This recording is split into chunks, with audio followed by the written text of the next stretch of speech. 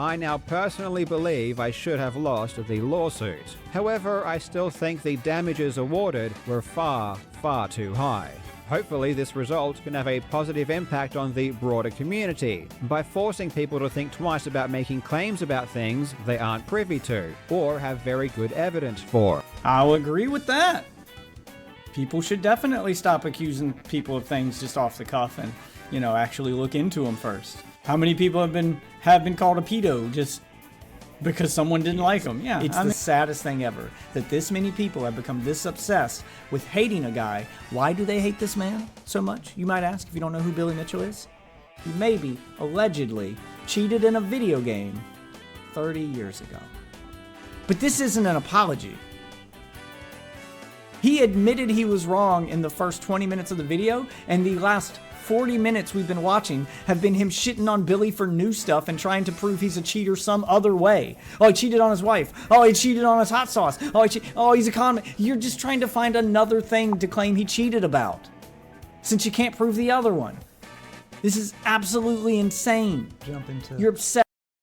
Karl Lobst, everybody, has made a final response to the Billy Mitchell lawsuit that he lost, then had to file bankruptcy for. Because of, and the question, and we have to ask ourselves, has this man learned his lesson? Because his last response didn't seem like he learned a damn thing. But, I get it. You just lost a lawsuit that you'd been fighting for almost half a decade. It was probably a lot going through his mind. Oh, it's Spirit-born. That's why I don't have the expansion on the PlayStation. Okay. It's like, why was that one grayed out? But I get it. That first response to the lawsuit, everything was fresh. He was probably trying to come to terms with reality and just angry that he lost and lashing out. But enough time has passed now.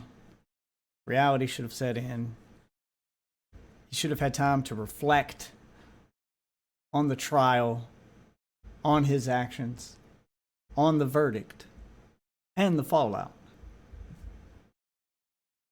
So we have to take our guesses here, ladies and gentlemen. Are we going to have a thoughtful, reflective, enlightened response from Karl where he has matured as an individual, where he's grown, he's learned from his mistakes, he's ready to take accountability for his actions and move forward?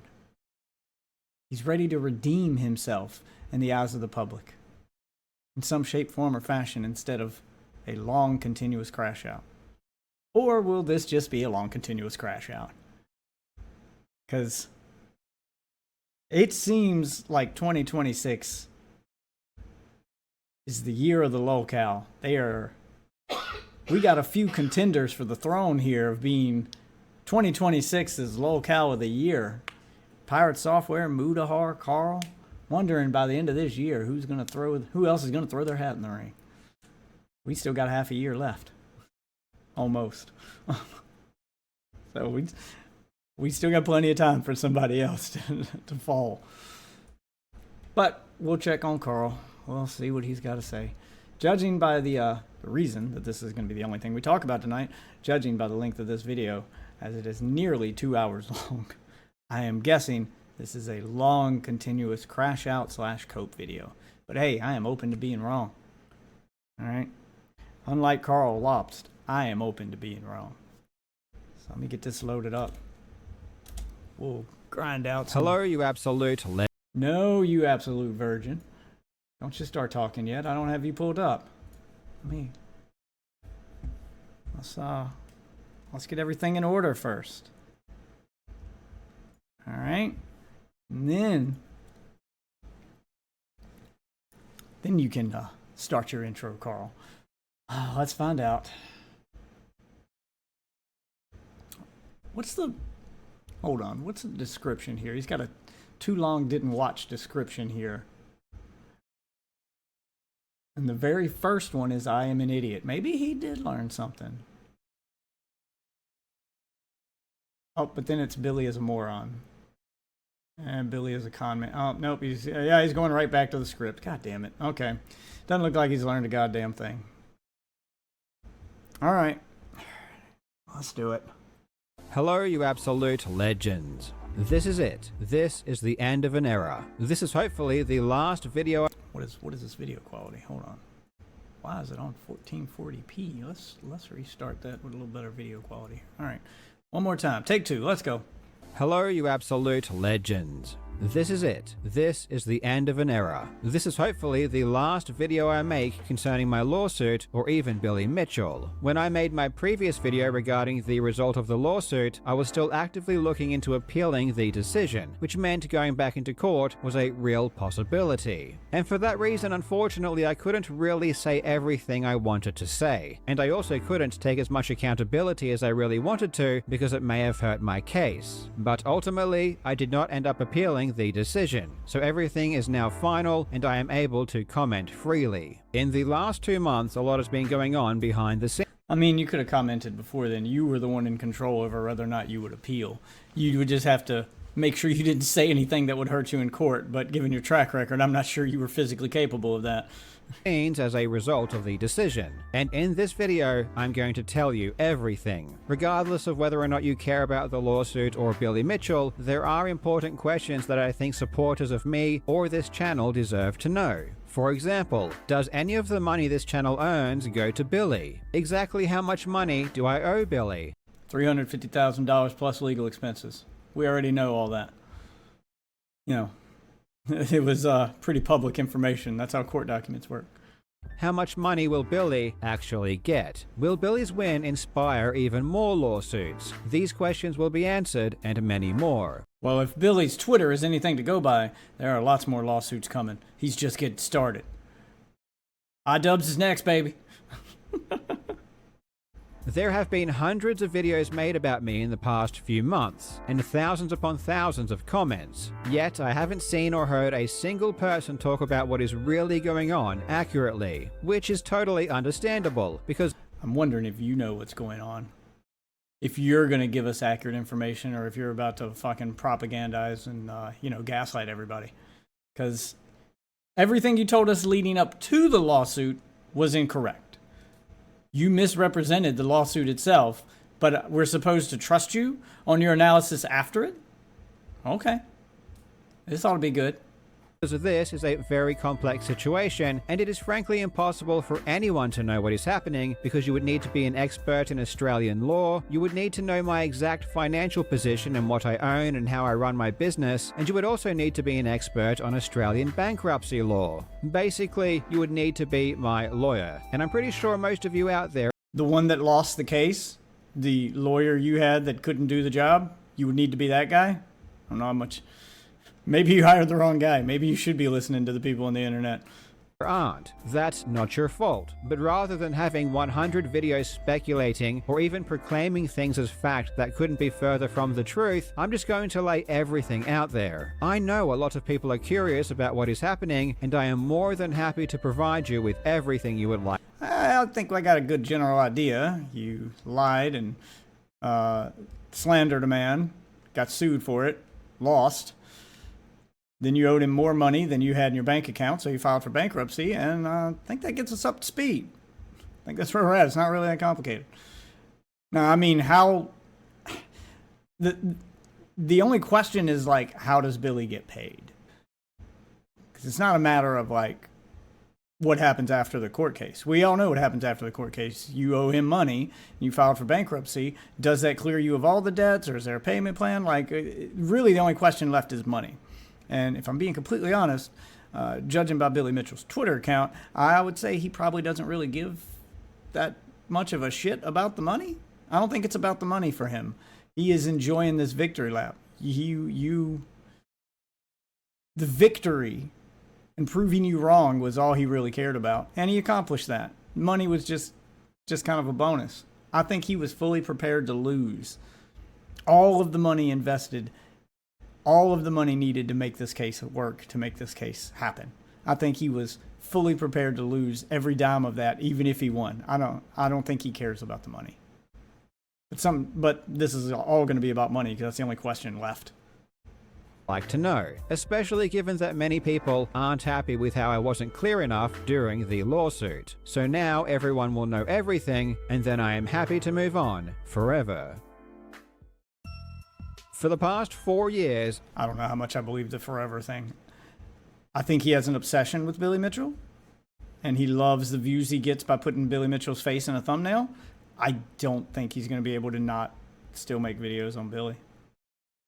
I don't think he has it in him. He probably shouldn't have made this one.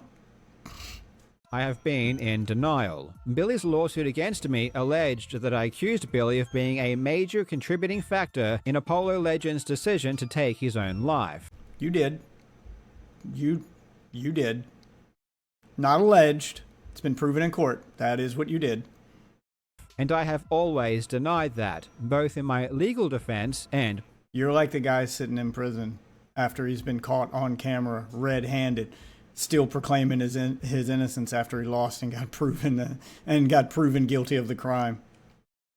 Publicly. I would pick apart the exact words that I used and argued that I never technically said that. And if anyone did... Doesn't work like that. Implications don't... You don't have to say the words exactly for you can say things without saying them. Why am I telling you all this? You already know all this. You had a judge tell you all of this. Why are you still making this argument? Come away from my statements with the impression that Billy was in some way responsible, then it was their fault for adding meaning to my words that weren't there. I didn't... Which was incorrect, and this is where you apologize for that, right? Didn't want to believe I implied what the lawsuit accused me of implying for two main reasons. Firstly, it would have been terrible for my defense if it were true and the thought of losing the lawsuit was something... He's still using the if statements. He still thinks that because he didn't outright say it, that he's right. Because technically I didn't say it, so that makes me right. He's still on this. He's learned nothing. I couldn't bear to deal with. And secondly, it's a disgusting and terrible thing to imply. Regardless of whether or not I believed what I said to be true at the time, which I did, and even if the facts I presented were correct, which was that Apollo had to pay a large sum of money in his settlement, which put him into debt. No, that was incorrect. Billy proved he didn't receive a single dime from... No money was exchanged during that settlement. That wasn't what the settlement was for. There's no proof. You have no proof that he gave any money to Billy. Billy proved that he didn't receive a dime from Apollo Legend. Why are you still saying this? That is what you're still saying right here. I'll back it up. I'll give you a second chance to explain yourself. Correct, which was that Apollo had to pay a large sum of money in his... Nope. You said that's correct, and it's not. That's a lie. That's not correct. Settlement, which put him into debt. I still had no justification for making the connection between Billy and Apollo's suicide. Apollo never suggested it himself, and the evidence doesn't point to it. I held on to the belief that I did not make that claim all the way through the lawsuit, and even after the judge's verdict, which ruled that I did make that claim, I refused to accept it. I was fully intending on appealing, and referred my case to a much more... You should have appealed because that would have been hilarious, but not accepting something doesn't make it not true. There are a ton of people right now who don't accept that, COVID was even ever real, or don't accept that they're fat, even though they are fat, and don't accept that being fat is unhealthy, even though it is scientifically provable to be true. Just because you don't believe it doesn't make it not true. More experienced and much more expensive lawyer for his opinion, and I fully expected him to confirm my belief and tell me that the judge was wrong. But he didn't. He told me that I did imply that, and it was defamatory. And in fact, he outright refused to appeal the decision even though I wanted to, because I simply had no case. Now that the lawsuit has been over for a couple of months, and I no longer have a vested interest in being correct, it has allowed me to finally accept that in this instance, Billy wasn't lying and his lawsuit against me was not unjustified. I defamed Billy. My actions were unacceptable. Oh, maybe he has learned something here. I was not expecting this. I wasn't expecting him to say that. I'm still waiting for the but that comes afterward. I may have paused too soon. Hold on. And that's why he won. Now, to be clear, this doesn't mean that Billy didn't also lie. There it is. And there it is. He's learned nothing.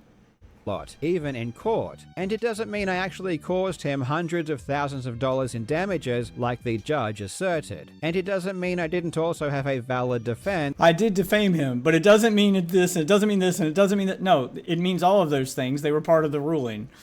You've learned nothing. That I could have possibly won on. But just in principle, I was at fault. My actions were wrong, and to be quite honest, You weren't getting judged on principle, son. after the dust has settled, I now personally believe I should have lost the lawsuit. However, I still think the damages awarded were far, far too high. Hopefully, this result can have a positive impact on the broader community by forcing people to think twice about making claims about things they aren't privy to or have very good evidence for. I'll agree with that. People should definitely stop accusing people of things just off the cuff and, actually look into them first. People throw allegations around all willy-nilly. How many people have been called a pedo just because someone didn't like them? Yeah, I mean, there should be consequences for throwing out serious accusations like pedo or murderer without any evidence to back it up whatsoever. I can certainly tell you that. I'll agree with you, Karl. You are right there. And you can argue about the amount of damages. That's kind of a moot point. The point is that you did the thing. I mean, the amount of damages is just what the judge says that the thing you did was worth, like how bad it was. I think we all agree it was bad. Whether or not it was $350,000 bad, I guess you can debate that, but it doesn't change the underlying fact that you did bad thing. For me personally, though it was a very expensive and tough lesson to learn, my channel and my investigative work improved dramatically after I got sued. And in the long run, it would have been a very worthwhile experience for me to have gone through. In saying that, I have allowed my feelings towards Billy negatively affect my judgment at every step of the way. I think Billy is a Okay, we do have some self-reflection here. All of that is accurate. These are all things the internet has been telling you for a long time. terrible person. I think he sues innocent people. I think he is a cheat. And there's the but where you still prove that you've learned nothing. He follows it up with, but he's still all of these things that I said he is. The only, I just can't legally call him that last one anymore. I can't say that he killed Apollo Legend, but he's still all of the other stuff. Oh my God, dude.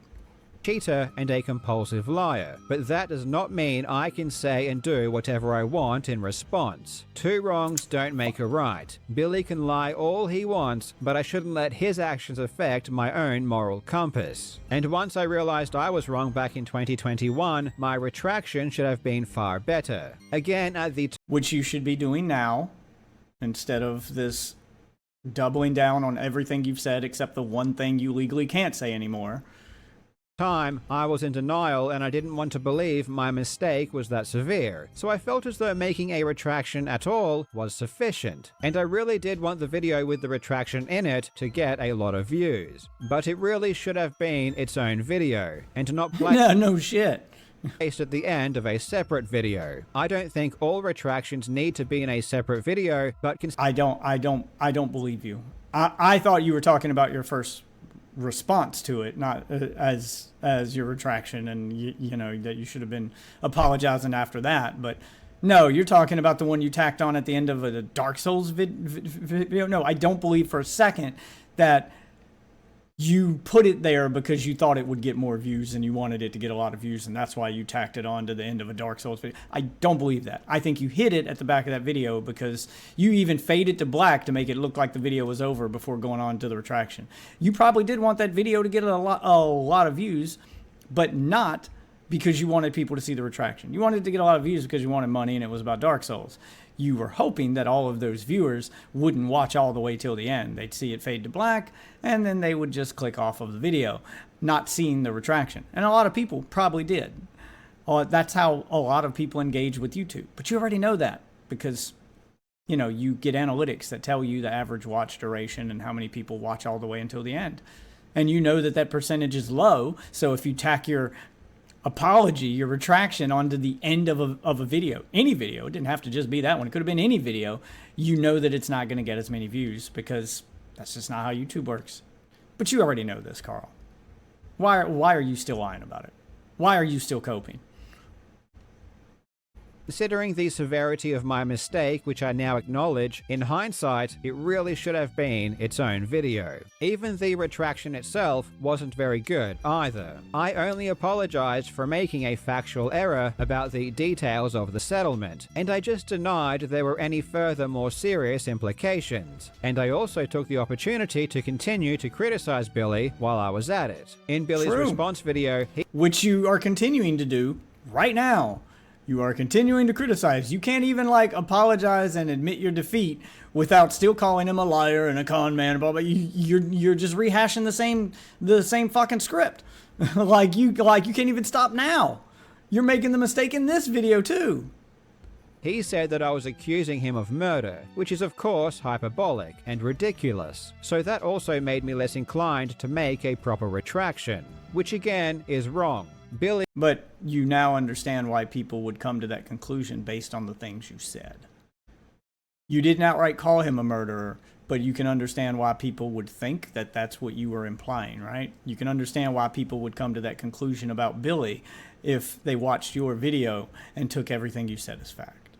You understand that now, right? Like you get it? This is the part where you say you get it? Billy is always going to say stupid shit. It shouldn't affect my own actions. I made a mistake, I wronged Billy, so I should have owned up to it completely and with integrity. I also completely mishandled the way I communicated. If you need an example of getting something wrong in a video, no one's saying you can't get shit wrong, man. No one's saying you can't get in your feelings and let them blind your judgment. Happens to the best of us. If you need an example of that happening and the way you should respond, look no further than Harmful Opinions, who made a mistake during the Mudahar thing. We covered it on the channel. Pretty bad mistake. Not as bad as calling someone a murderer, but he did accuse him of some ridiculous things, including, cheating on his wife to have gay sex with his friend. And he got that wrong. And then he retracted it. It was its own separate video, and he owned up to everything and laid out what his plans were about why he's stepping away from things, how he was going to improve because of it. He didn't just apologize to Mudahar, he apologized to the audience, he apologized to the other guy involved. He took full responsibility. That is about as respectful a way that you can do that as I can point to on the internet. It's one of the best retractions / apologies I've seen. Someone just completely take full accountability. That's what that looks like. If you need an example of what it looks like, Karl, go watch Harmful Opinions video, his last video on Mudahar, where he apologizes.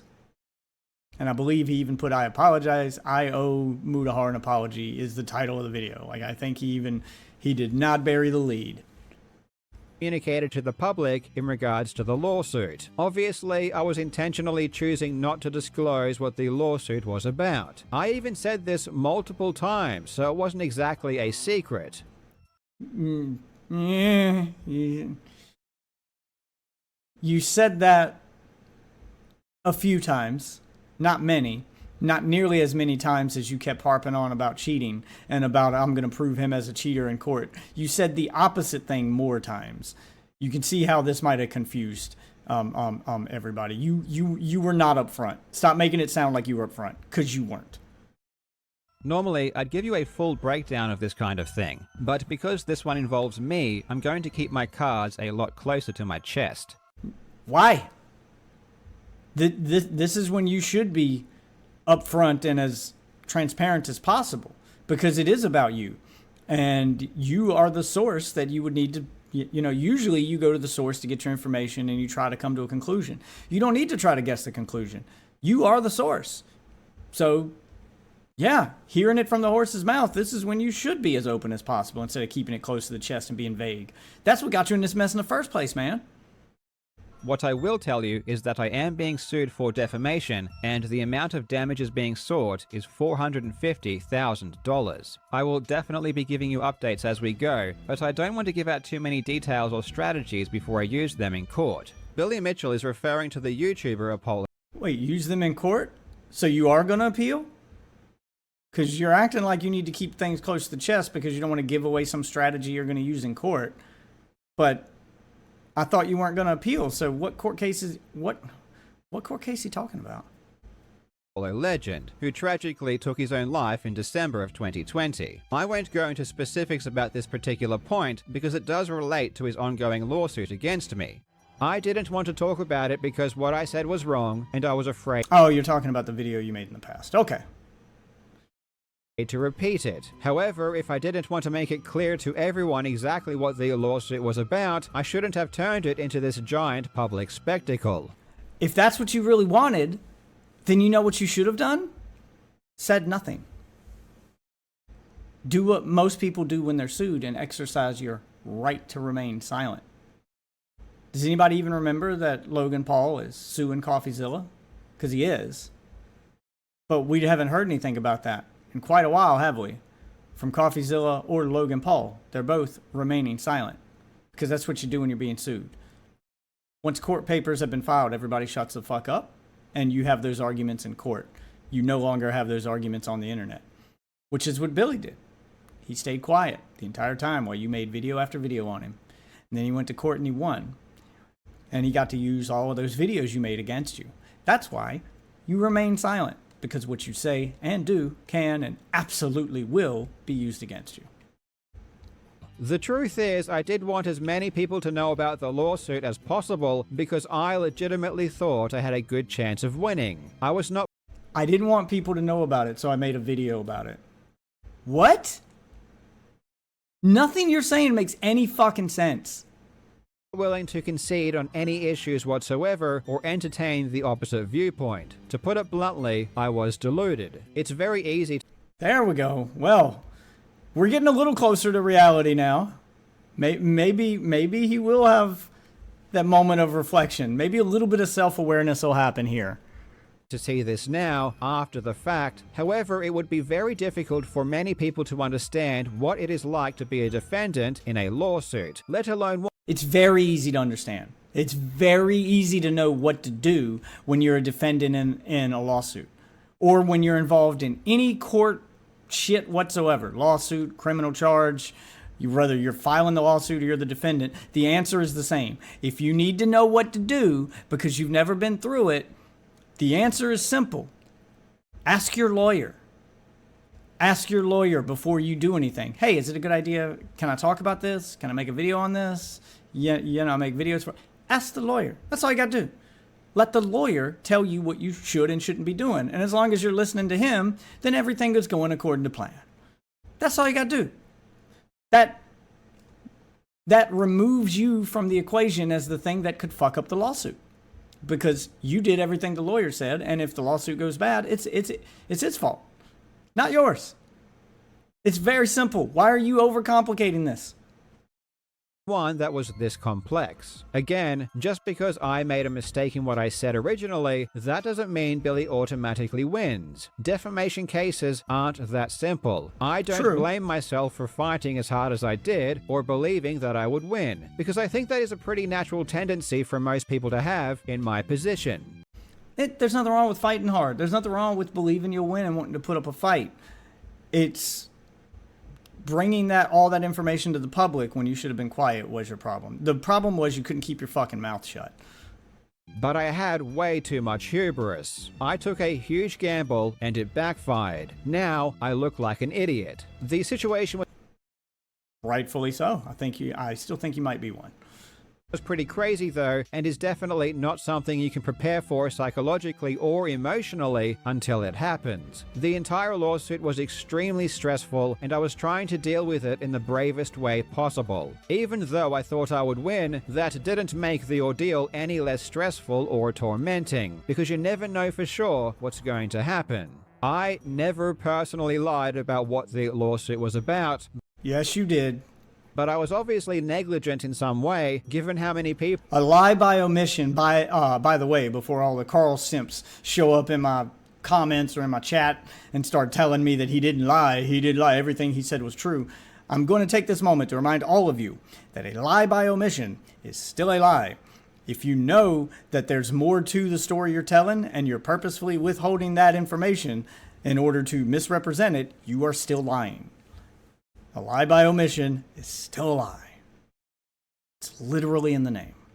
People had the wrong impression. My most egregious error was showing news articles about the lawsuit and a news clip which were incorrectly reporting on the lawsuit. I thought it made for good content, and it was interesting to see. Right. You thought it would help you get people on your side so that they donate to your Patreon. Like, you thought it would be good for views. It would be good to make money. And I get it. You desperately needed money in order to pay for this lawsuit. But you can't play the card like you didn't know, that you can't blame it on those news outlets for misreporting because they didn't have all of the facts.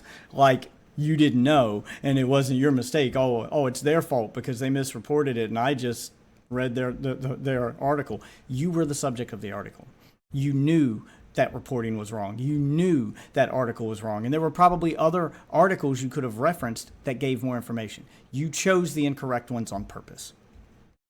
What the news was saying, so that's why I wanted to show it. But I either shouldn't have shown what the news was saying at all, or I should have specifically clarified that it was incorrect if I did. Yes, you can show it and show people that the news is getting this wrong and show how they're wrong, but you didn't do that. You just showed them the news and told people, hey, this is the news, which made everybody think that it's right. You, again, lied by omission. You left out the part where you tell them it's wrong. And to be clear, I did not search out incorrect reporting to intentionally mislead people. Wow, it's like he knew I was going to say that. Also, I don't believe you. I still think you searched out intentionally incorrect stuff because there were correct articles you could have referenced, but you didn't. You chose those articles. That is true. You did choose those articles. No one forced you to use them. The question is, why did you use them? Either you're an idiot who didn't read the article until after you made the video, so you didn't know they were wrong. That's the only way you wouldn't know. Or you read them, knew they were wrong, and then chose it. It's one of the two. Clearly, showing a clip and not correcting it is misleading, and I fully appreciate how wrong that is now, but at the time there was simply no correct reporting on the lawsuit whatsoever. Everyone was reporting on it wrong. Then just make a video saying that. Say, look, guys, don't believe what you see in the news. All of these articles are wrong. And then you can just you don't need to show any article. You can just say every article I've seen is wrong. There is no correct reporting on this lawsuit. So don't believe the things you read in articles, guys. And then don't give any attention to wrong articles. Why would you then put them up on display if you're going to be telling your audience in that video that they're wrong? Why would you do that? Just tell them that they're wrong and then move on. But you showed them and you left out the part that they were wrong for a reason. You can't say that you didn't choose to. That was a choice that you made. No one put a gun to your head. No one made you make that video. No one made you show those articles, and no one made you present those articles the way that you did. Those were all choices you made, Karl.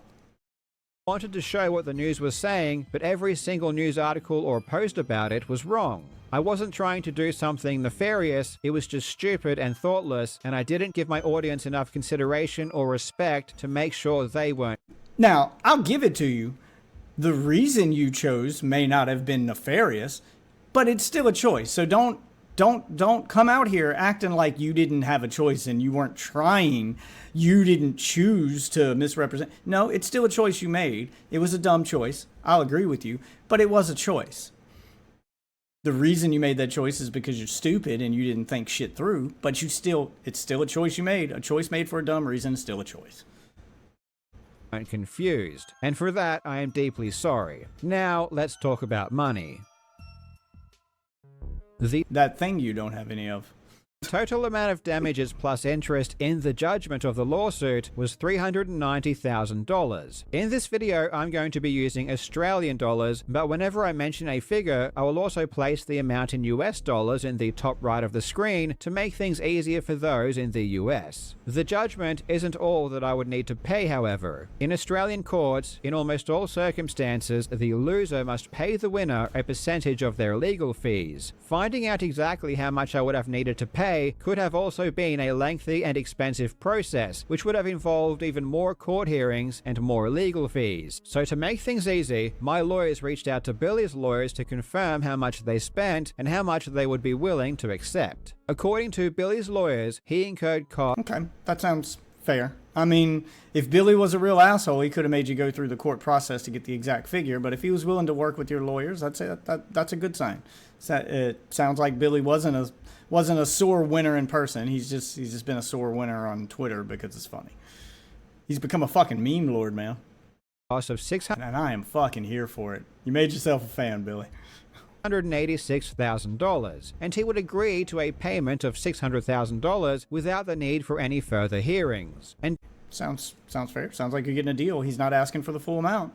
So if you'd have gone through court and had them calculate it, that would have been the amount you would have paid. Sounds like he gave you a bit of a discount. I accepted this proposal, which meant that my total debt to Billy was $990,000. However, I do not have $990,000. In fact, I have no money. My total legal fees were around the same as Billy's, and while the public and especially Notch were very generous to me, I still had to spend at least $150,000 of my own money to cover them, and despite what Billy seems to believe, I am not rich. Therefore, because I could not cover the judgment debt, I filed for voluntary bankruptcy on the 9th of May. Wait, why do you say Billy thinks you were rich? I don't remember Billy ever making the claim that you were rich. I mean, if he thought that, then he wouldn't think you needed the help from... Yeah, like he kept bringing up how you needed the help from Notch. I think it's pretty obvious to everybody that you're not rich. You're relying on everyone else for money. The entity that administers the bankruptcy is called the trustee, and it's the job of the trustee to take possession of any assets or property they are legally allowed to possess and realize their value, which simply means they take what they are allowed to take and they sell it for money, which they can then give to creditors. Yeah, if you don't have money, they take your assets. They take the things you own and then they sell them, or they keep them. They do whatever they want with them. I mean, your stuff becomes his stuff now. He owns it because... well, you don't have any money, but you do have this, and this is worth money, so I get this. Yeah, that's how that works.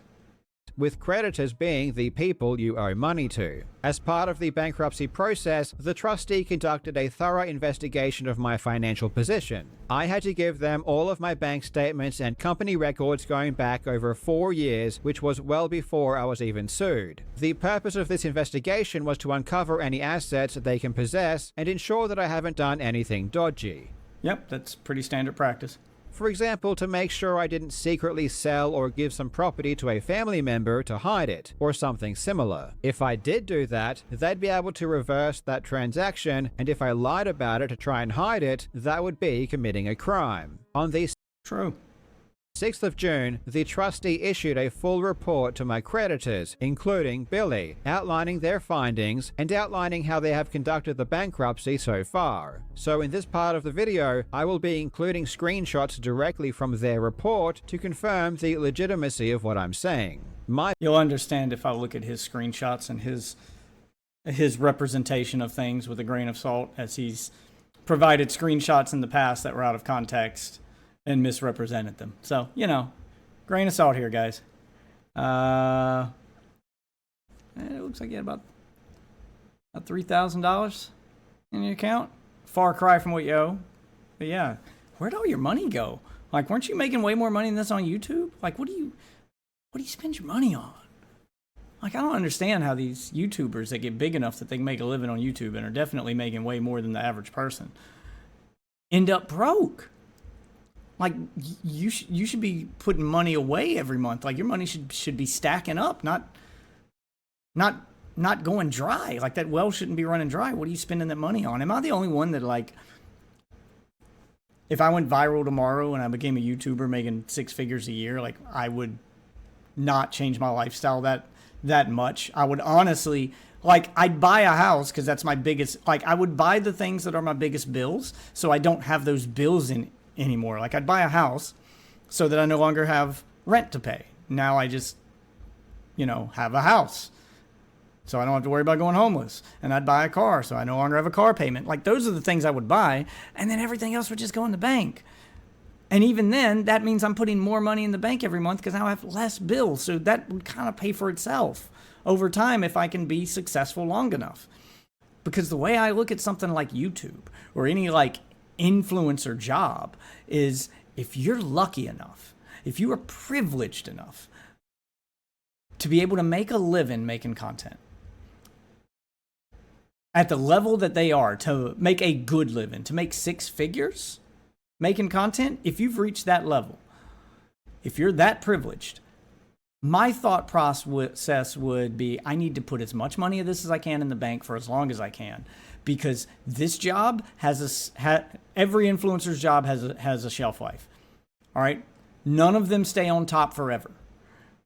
With the exception of Mr. Beast, there are no others. There's been that one guy. And then everybody else has fallen off eventually. Like, those views don't watch you forever. People eventually get bored of your content, or it's hard to maintain that audience for that long. That money starts to, maybe you don't lose the job completely. Maybe you don't lose your audience, but you won't make six figures forever. Eventually, it's gonna drop. So knowing that this job could disappear tomorrow, I could get canceled, I could, I could get banned, there's so many things that could happen to make this job that I'm privileged to have disappear, that this ride could come to an end. I would be aware of that and fearful of that the entire time I'm making my content. And then eventually, when it does happen, and I've lost all of that, I won't be broke. I will have more money than when I started. And then I can go back to my life the way it was, with a lot of extra money in the bank. Maybe I don't have to take a full-time job. Yeah, I'll go back to work now that I'm not a full-time YouTuber anymore. But maybe I don't have to take the same job. Maybe I can take a part-time job. Maybe I can just do DoorDash. Maybe I can still, have my freedom and be my own boss to a certain degree, and then use the money I got in the bank to invest in stuff, or try to turn that money into more money. The point is, I won't be broke. I'll have money. I'll have options. My bankruptcy was a relatively simple one. Firstly, I don't have any cash. I was asked to provide statements for all of my bank accounts, which I did, but the trustee even did their own independent search with all major banks. And the small amount of cash I do have, I was allowed to keep for living expenses. And before I go on, some of you may be wondering how spouses are treated in bankruptcy. And in Australia, a spouse is not liable in any way, Okay, that's a little different than America. I mean, it depends on the bankruptcy filing. There's more than one type of bankruptcy here in America, and it depends on like if you and your spouse have a joint bank account, and if the assets could be considered both of yours. It depends on how separate. There's caveats to it, but I do know in America, like, your spouse can be tied to you financially. Anything my wife owns cannot be touched unless it is jointly owned between the two of us. Along with my wife, I own two properties. In 2015, we purchased a small townhouse valued at $350,000, and then after we started a family, we upgraded to a larger family home valued at $1.2 million. Of course, this doesn't Okay, well, there's where his money went. mean we paid that amount of money to own these properties. Right, you got a mortgage, but why would you keep the first one? Don't tell me you were an absolute fucking moron and you kept the first house and have done nothing with it. So it's either depreciated in value or it's made you no money. I can understand keeping the first house if you're going to rent it out and turn it into a source of quote unquote passive income. Renting a place isn't passive income. You do still have to go maintain it and, do maintenance, and there's paperwork and stuff you do have to do. But for the most part, it's passive. You don't have to go there every day. So did you turn it into an Airbnb? Did you do something with that other house? Or did it just sit there wasting your money? For our townhouse, we put down a $60,000 deposit and the rest was covered by a mortgage. By 2022, the value of the townhouse had gone up slightly, and thus we were able to remortgage the property and withdraw the extra equity to put a deposit down on our new house. And it was a 10% deposit. So while the house was worth $1.2 million, you had to put down $120,000. Got it. We only needed to raise just over $100,000 to buy it. As part of the bankruptcy investigation, a valuation was conducted on our properties. At the time I filed for bankruptcy, my townhouse had increased in value to $635,000 and my current house had risen in value to $1.35 million. The total value of the two properties being almost $2 million. However, the total amount of the mortgages equals $1.4 million. Therefore, the actual equity that we own in both properties properties is just under $600,000. In the event that someone goes bankrupt and they jointly own a property, the trustee will first allow the co-owner who is not bankrupt to purchase the bankrupt share. If you go to the Australian government website, it states, where the co-owner is not bankrupt and the realization of the property will provide a return to the estate, the co-owner is to be invited in the first instance to make an offer to purchase the trustee's right, title, and interest. And I'm not sure if you can do that here in the States if the co-owner is your wife. I'm not sure that they give your wife or your husband the option to buy you out of the house, to buy out your half of the house instead of it going to the person you owe money from. Because you guys are jointly done together on it. I think they just treat it as if you both owe that. I'm not sure. Don't quote me on that, but I'm not sure you can do that, because otherwise there would be a ton of business owners who would just get their wife to buy everything, who would just dump all their money into their wife's account and tell them to buy it, or dump their money somewhere so their wife can access it and buy out their half so that they get to keep their stuff and be bankrupt. I'm pretty sure that would be a loophole here that they wouldn't allow, but this is Australia, so.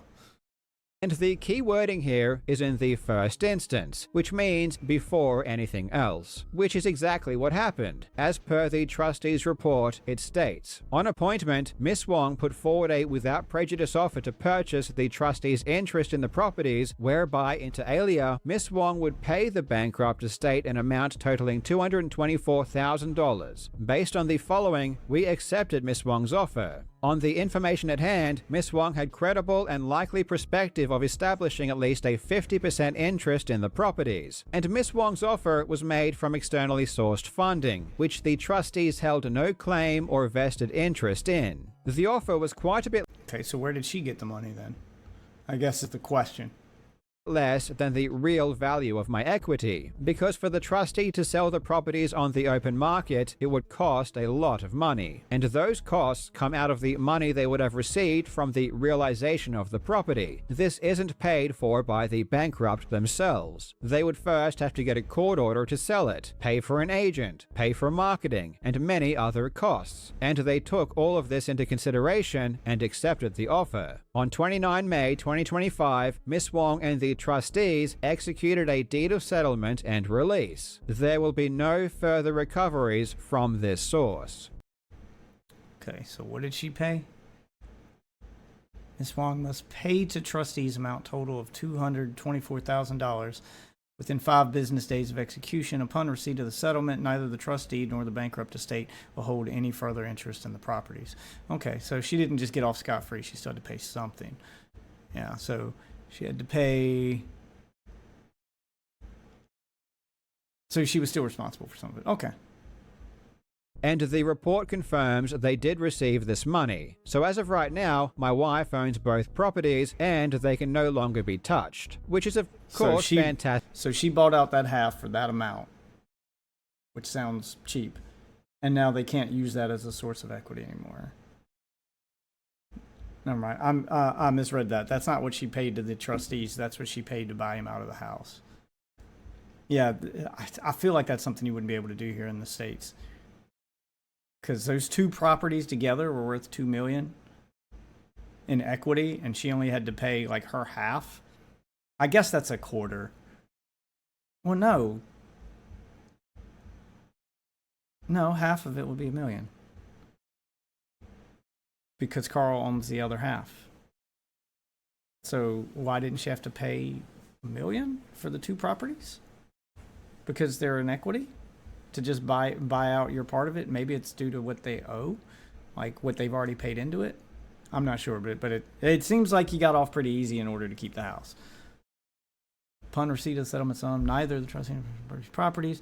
Miss Wong's request, the trustee will execute any documentation and do all things reasonably required to transfer legal title to the properties of Miss Wong. Yeah, so she's the owner of these 2 houses now.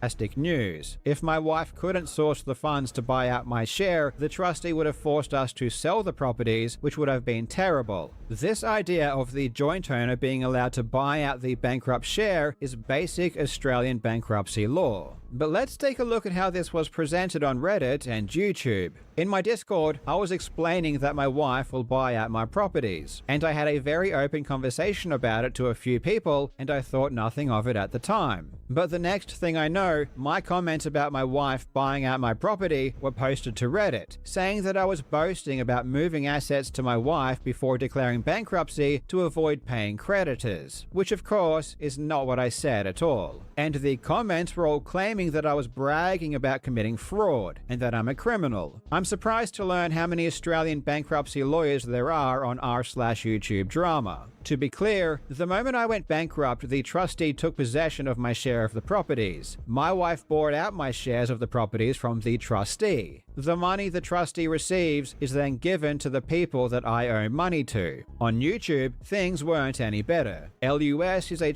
Okay, well, I mean, I'll give you credit there. I mean, it sounds like everything you did was legal. But a lot of the people on the forum, and even Luss, who is an American lawyer, they're probably like referencing what would be allowed here in America, so they're not thinking about the fact that Australia may handle bankruptcy a little different. So I give a little bit of leeway there. A channel that claims to be a lawyer, and just like Reddit, he was calling me a criminal because he doesn't understand basic Australian bankruptcy law. That's because he's an American lawyer. And that's what I expected to happen, is that people not versed in Australian shit will just apply their US knowledge and say that, oh, they're probably similar. And in this case, it sounds like they were wrong. Karl Jobs, on the other hand, we are going to talk. I saved the best statement for last because, in my opinion, if this is real, if he was sued, he lost, then he had his wife buy his equity in a home so he doesn't pay Billy Mitchell, and he's admitting so on Discord. We are crossing the line of criminal right now. We need to send these to the bankruptcy court. We need to send this video to the bankruptcy court.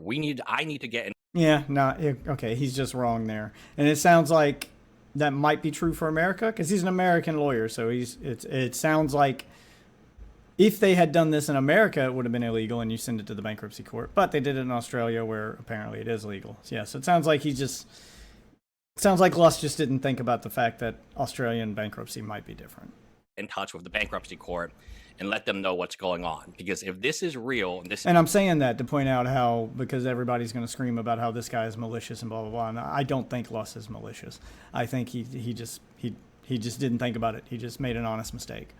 You know, that same thing that Karl Jobs like to say that all his were just honest mistakes, just whoopsie daisies. I fucked up.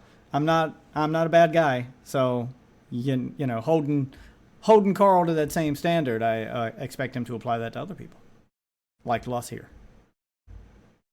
This is not sarcasm. There are many things that Karl said that he could end up in jail. Forget owing a bunch of money. What Karl was doing, trying to hide assets, is actually criminal. And he and his followers... Yeah, so it would be criminal in the States, but not criminal over there. Okay, cool. Actually did report me to the Australian government. I know this because... And he should be held responsible for that because he's telling people to report you, and he shouldn't be. I'll agree with you on that. Luss fucked up. Because the bankruptcy trustee told me. But of course, nothing happened because I didn't do anything wrong, and everything that I explained can be found in 2 seconds on the Australian government website. I would like to give these people the benefit of the doubt though, and I don't think they were all acting in bad faith. When I covered The Completionist, I also recommended that people should report the charity to the relevant authorities. So I don't blame anyone for that, and it would be extremely hypocritical for me to chastise someone for reporting what they believe to be a crime. But of course, it does upset me to see so many people believe misinformation. Yeah, it doesn't feel so good to be on the receiving end of that, does it, bud? Whether intentional or not, and to then use that misinformation to form such a terrible opinion of me. Wow, it's like... you now know how Billy felt and you can kind of understand why he sued, right? Because this is exactly what your videos were doing to him. People were accusing him of being a murderer and saying all these really awful things about him, all based on some shit you said in a video that was wrong. At least when I made my videos on The Completionist, they weren't just bad. So why are you comparing yourself to The Completionist right now and not Billy? Because this is a one-for-one comparison with Billy, like... Luss is doing the same thing to you that you did to Billy. based on a few And with the same excuses that it wasn't malicious. I didn't mean to imply this. I just made a mistake.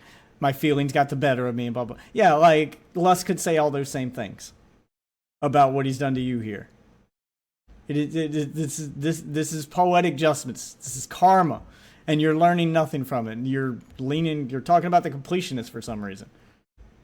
Discord messages. In my completionist videos, I contacted the charity to get further confirmation. I checked all of the tax documents. I even reached out proactively to some ordinary gamers to work with him. Because you have to make yourself look better than Luss. You can't just say, look, me and Luss both made the same mistake. I'm not mad at him for it. I get it. And unlike Billy, you can even have a little own over Billy here. You can be like, and unlike Billy, I'm not going to sue Luss for making a mistake. It sounds like it was an honest mistake. He just doesn't understand Australian bankruptcy law. And I don't fault him for it. He's not Australian. He just made a mistake. I understand. I did the same thing to Billy. I made a mistake. I interpreted things wrong. Blah, blah, blah. You can still lean on that. Like this is the example you could use to kind of have it both ways. And instead, you're going to give the example of the completionist as proof that you're better than Luss because you can't admit you made a mistake. Not really. I mean, you half-ass apologize for it at the beginning of this, but every single one of your apologies came with a but after it, and you still insult Billy and call him all the other things you still called him other than murderer. To make sure. Sorry, not murderer. Guy who drives people to suicide. How's that? Is that better, Karl? Is that a better representation? Because that's what you implied, that he drove Apollo Legend to suicide because he forced him into debt.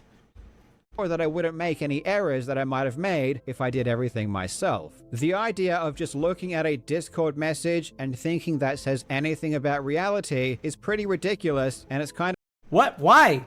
Those are your words from your mouth. This is you talking about the thing. If anything, this may be a better representation of reality than the things you say in a video because you think this is private. So you're even less incentivized to lie. What do you mean? There's a reason why courts, like the ones in the Ethan Klein case, subpoena Discord and Reddit to get those messages because they're probably more true than the things they say in publicly. They want to know what these people are saying behind the scenes. What are you on about, Karl? Kind of shocking that people actually take these things seriously. The only other asset that the trustee took possession of is my share of the company that runs this YouTube channel. Most YouTubers of my size will create a company for their YouTube channel, so the money earned by this channel doesn't go to me directly. It goes to the company. So this answers the question of whether or not the money earned by this channel goes to Billy. No, it doesn't. Billy did not sue the company, nor does he have any ownership or interest in it. Billy can only take money from me as an individual, and only if I earn over a certain amount, which I will explain in a moment. The company was jointly owned by me and my wife, and as with my properties, with my wife being the co-owner, she was invited by the trustee to purchase my share. On the 24th of June, my wife made an offer to purchase my share for $2,000, and on the 6th of August, the trustee accepted her offer. So as of right now, my wife has total ownership of the company that owns this channel. So neither Billy nor the trustee has any claim over it or its earnings. And you might be wondering why Oh, so she bought out the YouTube channel too, so now she can't get your YouTube money because he didn't sue your YouTube company. I mean, that's one that would probably work here in the States. Well, the part about the money not being yours, I guess, because it's technically owned by a company, about him not having access to that money because you run your YouTube channel as a company instead of as an individual. That one would work. I'm not sure here in the States, honestly. she could buy my share so cheaply. It's because See how easy that is, Karl, to just say I'm not sure? owning a share in a company doesn't really mean much if the company isn't making a profit. In order for a share to have any value to an owner, the company needs to make a profit so that it can pay a dividend. In the case of the company that runs this channel, it won't be making a profit for the foreseeable future. This is because all earnings will be redistributed through wages and expenses. Therefore, buying the share would be a complete waste of money to any potential buyer, as the owner would see zero returns. The company has 2 employees, me and my wife. It's been that way since the company's inception in 2020. And for that entire time, we have both received an equal wage. Instead of me just telling you what my wage was, I will read from the official report by the trustee, who again did a full investigation. Okay, so there's a company that runs your YouTube channel, and instead of you getting paid directly from YouTube, it pays this company, and then this company pays you a wage. Got it. Of my financial position over the past several years. The bankrupt has disclosed his interest in 1 ordinary share in Karl Jobs Gaming Proprietary Limited. Records filed with ASIC verify the bankrupt holds 50% of the company's shares on issue. The bankrupt is a former director of the company and is employed by it. The company operates, inter alia, the YouTube channel Karl Jobs, established on the bankrupt's personal image. As noted in Section 4.7 above, the bankrupt has disclosed a reduction of income from $150,000 to $80,000 on his bankrupt form and advised this is attributable to the reduced cash flow of the company. Based on historical records, we initially deemed the bankrupt's estimated income pursuant to Section 139Y of the Act to be $150,000, and as such may be liable for income contributions totaling $14,000 for the first year of his bankruptcy. The bankrupt has disputed this, and we are further assessing the information provided. Yeah, I mean, they're going to evaluate your job based on the information you provided, or based on like the income you had at the time. And if that income has changed recently, that's not really their fault. They don't care. They're going to look at it at the time of judgment. If that's what you were making at the time of that court hearing or during those proceedings, and that's what it came to, and now you're like, well, since then I've made less. They don't care. That's not how that works. Get another job. Figure it out. Here, the trustee looked at the last several years of personal income from the company and assessed my predicted income to be $150,000 per year. This is important. Law of averages, man. That's how that works. Because in Australian bankruptcy, for every dollar you earn over $120,000 per year, at least in my case because I have 1 dependent, 50 cents will go to the trustee to be given to creditors. So they can't touch any of my earnings up to approximately $120,000, and then beyond that, 50% would need to go to the trustee. This 100. I think in the States you have to get like insurance for that kind of thing, I think. Especially if you're a business owner. I don't think that's just a thing that like happens. $150,000 per year salary was based on previous years. However, as we all know, since the verdict, my channel has seen a large reduction in views. It seems at this moment I'm receiving about half the views I was before. Of course, I hope this improves and I will work hard to rebuild my channel, but that's where it stands as of right now. Well, I mean, the quickest way to make it go up is not make a video like this one where you kind of admit you were wrong, but still say Billy's bad. If you just admit defeat, kind of have a little taste of humble pie, and then move forward with your content and leave Billy the fuck alone. That's all you got to do. I mean, sure, it wouldn't go up overnight. There's gonna be a section of your audience that feels betrayed, and rightfully so. But you can move past it. You'll eventually get back to where you were. Upload more. Make more content. That's how you do that. You really focus on the content instead of focusing on this.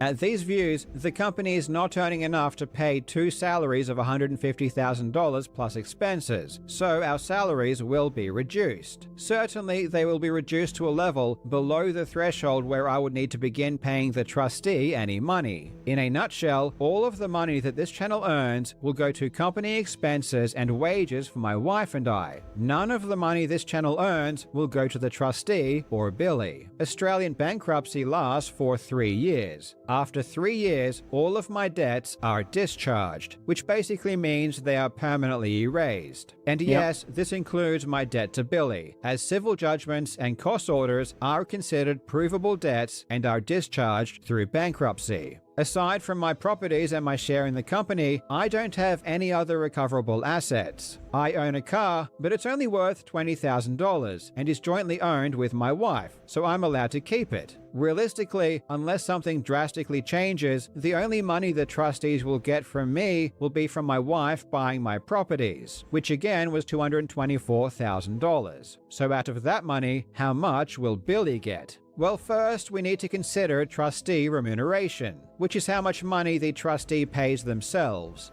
Sounds like Australian bankruptcy law is a lot more lax than the U.S.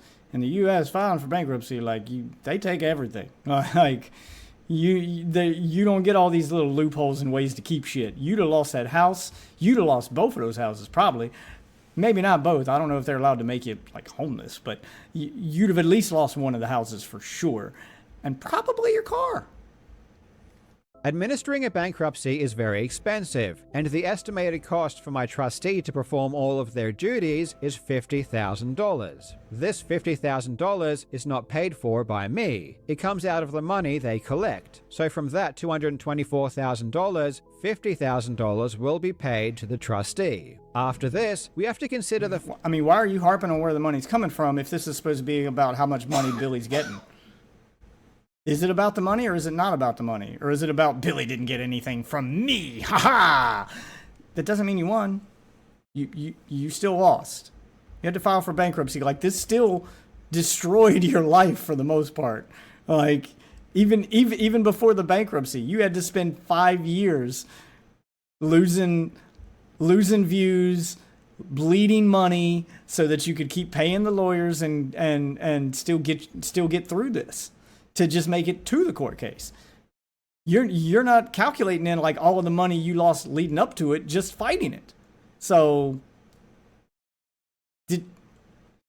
I don't think it matters if Billy doesn't get any money specifically from you. This is still a win for him, man. This is not a win for you. fact that Billy is not the only person I owe money to. I had credit card debts and tax debt. These were normal debts that most people have, and they were debts that I was planning to pay at some point. But because Billy forced me into bankruptcy, all of my personal debts forced you into bankruptcy. Also fell into the bankruptcy. See, he's still not taking the ownership of it. He apologizes at the beginning of the video, but when he's talking about the fallout, it's stuff that Billy did. Billy didn't do anything but defend himself from something you admitted at the beginning of this video you did wrong. So you forced you into bankruptcy. This is all a consequence of your mistake. Again, before any fucking Karl simps show up in my chat, before you guys start screaming at me, he admitted this at the beginning of this very video. He acknowledged his mistake. And now when it comes time to deal with the fallout, it's Billy doing something to him again. He immediately falls back into the victim card. Ugh, God. This dude's insufferable. Why? Wait, is it... It's all locals are like this, man. They can't take responsibility. And when they do, it's fake. Then they fall right back into the victimhood. Nothing's ever their fault. Pirate Software, Mudahar, Karl Jobs, all of their apologies come with an asterisk. And then later on in their speeches, they'll play victim. Every time. And they also became creditors. And these other creditors will take some of the money that the trustee receives as well. I don't know the exact figure, but I would guess that Billy will receive somewhere around $150,000. And given that Billy incurred legal fees of $686,000, it means that despite winning, Billy still lost over $500,000. See? He's still making it sound like he won. You didn't win, Karl. You didn't win. You've definitely lost more money than he has. You've lost a lot. This, debilitated your life and robbed you of... I mean, if you really want to start doing the math, Karl, you've lost half your viewers. That's half your income. You're making half as much now as you did before all this started. And who knows how long you'll be making that amount of money before you get back to where you were, if you ever do. So over time, you stand to still lose a lot more than Billy. Why are you framing this as if you've still won something? You haven't. You lost, man. Just accept it. Now, I don't know if Billy personally cares about losing that money, but He doesn't. my opinion, this is valuable information for the He very clearly doesn't. public to know. Lawsuits are not a money-making exercise. In almost every case, unless you're suing a... Yeah, I don't think anybody thought that, he was going to get all of the money after you file for bankruptcy.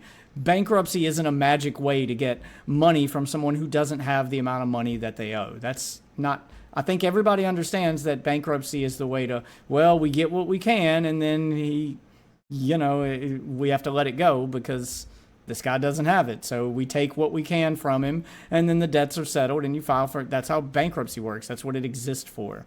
I mean, you can't do it every time you're in debt. You can only do it you can only do it X number of times or so often. But I don't think people think that you filing for bankruptcy meant Billy was going to get all of the money from you. That's not, if you had the money, you would need bank. Like, that doesn't make any sense. Huge company. So, I mean, yeah, I guess it's important for the public to know, but why are you acting like you're teaching anyone this? This should be common knowledge stuff. I think most people understand this. It's not a thing you needed to point out in this video to teach, is what I'm saying. Or suing someone you know is very rich, the only people who make money are the lawyers. When Billy sued me back in 2021, my net worth was less than $100,000, and he sued me for $450,000. In Australia, you simply cannot get more than what someone has in a civil lawsuit. There was never, ever any potential. Well, the reason he sues you for more, I mean, I love how you're like, again, misrepresenting this and like glossing over the reason before it. There's a reason why you sue for more. There's a reason why you do these things. And the reason that you sue for more than what the other person has is because you're not guaranteed to get the amount you sue for. It's just like when you're negotiating a price for something. You always make it sound like it's more expensive than it is because you know that the guy negotiating the price with you is going to give you a low bar offer, and then you go, okay, well, I can come down this much, and eventually you meet in the middle. And what they don't know is that the middle is where you want it to be because that's the amount of money you wanted to begin with. If he immediately went in and asked for the amount of money that Karl actually could pay, and the judge decided not to give him the maximum payout, then he didn't take all of your money like he wanted to. But if he asked for a ridiculous amount more than what you have, and the judge felt like showing you some pity and saying, well, you only owe him $120,000, not $400,000. Well, he still took all of your money, and the judge felt like he gave you a deal. That's why he does that. That's why they do this. This is a very common tactic. Potential universe that ever could have existed where Billy didn't lose a lot of money. The outcome that eventuated was basically his best case scenario, and it was still very costly. Yeah, and I think he knew all of that going into it, and he didn't care. I don't think you aren't going to get me to believe for a second that this was about money for Billy. I don't believe it was about money. There are so many other ways and times that he could have sued. When he didn't, he kept giving you chances to avoid this lawsuit, and you kept doubling down. And eventually, the lawsuit is the thing he had to do to teach you a lesson. And that's what this was really about, teaching you a lesson, which it sounds like, I guess you win because you haven't learned a lesson. Sounds like you didn't learn anything so far. Now, this video is only a quarter of the way through. Maybe that'll change, but so far, it doesn't sound like you learned anything. So if Billy's point was to teach you a lesson, sounds like it didn't work. I mean, he spent a lot of money to teach you a lesson and you didn't learn it, so I guess you win. What? With all of this said, no, Billy still wins. I don't even think it's about you. Even if you didn't learn a lesson and you took a bunch of his money because he had to waste a bunch of money to sue you, so you feel like that's a win. It's a cope, not a win.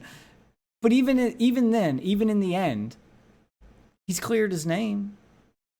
The public doesn't hate him as much anymore. You can disagree with that. You can think there's still a lot of people who think he's a cheater and hate him, and I'm sure there are. But there's also a lot more that like him now that didn't before. He is kind of on a redemption arc here, and his numbers show that. Hell, I didn't half pay attention to him now, and now I've become a fan. I like Billy now, and I don't care that he cheated in Donkey Kong. Before, I only knew of, the cheating that he maybe cheated in Donkey Kong, and I remember thinking, I don't care then. I was thinking, well, that's not a big deal, but if he cheated, that sucks. I didn't think it was the end of the world. It doesn't make him a scumbag. I think it would have been a shitty thing to do, but also it's Donkey Kong. Who cares? Who cares? It was 30 years ago. I'm like, who cares? But now I really don't care. Now I'm actually rooting for the guy. And there's a lot of people like me. Just check Twitter, dude. I want to make it extremely clear. So he still won. He's redeemed himself to a certain degree. That this outcome is not the result of me gaming the system. I did not want to go bankrupt, and I did what I could to avoid it. Before going bankrupt, I made an offer to Billy. I told him exactly what I owned, including the 2 properties and my share in the company. I told him what they were worth. I advised Billy that I could not pay the judgment, and thus I would be declaring bankruptcy. However, I first gave Billy the option to accept an immediate cash payment of $300,000 in order to release me from the judgment. Of course, that money wasn't coming from me, this was sourced from family members. This was a very generous offer. If Billy accepted this offer, he would have received double the amount of money he will receive now through. So the fact that he didn't take that offer is all the proof you need. What, you think Billy don't know that he would have received double? You think Billy's an idiot? You're not the first lawsuit he's been through, son. The fact that he didn't take that very generous offer and to let you know that he was willing to lose money, that it wasn't about the money for him. He doesn't want your money. He wants you to learn a lesson. He wants you to be punished, not to get off. He wants the world to know. More importantly, I would say he wants the judgment. He wants the world to know that you lied. That's what he wants. He wants the world to know that Karl has slandered him, that Karl has been lying about him. He wants to clear his name. And I think that's probably worth the money for him. And you know what? He did that. He proved that he was not responsible for the things you said that he was responsible for. And yeah, this wasn't about cheating, so that wasn't proven in court. So I guess you can still call him a cheater. But he gets to say now, hey, if Karl was willing to lie about me causing someone to kill themselves, don't you think it's possible he's lying about the cheating stuff too? That's a reasonable conclusion to come to, that any normal person would, and a lot of people have. Through the bankruptcy process, and on top of that, because I would be avoiding bankruptcy, all of my personal debts would still need to have been paid, which total over $100,000. However, Billy chose not to accept this offer. So instead of me paying Billy $300,000 and retaining all of my personal debts of over $100,000, I was forced into bankruptcy, where my wife bought my share of the properties for $224,000, of which Billy only gets $150,000, and all of my other personal debts are completely discharged in 3 years, along with my entire debt to Billy. Effectively, Billy rejecting my offer cost him $150,000 and saved my family $200,000, which just shows how good faith and generous my offer really was. On the topic of generous offers. Yeah, but you're missing the point where it doesn't prove where if he gave you that, everybody on the internet and everybody that believed your lies about him and Apollo Legend get to continue believing those lies, and he can't prove it now. That's the part that you're missing. That's the part he actually cared about. This isn't about money. Offers, I was the only party to ever make a formal settlement offer during the lawsuit. On the 23rd of May 2022, I offered to settle the lawsuit with the following. Yeah, and the fact that he never made a settlement offer at all, like he didn't counter with a different offer or nothing, means that he had no intention of ever settling. Terms. I pay Billy $3,000, I never repeat the statements he has a problem with, and we both walk away. Now, you might look at this offer and think that Yes, but you know what's not in that offer? You said that you'll never repeat the statements. You never said that you wouldn't apologize for them and let everybody know that they weren't true. That's the problem. You're not admitting fault. He wanted the world to know that you were lying. $3,000 is not a lot of money. But again, considering that Billy's best case scenario, if he kept suing me, was to lose $500,000, this offer was extremely generous. And if the lawsuit wasn't about money, what was it about? When Billy sued me... Let's see if he can figure it out. Let's see if he puts 2 and 2 together on this one. Let's see how he represents this, because I just told you all what it was really about. And I think that's insanely obvious. That's what I would do. I understand it because that's what I think most normal people would do who really want to clear their name. If the whole purpose of a lawsuit is to clear your name, then you go all the way, and so you can accomplish that goal of getting that ruling, and you don't accept a settlement unless it includes that full apology and admission of guilt. That's it. Those are the 2 options out of it. 'Cause I can tell you right now, if somebody ruined my reputation and made me look like I'm such an asshole that I cause people to kill themselves, and I'm a liar and I'm a fraud and I'm all these things, well, you're either apologizing and clearing my name, or I'm going to have a judge do it for you. Those are your two options. I'm not settling. I don't want your money. I want my name. I want my reputation back. That is worth far more to me than money. I had already removed that section of the And I feel like it is for most people. video months prior. I had already made a retraction. If Billy wanted a better retraction or a better apology, he could have made his own settlement offer requesting it. I am certain that I would have gladly made a separate video with a better retraction and apology to prevent further litigation. But See, here's the problem. None of us were in the room with you during those negotiations. Maybe Billy didn't ask for those things because you left him with the impression during those negotiations that you weren't going to do that. That wasn't an option. If Billy felt like that wasn't an option for some reason, and maybe you told him that it wasn't an option, or you made it clear that it probably isn't, then that's why he wouldn't ask for it. And even if that's not the case, I still don't blame him for wanting him to get a judge to say it, and not you. You had your chance. You had multiple chances. I don't blame him for saying, nah, I'm good. You had your shot. I want a judge to do it now. Don't blame him at all. Billy never asked. The only thing Billy ever asked for was money, a thing that he was never, ever going to get. Wait, so did he make you a settlement offer for money that didn't include the apology? Because that's what you're implying right now. And now it does appear. And we're going to move on to another topic. So I don't believe Billy even made a settlement offer. I don't think he asked you for money, or you would have claimed it there. As though Billy is very He is misrepresenting shit again. Billy did ask you for money after the judgment.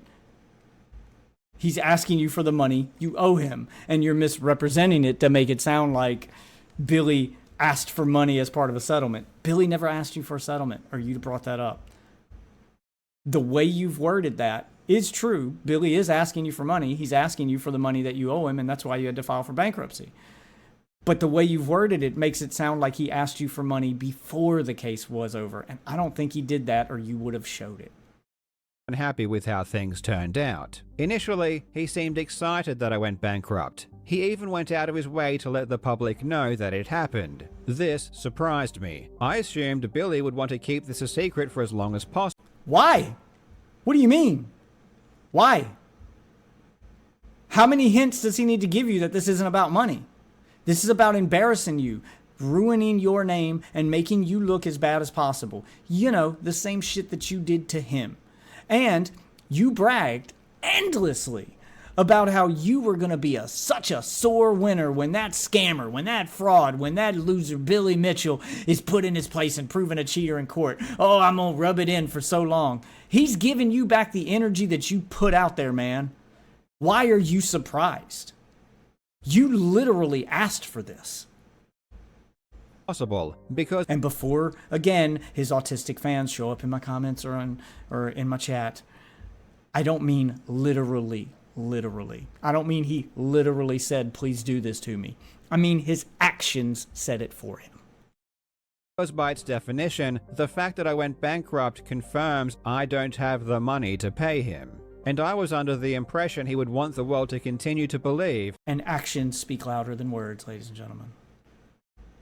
He had just made a ton of money. Billy even tweeted a picture of himself in front of a vacationer motorhome, claiming that the equity from my house will pay for it. I told you he's memeing! He's memeing! Oh my god, Karl can't take a joke. Banger tweet, dude. Banger tweet. He looks so happy here. A new vacationer costs Yeah, because he knows how funny that is. $250,000 USD. That is around 2.5 times the amount of money he is getting from... Oh my god, you think he was being serious about buying the motorhome with your money? He's clowning on you. And And are you really this dumb that you don't get the joke? He's mogging you, man. He's making fun of you. He knows that you don't make enough money to pay for that for him. That's the joke. The joke is, even with all of your money, you still can't afford it. Even if I take everything you have, it wouldn't be enough for you to even buy this with your money. And I don't care. Also, didn't he say it'd be a down payment and not the whole thing? So maybe it would be enough. I don't know, but it doesn't matter. The joke still stands even if he got no money from you. The point of the joke is that you get nothing, sir. You get nothing. You lose. Good day, sir. From me. At least my equity will be able to cover the deposit. That's something, I guess. Personally, I don't think spending $700,000 suing me just to get $150,000 back was a smart way to get enough money to buy a new motorhome. But I truly... It's not about the motorhome. Oh my God, this is so stupid and petty. He has learned absolutely fucking nothing. I hope Billy buys it, and I'm looking forward to seeing him drive it soon. I don't know if Billy tweeted this because he wants to fool the public into believing he didn't just lose $500,000, or if he genuinely believed he was going to get his money back. But I'm inclined to think it might actually be the same. I think he genuinely believed that would be funny. And he was right. That tweet was funny. Second, because a few days later, Billy tweeted this. This tweet is fascinating for multiple reasons, and despite being only 2 sentences long, it tells us so much about how ignorant Billy is. Clearly, Billy is upset with how things are going. So upset that he wants to go crying back to the court. This tells me that Billy really... Wait, what do you mean he wants to go crying back to the court? What did he say? What has happened? Fill us in. Fill us in, Karl. What does that mean? What does that mean he's gone crying back to the court? I've seen no evidence of him crying. He does care about the money he thought... Did I miss something? ...what he was going to get, though I'm not sure why he is so upset now. So you're just not going to show what you're talking about? Okay. Things are going exactly as we told him things would go over 2 months ago when we told him I would be going bankrupt. Maybe Billy's lawyer didn't properly inform him of what bankruptcy means. Billy claims I've engaged in serious illegal activity before and during the bankruptcy process. And I'm very curious... Again, I'm chalking that up to not knowing how Australian bankruptcy law works because he's American. His lawyers are American. And they're not suing you over bankruptcy, so his American lawyers probably didn't look into bankruptcy laws. Curious to know what he is referring to. That's not to excuse it. I mean, they probably should, but then again, they're not part of the bankruptcy case. They don't really need to. So. Remember, people on Reddit and YouTube are claiming I was a criminal because my wife purchased my share of the house. So maybe Billy has been believing too many Reddit comments or watching too many LUS videos. Or he's being ironic and laughing at you. In any case, he's trolling. It's evident from this tweet that Billy still hasn't even bothered. What's the tweet? Karl Jobs has engaged in serious illegal activity before and during his bankruptcy process. I may take him back to... Oh, yeah, he's joking. If you've been paying attention to his Twitter, he's been threatening to sue everyone as a running gag. He threatened to sue iDubbbz, Frogan, Hassan, Destiny. Yeah, you're one of like 80 people he's threatened to sue in the last like month or so. Yeah, this is just a running joke for him. I didn't read the tweet before. If that was the tweet in question, yes, it was a joke. He doesn't. None of that was serious. And if you bother to like show your work and show those comments, I'm sure that people in the comments section are laughing and taking it as a joke, and no one actually believes that you're a criminal. I think that much is obvious, which would mean it's not slander if you wanted to take him to court, because parody is legal. To learn what bankruptcy entails. He's just shit posting. Because the notion that he could take me back to court is a hilarious one. Yeah, that's the joke. One of the main benefits of going bankrupt is that it protects you against further legal action from creditors. Billy cannot take me back to court, no matter how much he wants. Do you really think he doesn't know that? That's the joke, you dumbass. Holy shit. You're making it funnier by not getting it. At least in relation to the current debt. He can sue me for something completely unrelated, but when it comes to any money I currently owe him, he can't do anything. There are certain situations where a creditor can sue a bankrupt person, but none of them. And you are just... Maybe you honestly didn't get the joke. At first, I thought you were trying to, like, get some kind of own on him because you were mad at the joke. I think Karl honestly believes that that's what Billy thinks. Those apply here. Again, I don't know if Billy is just ignorant himself, or if he is just relying on the public being ignorant to buy into his antics. It's neither. He's memeing. And he's relying on the public to get the joke, which apparently everyone but you did. However, just to be sure, I emailed the trustee to confirm if I had done anything illegal. Oh my God. They responded confirming they have no idea what Billy is talking about, though they did contact Billy's lawyer to ask what he was referring to, because, as they say, they have a legal duty to investigate all. I'm wondering how many of these lawyers were laughing at that behind the scenes when they go, "What are you talking about?" And then they call Billy's lawyers to confirm, and Billy's lawyers are like, "What are you referencing?" And then they got to read him the tweet, and they probably had a good chuckle. Alleged misconduct. Billy was apparently very upset by this, because several days later, he tweeted a cartoon depiction of himself hanging me to death from a tree. He's shitposting. He's not angry. He's clowning on you. I was complaining about his tweet. Aside from the fact I wasn't even complaining, I was merely double-checking if the trustee had any idea what Billy was rambling on about. I don't understand why Billy would be upset with the trustee wanting to investigate this supposed illegal activity. He's not upset. He's making you look like an idiot, and you're playing right into it. You would think Billy would be happy the trustee was reaching out so that Billy could inform them of all of the ways I was engaging in serious illegal activity. One possible reason that Billy was so enraged is because he knows that every time the trustee has to investigate some bogus report of illegal activity, they charge it to the bankrupt estate, which worth it. Means Billy ends up getting less money. And worth it. They charge a lot. I'm pretty sure he knows that, and also worth it. Already spent over $20,000 investigating my affairs for the first time. Does Billy want to spend another $20,000 doing it again? To embarrass you?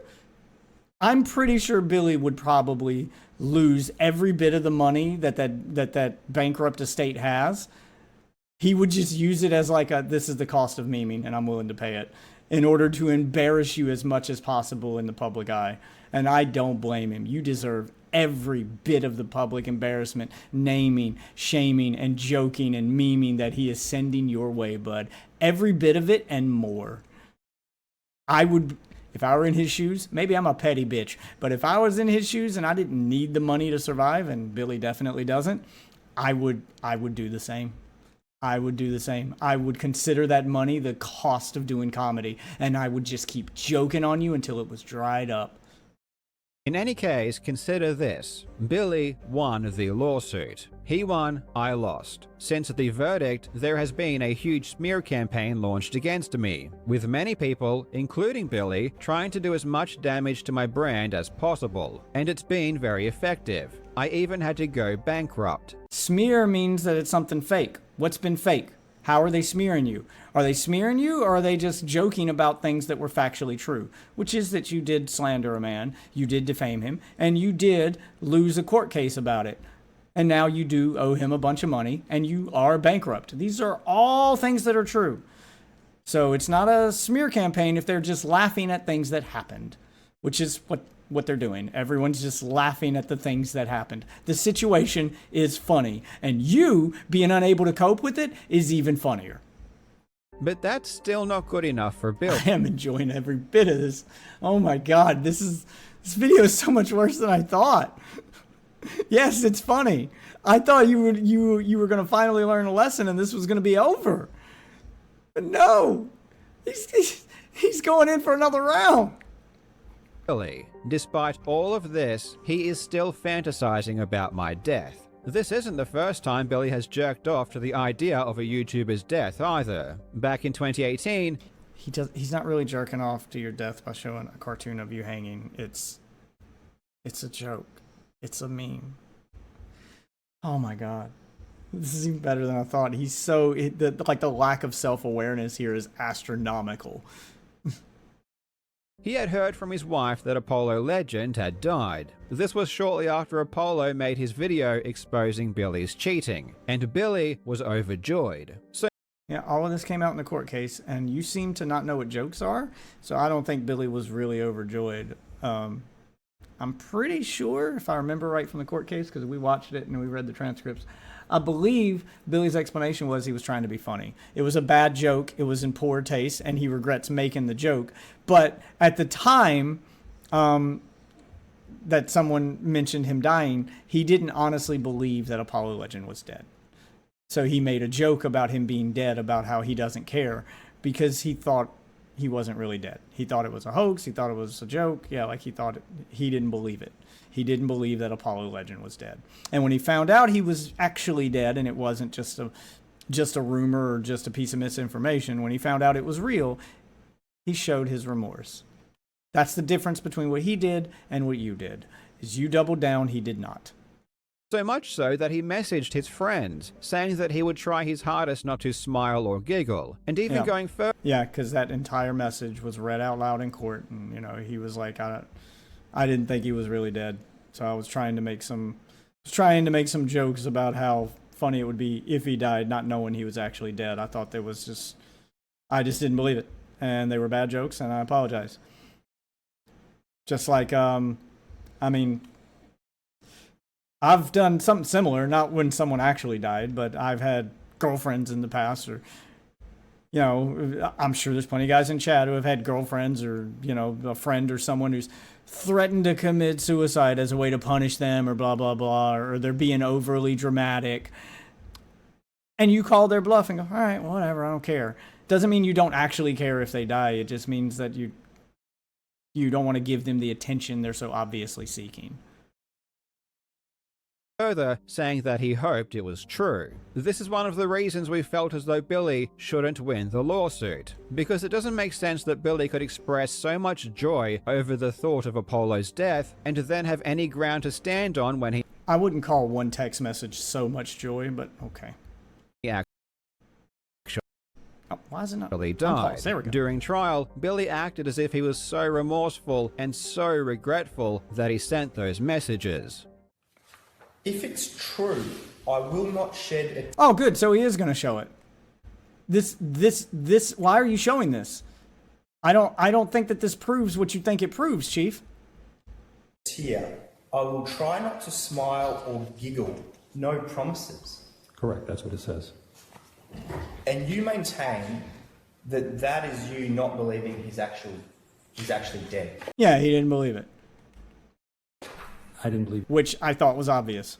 he was dead for a second. Why on earth would you say if it is true? That was dark humor, and I regret it very much. If it is true, I doubt he's going to play the end of it, because right now you're hearing Karl's lawyer, not the judge.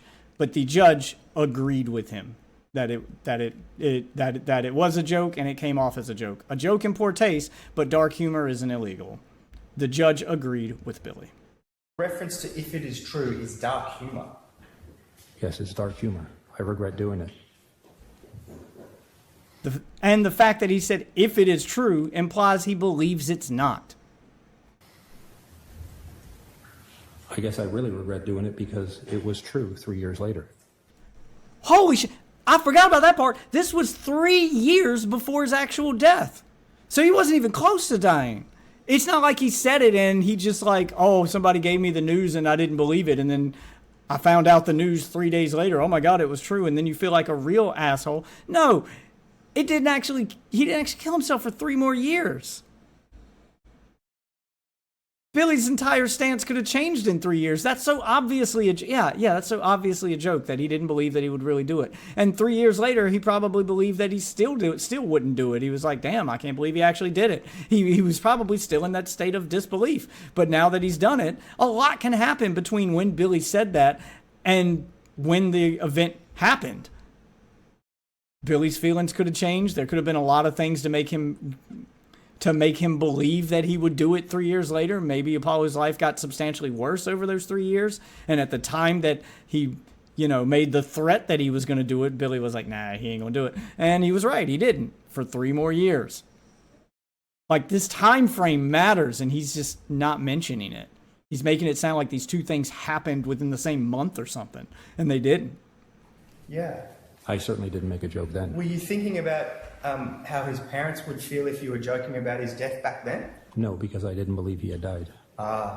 From an anonymous post on Reddit, I didn't believe it. So you... Fair. Your only source of this information is an anonymous post on Reddit. Yeah, like putting all of this in front of the judge, putting it into context to be like, I had no reason to believe that this was true.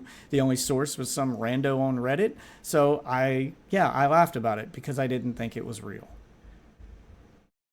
You went and texted... And again, the judge agreed with him, as I think most normal people would. Why is my sound keep doing that? Okay, there we go. Okay, let me unpause the video now. 2 people about it because you didn't believe it. Correct. I just brought it to their... It's not like he said it publicly, too. He said it to friends and laughed about it. To friends in private. Another part that he's leaving out. He's like, you said it to 2 people, like it was done separately. Yeah, they're 2 close friends of his, and he was 2 friends who probably understand his humor and would know what he meant. There's a reason why he didn't say it publicly. attention. But it wasn't true. Why would you bring it to their attention? It was true that it was being spoken about on Reddit. He was bringing the Reddit post to their attention. He worded that poorly. He should have clarified, which it sounds like he tried to do there. But he was bringing the post to their attention, and that he can't believe people are saying this. That statement just that statement just like that statement supports his statement that he doesn't believe it. You're just showing proof that what he's saying is true. Where does that come out in the text messages? Can you just show me? No wonder Karl lost. His lawyer is shit. Where Sure. in the text messages you say that? On the next page. Okay. Go back to page 9. My wife found it online. Apollo Legends dead. No joke. When you go down further, it says, he says, I'm looking on Reddit. And I said, the only place I remember she mentioned was reddit.com, which is a red flag for something not being true. True. Does it say that? If it said ABC News, I would have had a different attitude. Oh, okay. Rightio. But I shouldn't have made it. Did he just beat the lawyer?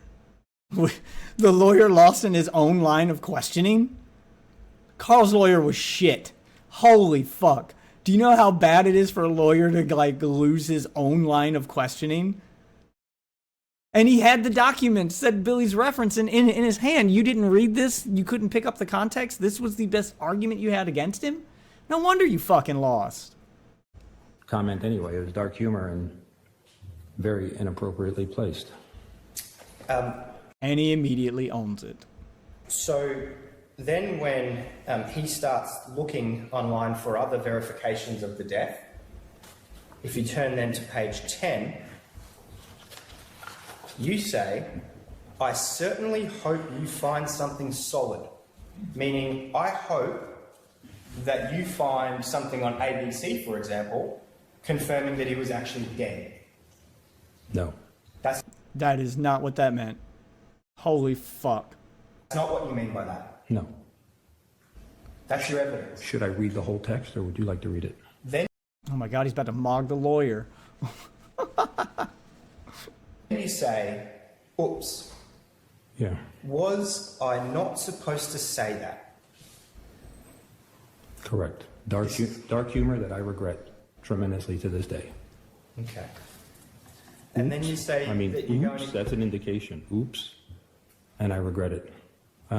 Yeah, are you not reading the same thing I'm reading here, Chief? I think what he's saying is obvious.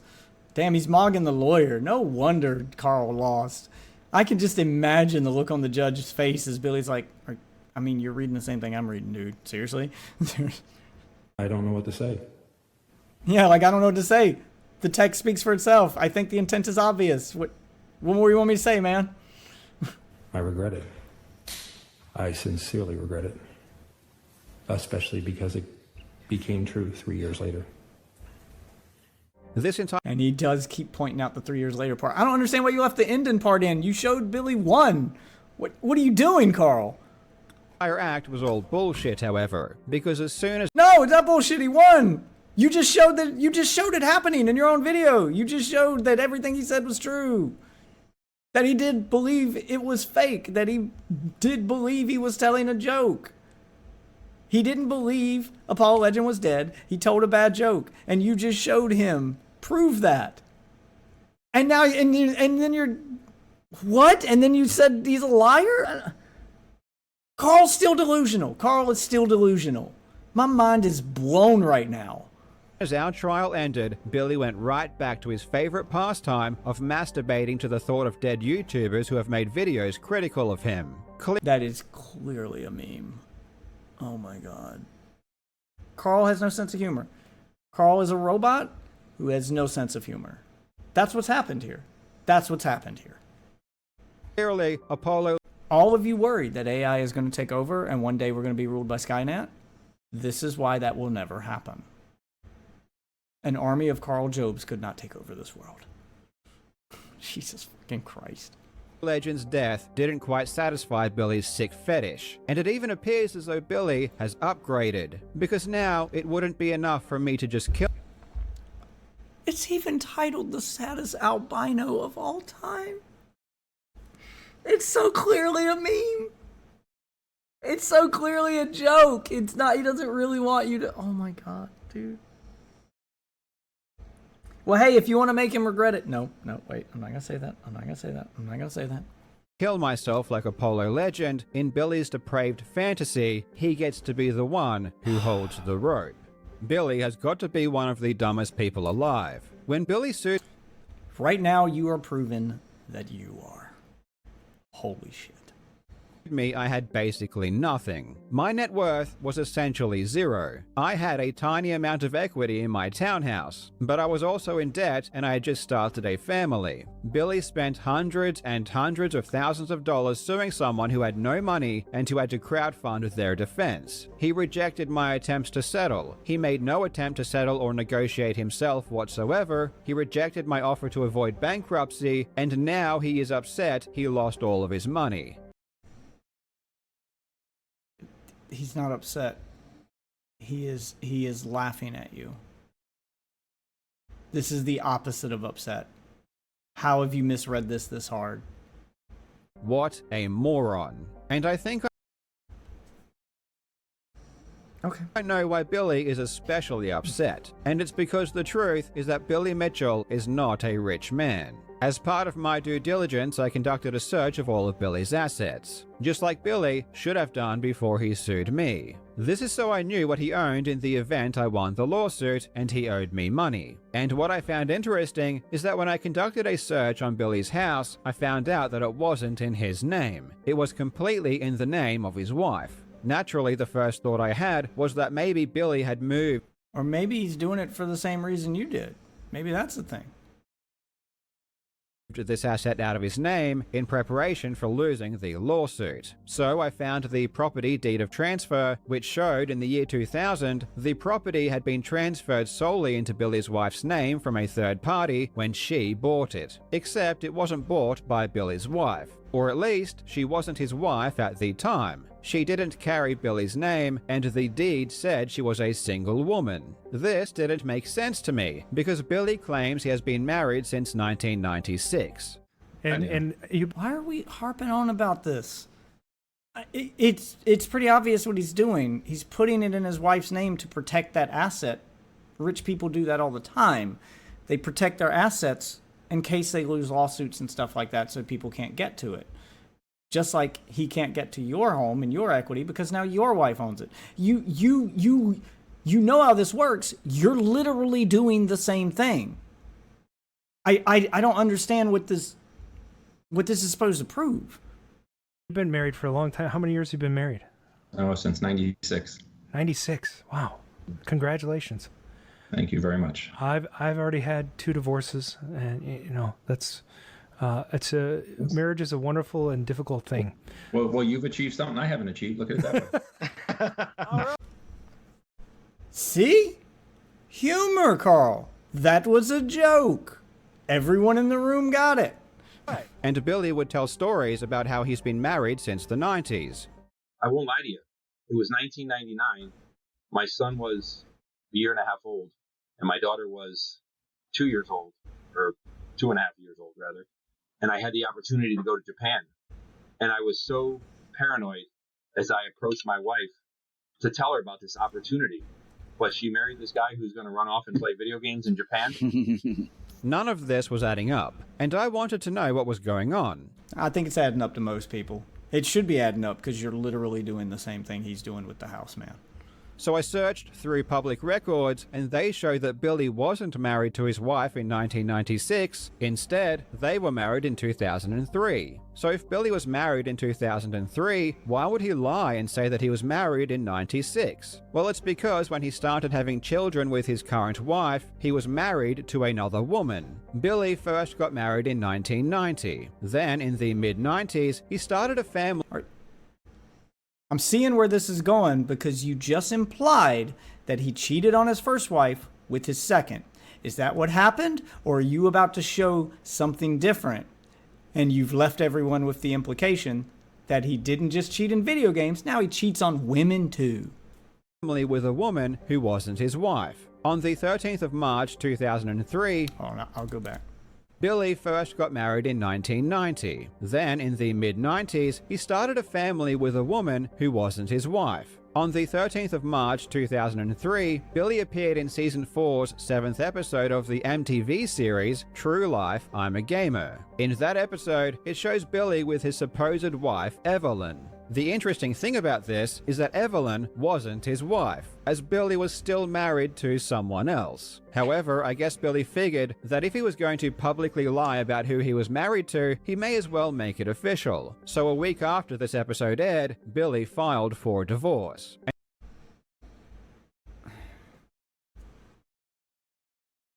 Okay, you've implied he cheated on his wife, and then announced another woman on television as his wife, and that's how he told his wife he cheated and filed for divorce. That is a huge claim you have only circumstantial evidence to back up. Now, the truth is, because I'm guessing that Karl is making the same mistake that all those people on Reddit did when they didn't understand bankruptcy laws, that Karl doesn't understand how divorce works in the States. I've never been through a divorce, but my wife has. I'm her second husband. And my brother's been through a divorce. He's probably on his way to a second. And a few of my friends have. I know how the process works. In order to file for divorce and to get divorced in the United States, you have to be separated from the person you're divorcing for 1 year prior to the divorce, which would line up with when Billy started his family with this woman and would line up with why he announced her as his wife and then filed for divorce.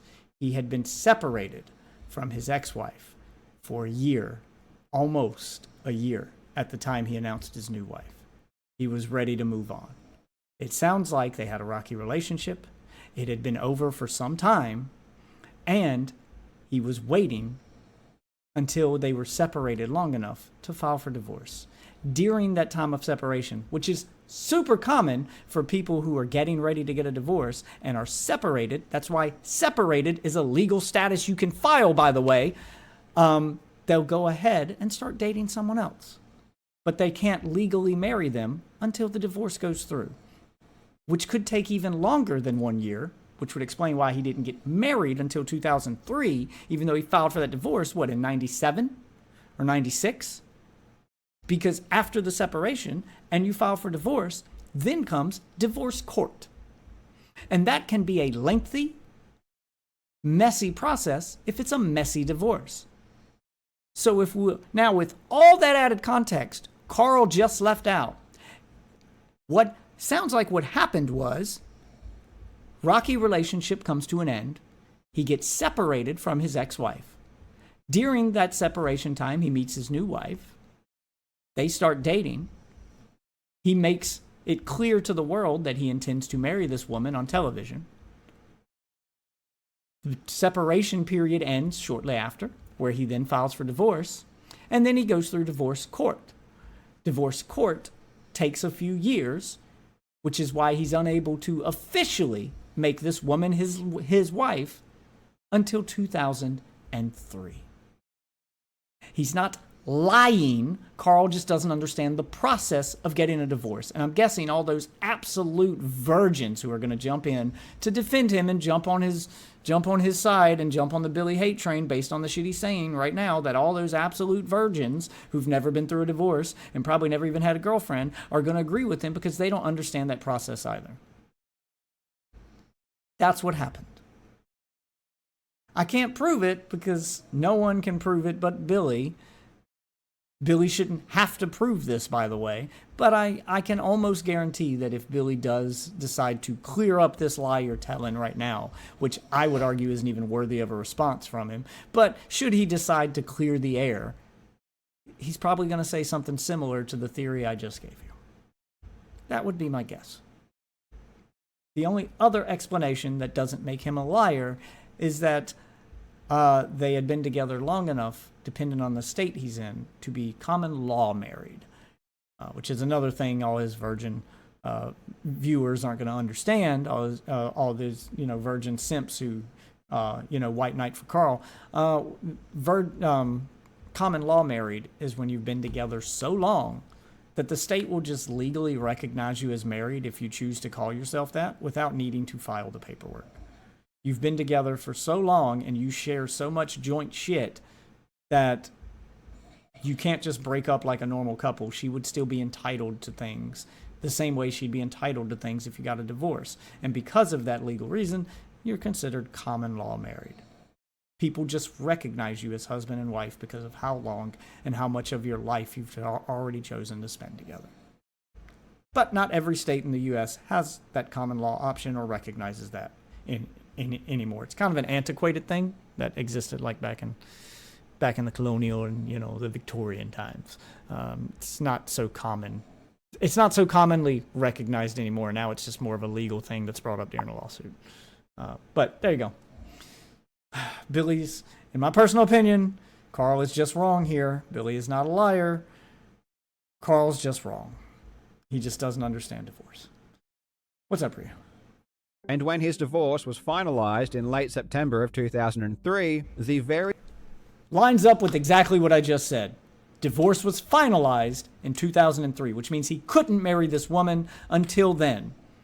Calling her his wife before then is just a show of intent. It's not a lie. It's kind of like giving her a promise ring verbally.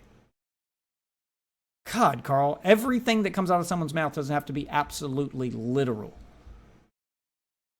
Implications and intent matters. Context matters. This is why you got sued for your implications and your intent and the way you came off versus the things you literally said. You've literally just been taught this lesson by a judge in court. How are you still getting this wrong? very next week, he applied to marry his mistress of many years. So that's why Billy lies about Not a mistress. Girlfriend of many years. He was separated from his ex-wife and going through a divorce. Just because he's legally married and dating someone else doesn't mean he's cheating. That's how divorce works. You get separated, you go through court, you two are legally married, but you're not together. No one in their right mind would call someone who's going through a divorce and dating someone else a cheater and call them a mistress. You were misrepresenting the fuck out of this man intentionally at this point. I'm convinced that no, there's no way you don't know how this works. This is one of those things that's such common knowledge. It has to also be true in Australia. Where's my fucking Australian when I need him? I got a mod from Australia. I'm about to ask him how divorce works over there. Or if he ever met someone who got a new girlfriend while he was still going through a divorce, and if he thought that meant he cheated on his wife, or would he refer to that woman as his mistress? I don't even need Ozzy here to tell me that. I would bet my next paycheck he would say no. I wouldn't call her a mistress. That's ridiculous. This is stupid. I can't believe he's doing this. How are you this dumb, Karl? You're like asking to get sued again. Holy shit, dude. This is petty as fuck. At his marriage, because the truth is that he had his children out of wedlock to a mistress, and that just doesn't sound That's not the truth. Okay. quite as wholesome. I've already had two. No one, even in this panel you're using as an example, would believe that. Especially the guy who said he's been through 2 divorces. He probably met his second wife while going through a divorce for the first. He's probably done the exact same thing that Billy's doing. No way he'd call that girl a mistress. No one would. And if you want to talk technicalities, or literally speaking, he didn't have his children out of wedlock. He was legally still married when he had them. He did have those children in wedlock, just not with the woman he was legally wed to. But technically, he was married, so he didn't have them out of wedlock. This is so stupid. He's still doing this semantics bullshit. Divorces, and that's marriage is a wonderful and difficult thing. Well, you've achieved something I haven't achieved. Look at it that way. Why do you keep showing this clip? You're just making Billy look based. Oh. Oh my God, dude. Karl has no social awareness whatsoever, man. All right. But what about Billy's hot sauce company? Wasn't that a booming success? After Billy... Oh my God. So you're just going to find other things to attack him for now. The Billy hate train hasn't ended. Karl hasn't learned his lesson. He's going to continue to attack Billy on everything other than the thing he legally can't attack him on now. Calling his current wife a mistress because he was dating her while he was going through a divorce and legally was still married to someone else. Well, technically, I'm right. Shut the fuck up. No one thinks that. No one calls that person a mistress. Now you're going to tell us that Billy didn't actually make the hot sauce himself, right? Let me guess where this one's going. What technicality are we gonna prove about his hot sauce? Oh, it technically wasn't Billy's recipe. It was his mom's or his grandma's. Oh, and then he didn't make the hot sauce. He was taught by them, and he took credit for what grandma told him. This family recipe that was passed down, and Billy's gonna claim it's all his. Is that it? Or he took it from a friend at work, like Cheetos took Flamin' Hot Nachos from the janitor. That's a real thing, by the way. That's where Flamin' Hot Cheetos came from the janitor. But this is also stupid. This is also insanely stupid. Billy supposedly achieved the first perfect Pac-Man in 1999, he went on a press tour, where he gloated about being a hot sauce tycoon that was running a $5 million a year business. According to Billy, the hot sauce company was something he developed, and he still claims he invented the hot sauce to this very day. But this idea that Billy created the hot sauce, or the company that sells it, seems to be something he fabricated himself. Billy's hot... What is your proof for this? Sauce company was formed in 1988 by Billy's parents, and it's a family business. Oh my God, I was joking earlier, and that's really what he's going to go with. According to news articles at the time, the hot sauce was developed by Billy's mother, Barb. Oh my God! He's really gonna... I was memeing earlier, and he's really gonna say that Billy took credit for a family recipe. Do you know how family recipes work, Karl? They change over time. That's what's a family recipe. It's passed down through the family. It's got secret ingredients, and each person, each family member who gets it to give it to their children might add a little something to it. Might tweak the recipe a little bit to make it more their own, to modernize it. Billy may have gotten the recipe from his mom, but he may have put in the magic sauce, the magic ingredient, the thing to tweak it, to make it a success. He didn't steal it from his mom. It's a family recipe. My mom has one. And I can't cook, so I guess she gave it to my sister. But this is a super fucking common thing. Holy shit. And this was always the case up until 1999, when Billy decided to start taking credit for his mother's work. According to Whoa, you are glossing the fuck over this shit. Let's see. A lot of people can't take the heat from Ricky's world-famous sauce either. So I'm going to read the stuff that he's highlighting, but not reading out himself and showing for half a second. So we can see what his evidence is. Because I don't fucking trust you, Karl. I don't trust you, Karl. When you do shit like this, you flash stuff up on screen, but don't leave it up long enough for anyone to read, and then you don't read it yourself to support your case. Your fans will lop up this slop like it's truth because you showed it on screen for half a second, because they're not going to read it and you didn't read it. They're just going to be like, see, you showed proof. But we're going to read it. A lot of people can't take the heat from Ricky's world famous hot sauce either, said Billy Mitchell, owner of the Hollywood restaurant. Okay, so he did own the restaurant.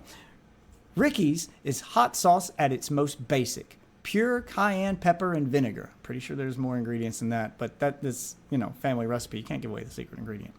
Selling well is the title of the next headline. We're selling it all over the country, Mitchell said of the sauce created by his wife. It's outgrowing my restaurant business. It sounds like his wife, which you've also just left out, might have tweaked that recipe a little bit too and created the version of the recipe that they're selling. So he didn't fully take credit for it. He even credited his wife here. He probably showed the recipe to his wife and said, we got a family hot sauce. And she probably found a way to tweak it to make it sell better. 1999, when Billy decided to start taking. Okay, but now he's going to. Oh, okay, so you're saying that's what he said then, and now he's taking credit for it. At age 20, I took a good look at myself. I knew I couldn't play forever, said Mitchell, who graduated from. Oh, man, this is like a faded text here. From Chaminade High, but didn't go to college. Okay, so he graduated from high school, not college. That's the takeaway there. When I started the hot sauce business, I had the idea that I could be good at that as I was that I could be as good at that as I was at games. The drive has. Why would you cut it off there? The drive has come to. I'm going to try to read what's under it. The drive has come to benefit me in other aspects of my life. Okay, that's not him taking credit for the hot sauce. That's him taking credit for the business, not the sauce itself. And you're claiming he took credit for the hot sauce, right? Let's back it up. And this was always the case up until 1999, when Billy decided to start taking credit for his mother's work. Nope, that's not what just happened. That's not what we just read. He's not taking credit for his mother's work. He's not taking credit for the recipe. He's taking credit for selling it and turning it into a business. Which sounds like that's what happened. Holy shit. We can actually prove that Karl's misrepresenting him in his own fucking video. Why are you doing this? You literally just got sued by this man for misrepresenting him and defaming him and lost. And you're doing it again. In your video response to the lawsuit, you lost. Karl might need mental help. Holy shit. According to company filing. All right, according to company filings, what? Ricky's world famous hot sauce, and there's the address for it's in Hollywood, Florida. What does that say? Okay, it became a business in 1988. Let's see if this lines up. Let's see if Karl's lost his fucking mind. Billy Mitchell, age. He's 60 years old. He was born in 1965. Okay? So we'll do a quick bit of math here. Born in 1965.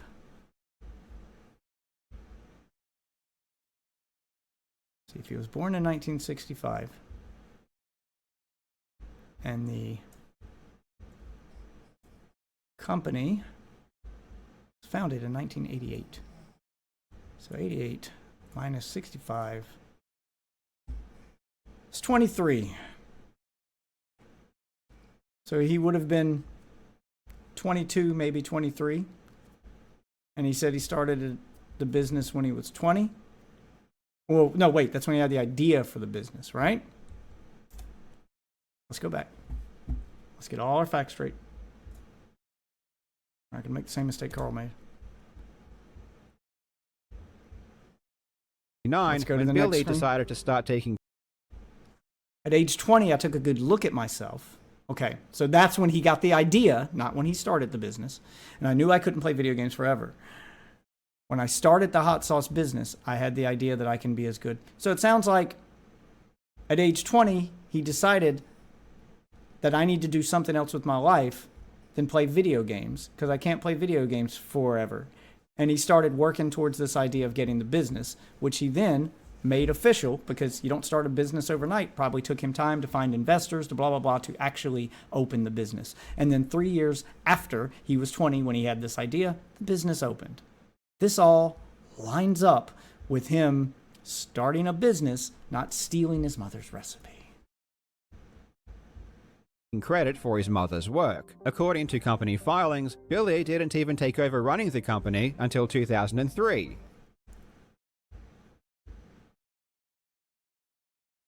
What does that prove?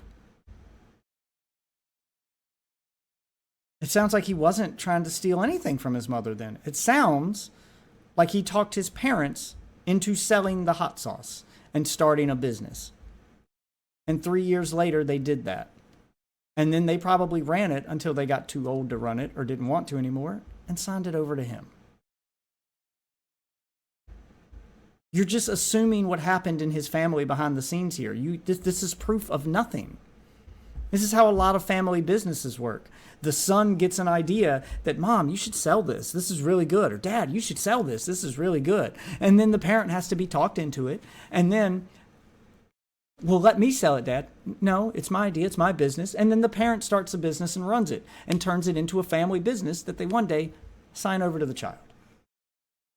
The child who gave them the idea to make it into a business in the first place. This is proving nothing other than Billy helped start a family business with his family. That is all this is proving. And by this time, the company hadn't done business in 3 years. Sounds like they might have been struggling for a while, and Billy decided to take it over. That's probably why the parents signed it over to him. It sounds like they were just either struggling to run it themselves or just didn't want to anymore. All of this lines up with that theory. Everything you're showing lines up with the fact that he helped his family start a family business and then eventually had to take it over because his parents didn't want to run it anymore. So if the company was doing $5 We'll listen to Karl in a second. We're going to read the stuff he's highlighting. Once an adolescent video game obsessive who spent up to 20 hours a day in the arcade at Grand Prix Race-O-Rama, Mitchell is now a 6'4" bearded adult who presides over a $5 million hot sauce business at Ricky's Restaurant in Hollywood, Florida. Okay? And by this time, now let's hear Karl's interpretation of what we just read. the company hadn't done business in 3 years. So if the company was doing $5 million a year in 1999, why did operation suddenly cease just a year later?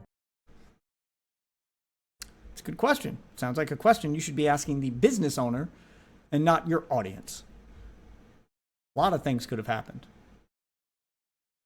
Investors could have pulled out. Business could have dried up. Maybe they had a problem with their supplier or the company that helped make their hot sauce and they weren't able to produce enough, and so they lost a lot of business. Maybe his parents got sick. Maybe they didn't want to run it anymore. There's a lot of explanations for that other than Billy bad. And I suppose an even more pressing question. God, why does it keep doing robot voice here? Weather issues? Sorry to hear that, man. I hope your internet's all right. If you're having trouble with the stream, just hit refresh. Is that if Billy really was a successful hot sauce tycoon, Millie's business is marketing the hot sauce he developed, Ricky's world famous hot sauce. Also, it's named Ricky, not Billy's hot sauce, so it's very clear that it's not like it's a family business. Isn't Ricky his dad's name? The company did about $5 million in business last year, sold in every state and 20 countries. All the attention can only help. running a multi-million-dollar a year business, and a devoted Billy Mitchell is married now, father of 3, but back in the old days, he was a hotshot teenager.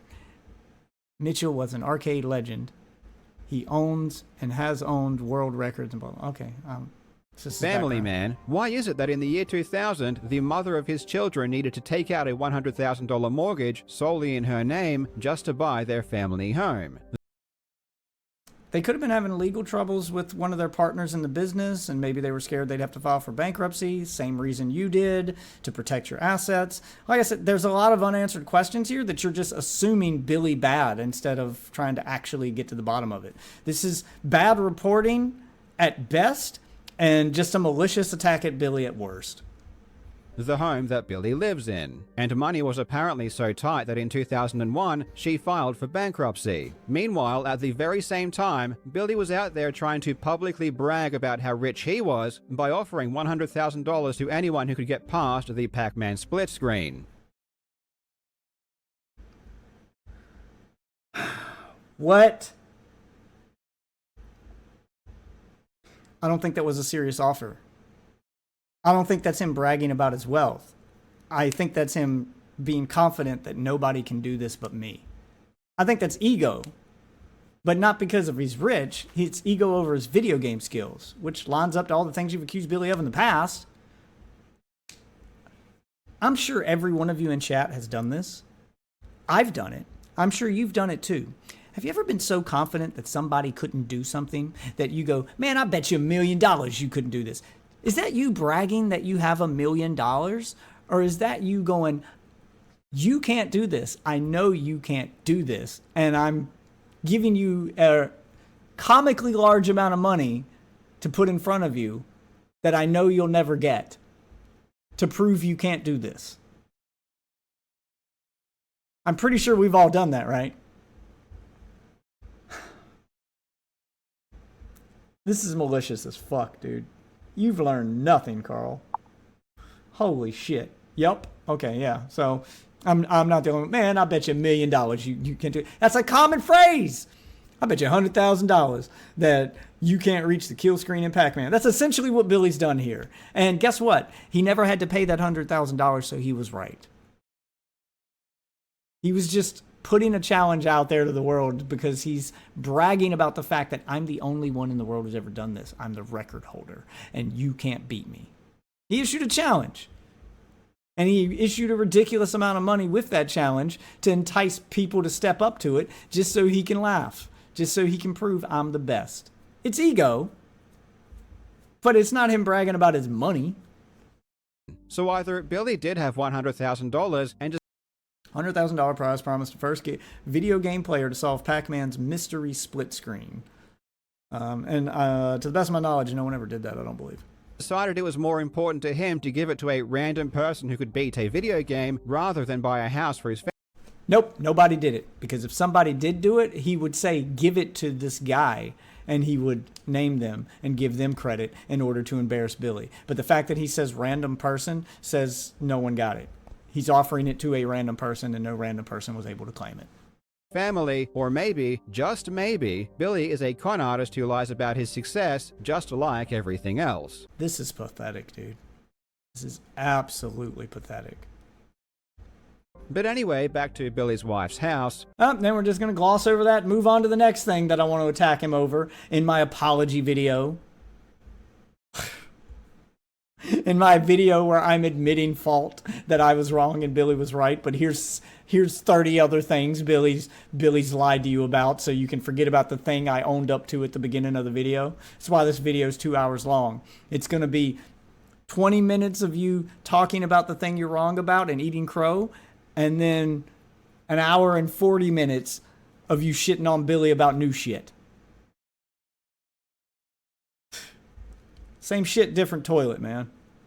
In late August of 2021, Billy and his wife mortgaged his wife's home. This timing is interesting, because just a few weeks later, Billy would file his lawsuit against me. So it's rather curious that right before Billy knew he was about to spend hundreds of thousands of dollars in a legal battle, he mortgaged his wife's house. This doesn't seem like the actions of a man with a lot of money. And when Billy was required to put up security during our lawsuit, guess where the money came from? Not from Billy, but from Billy's wife.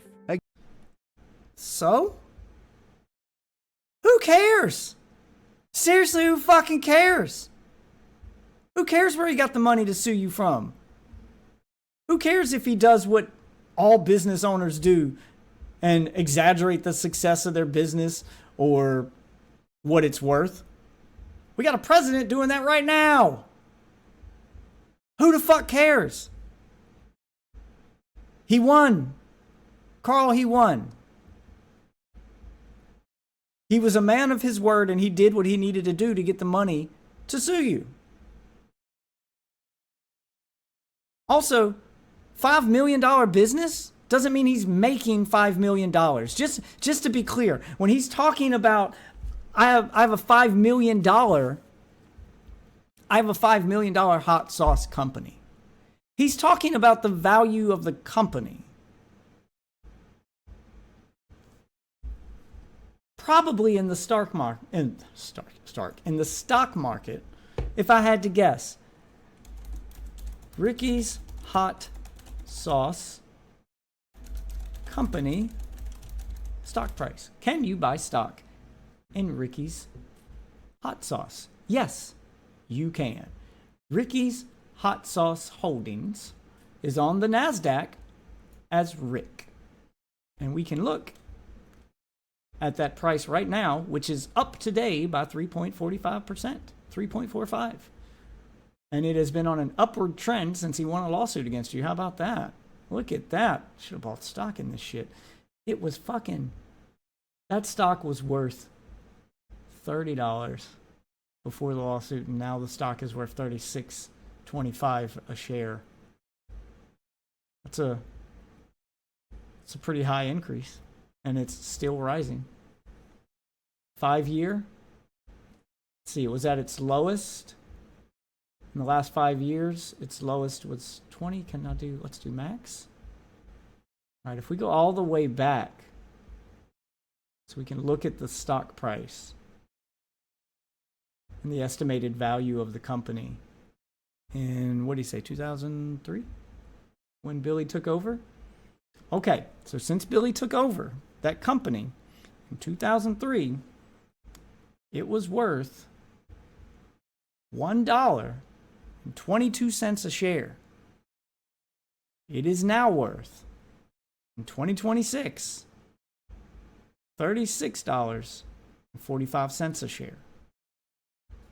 That is an increase of 353% since Billy took over.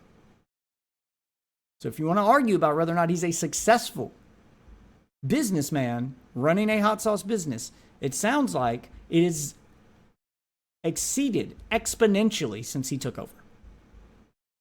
These numbers do not lie. In fact, I will show them to you. I just realized y'all can't see this window.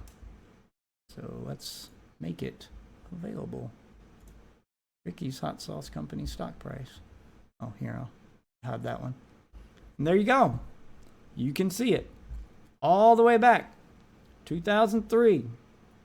There was 2002, 2003. It was worth $1.45. Pew! Look at that graph go all the way up. Go all the way up to 36.45 is where it's at now, which is an all-time high of 353%. Ricky's Hot Sauce Company is factually, it is just factually a success and has been more of a success since he took over. Yeah, 3504 as of August 11th, I'm sorry. And it is still up 3.45% from the last time it was checked. So you can see its stock price go up, up, up, up, up. But anyway, but you can also look at the company value.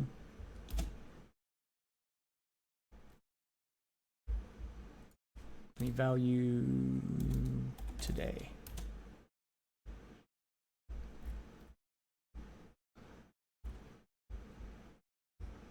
Wait a minute. Let's change the search parameter to NASDAQ Rick. We'll search for the stock. price itself. Stack Rick company value. Let's Google. See if I can find it.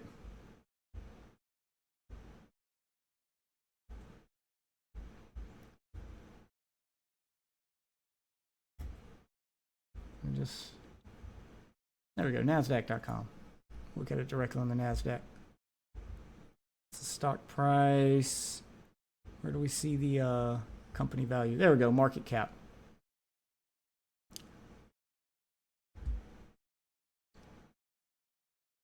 Do you think, Karl, that the market cap for a company is how much money the owner has? Is that what you believe? Because as of today, this company has a market cap. It's valued at $318 million, almost $319 million. Do you think that means Billy has $319 million? You're just showing everyone that you don't know how businesses work, that you don't know how they're valued, that you don't know anything about this. Microsoft is valued in the trillions. Bill Gates does not have, there is no trillionaire on planet Earth. That all doesn't go to one person. That's not even money that the company has access to. That's the amount of money they can make in stocks to sell to the public.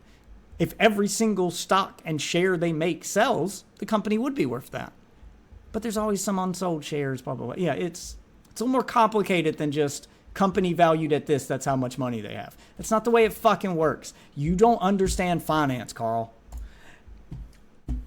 If the company's stock, if its shares back in 2003 when he took over were worth $1.25, which we just looked at, then that means that the company was probably valued. Its market cap was probably $5 million.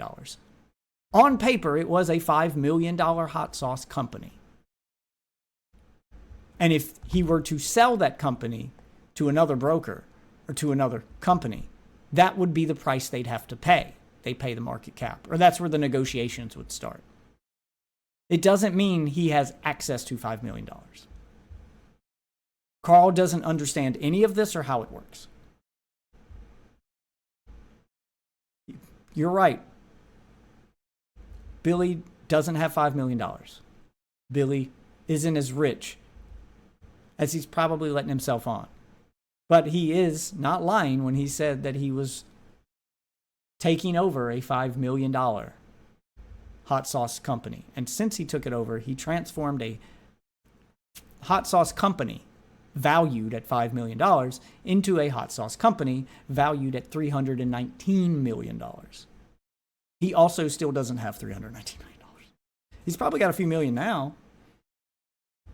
But him mortgaging his house just so he can sue you? So what? The takeaway from this is that that man said he was going to sue you. And he did what he had to do to hold true to his word. Now answer me this, Karl. What con man do you know that follows through on his word, that keeps his word, that says he's going to do something and then does exactly the thing he said he was going to do? He said he was going to sue you, and he said he was going to win. And he made that happen, even if it meant mortgaging his house to do so. That doesn't sound like the actions of a con man. That sounds like the actions of an honest man with a point to prove. Because I can tell you right now, I would do the same thing. If I knew I was in the right and I had a point to prove, I would be willing to risk a lot to prove my point. Because I stand on business. All you've proven here is that Billy Mitchell, the successful business owner, stands on business. This is cope. And very poor cope at that. Again, this doesn't seem like the actions of a man with a lot of money. This would explain why Billy is now so upset that he is fantasizing about killing me. That's not what he's doing. Again, that is a meme. That is a poorly drawn meme at that. As the adage... Wait, what did the actual tweet say? Oh, James complaining about... Karl Jopes is a serious contender for lol cow of the year. Even iDubbbz wouldn't have done this. Are you kidding me? He's even memeing in the post. Karl Jopes complained about one of my tweets to the bankruptcy officer. Imagine publicly attacking someone for 4 years just to privately whine like a crybaby. He's clowning on you. He's not fantasizing about your death. He's joking about how pathetic you are. And you know what? He's right. And why Billy is now so upset that he is fantasizing about killing me. As the adage goes, a happy wife means a happy life. And given that Billy appears to have lost so much of his wife's money... By the way, don't live by that adage. Even my wife will tell you that. If you're the kind of guy who does whatever your wife says to keep her happy and you're a yes man, do not be surprised when she leaves you for a man who has a backbone. Women don't actually want that shit. That shit gets old fast.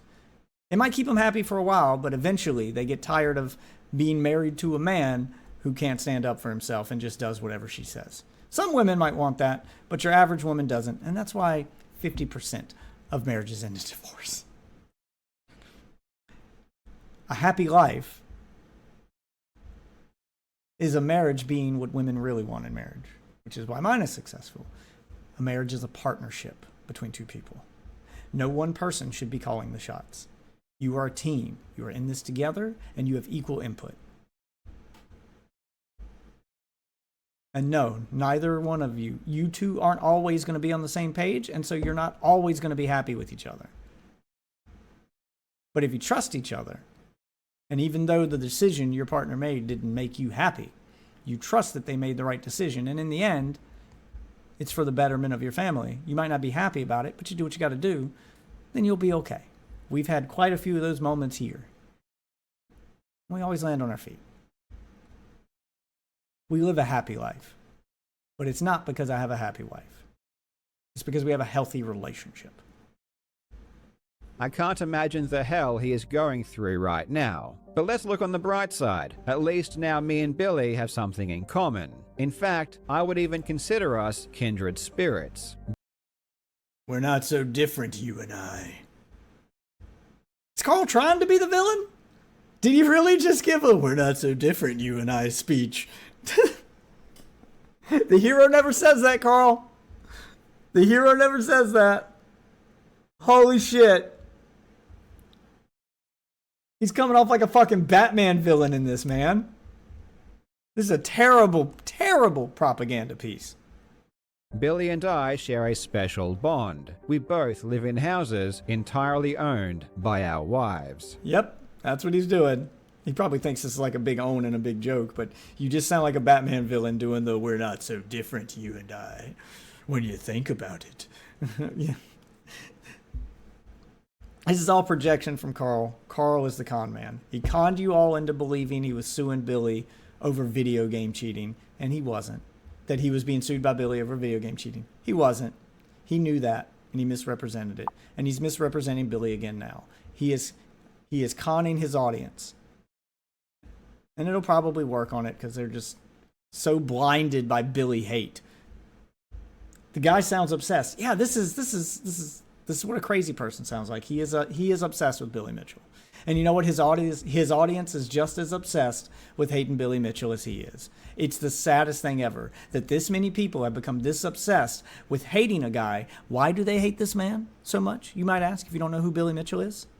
Because Billy Mitchell might have, allegedly, still hasn't been proven beyond a shadow of a doubt yet. Because none of the proof they had, he's been to court several times, but no one's ever brought this up in court. But they keep throwing it up on the internet. But he allegedly, cheated in a video game 30 years ago. Before most of the people who hate him were even born. Allegedly. Again, it was never proven he cheated.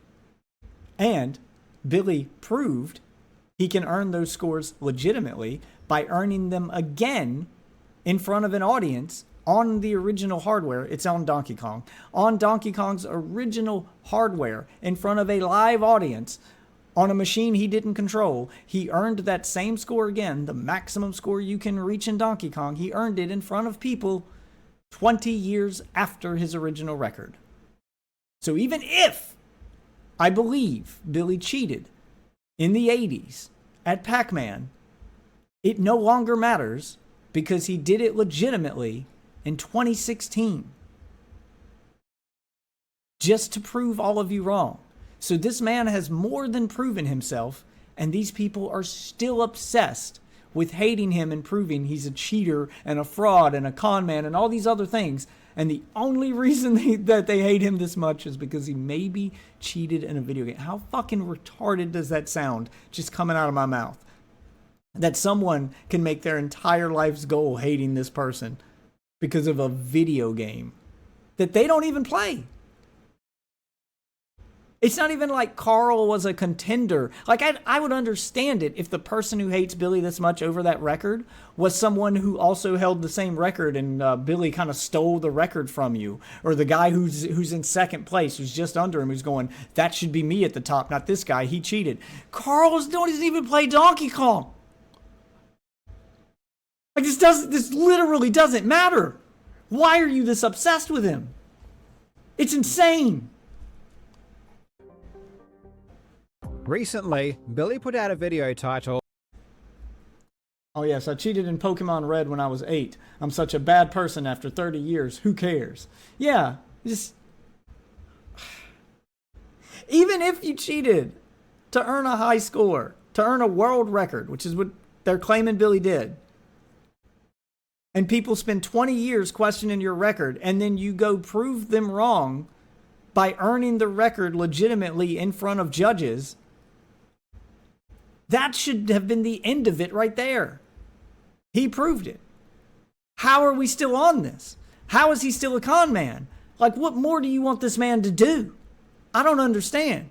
And then eventually he takes you to court and sues you for defamation because of all the claims that you're making against him.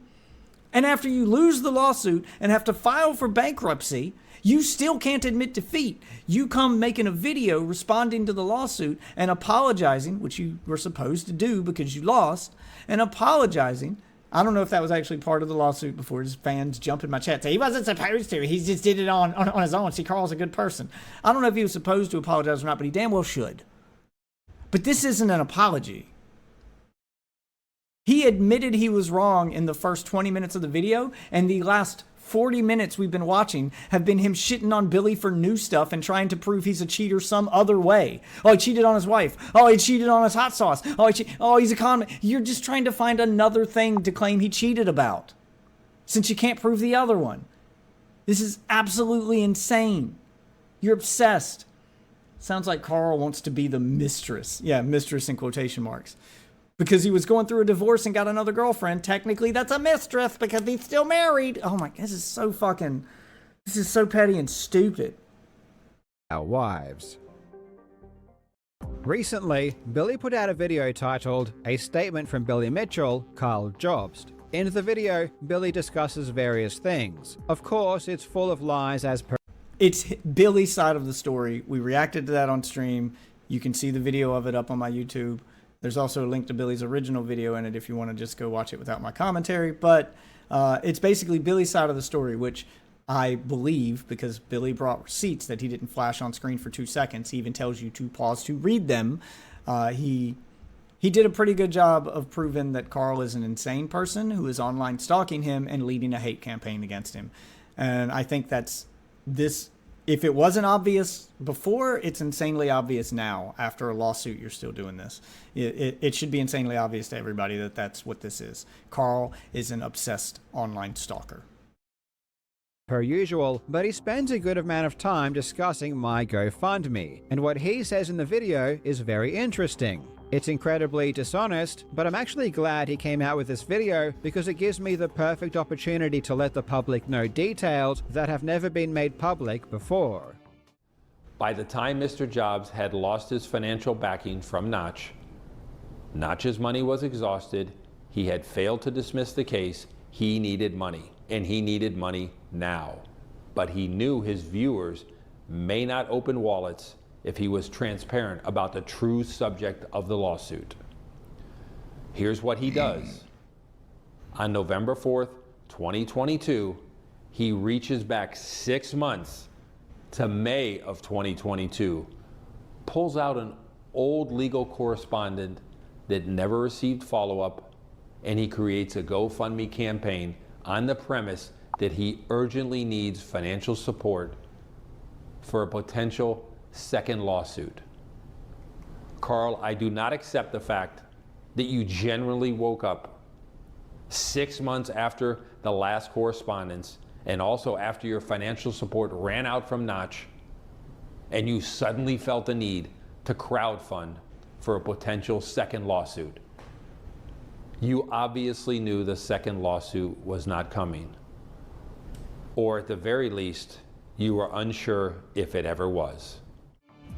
What about that is false? I'll admit he's making an assumption to your state of mind. So I guess you can say, no, I didn't think that, therefore he's lying. This isn't a lie. This is a reasonable assumption that you did. Now the true part is you did misrepresent it, because you didn't tell people in your video when you showed that correspondence letter, the cease and desist that he sent you.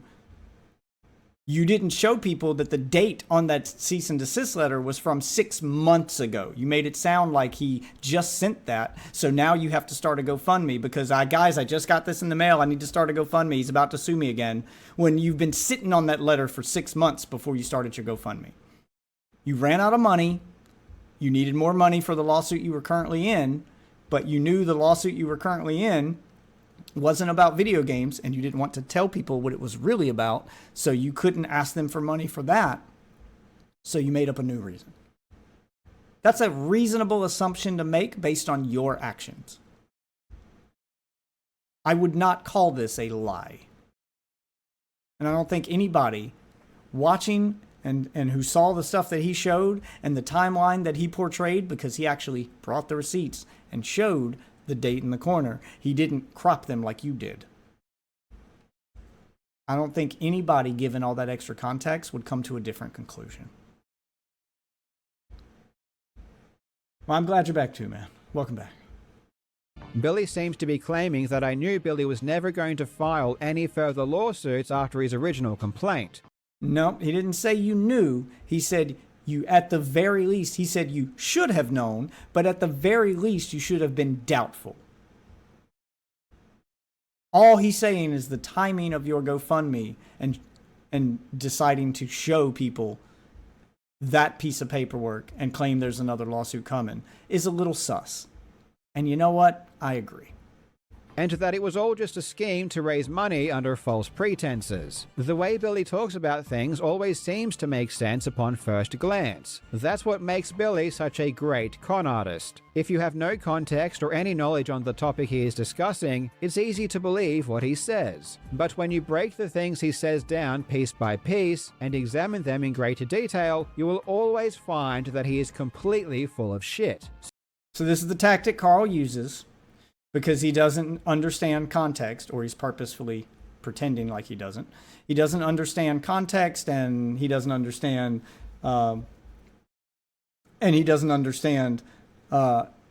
implications and intent and things like that. He just looks at the individual phrases you say and takes them at face value as if you're being literal with every single thing you say ever, which is not how the English language works. That's not how anyone talks ever. So if you listen to the totality of what Billy's saying in its full context, it makes sense. But now he's going to prove that Billy's a liar by taking each individual phrase Billy says out of that context and giving it to you at face value to say, see, he didn't do exactly this thing he said, therefore lying. Which kind of sounds like the thing a con artist would do. But I guess this makes Billy the con artist, huh? So let's go through Billy's statements and break them down piece by piece. On May 10th, 2022, Mr. Jobs published a video about me that led my lawyers to send a concern notice to his lawyers. On May 22nd, 2022, Mr. Jobs and I were scheduled for mandatory mediation in the already existing lawsuit, one and only lawsuit.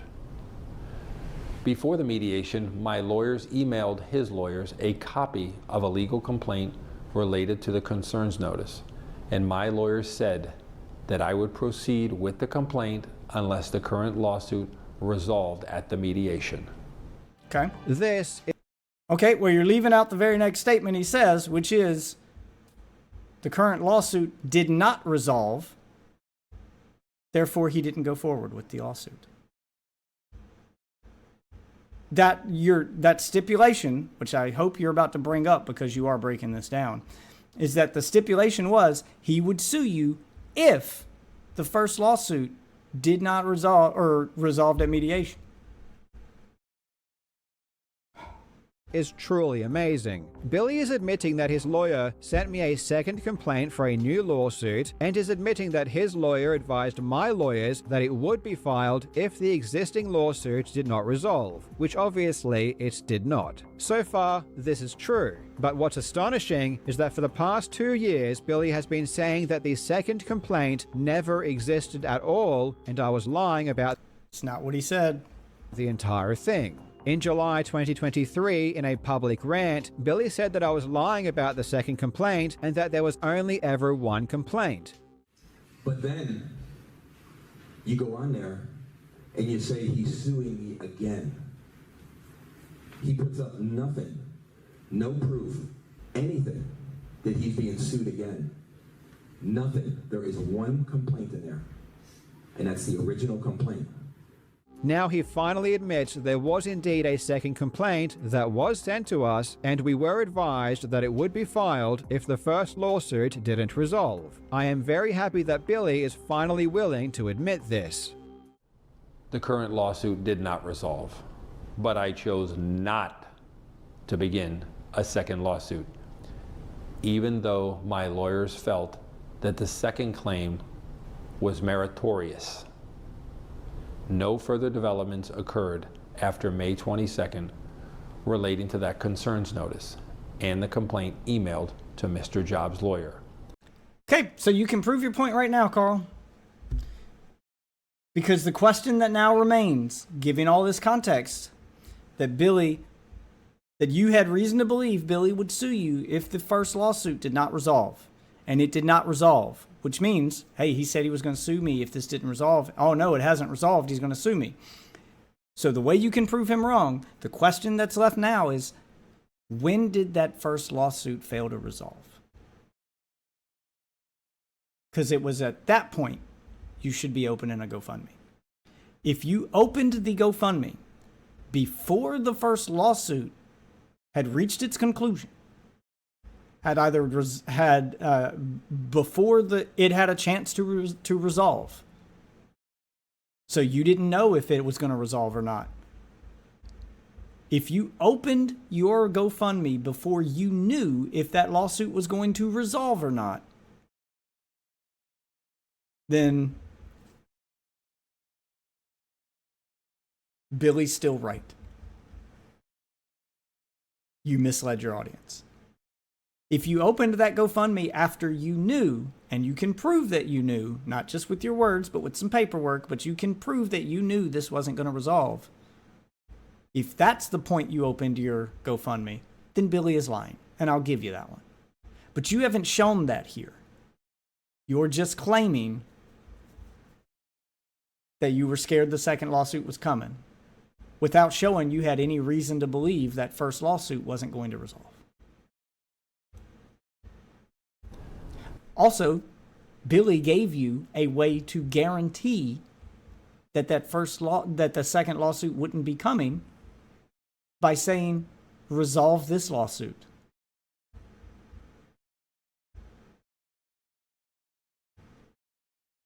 Which means agree to a settlement or go to court. And we have to resolve this lawsuit first. So what he's saying is, you opened that GoFundMe before that first lawsuit was resolved. So you had no reason to believe that a second lawsuit was coming. You had no reason to open the GoFundMe when you did. You opened the GoFundMe after paperwork is filed. Billy never filed a second lawsuit against you. So you were scared of a lawsuit and opened a GoFundMe. That's basically what you're saying. And your personal fear of a lawsuit coming with no evidence that it will, just a threat, and a hunch is a bit misleading to your audience because you made it sound like it was definitely going to happen when it wasn't. That's the point Billy's making. The complaint was not filed. And then the lawsuit was resolved and he didn't sue you anyway. So you were scared for nothing. Because Billy decided not to sue you. He decided not to sue you that second time. Even though all his lawyers said he should. Does that sound like the actions of a con man? The guy who has the go-ahead to continue burying you financially and decides not to? What con man decides not to take extra money? I've never met one of those before. That's a weird thing to do as a con man. To get offered the ability to go for more money and not take it? That's an odd choice. The complaint was not served.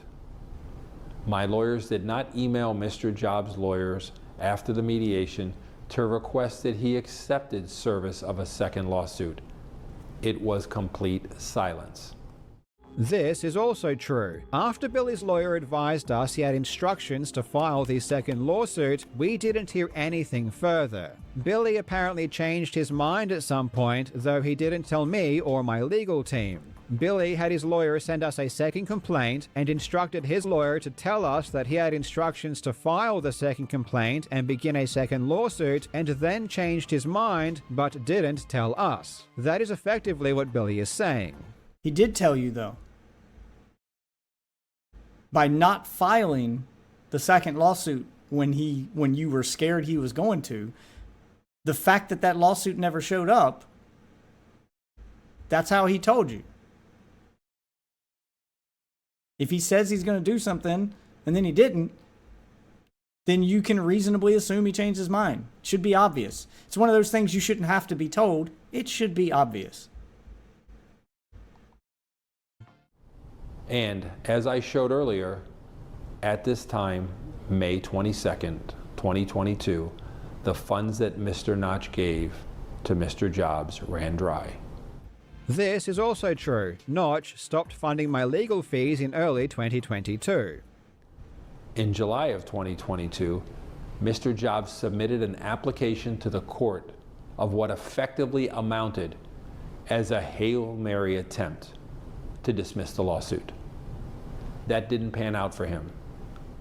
This is such a ridiculous lie that I'm shocked even Billy Mitchell would say something this stupid. But I guess all of these years later he can still impress me. Billy shows a document on screen. What part of that was a lie? Hold on. Such a ridiculous... That didn't pan out for him. The attempt. Court of 2020. Let's listen to the whole thing. 22. Mr. Jobs submitted an application to the court of what effectively amounted as a Hail Mary attempt to dismiss the lawsuit. Defendant application. Proceedings. Claims. Oh, it doesn't say what the claim is. That didn't pan out for him. What part of that's wrong? You submitted something to try to end the lawsuit. The lawsuit did not get dismissed. It went forward, and you lost.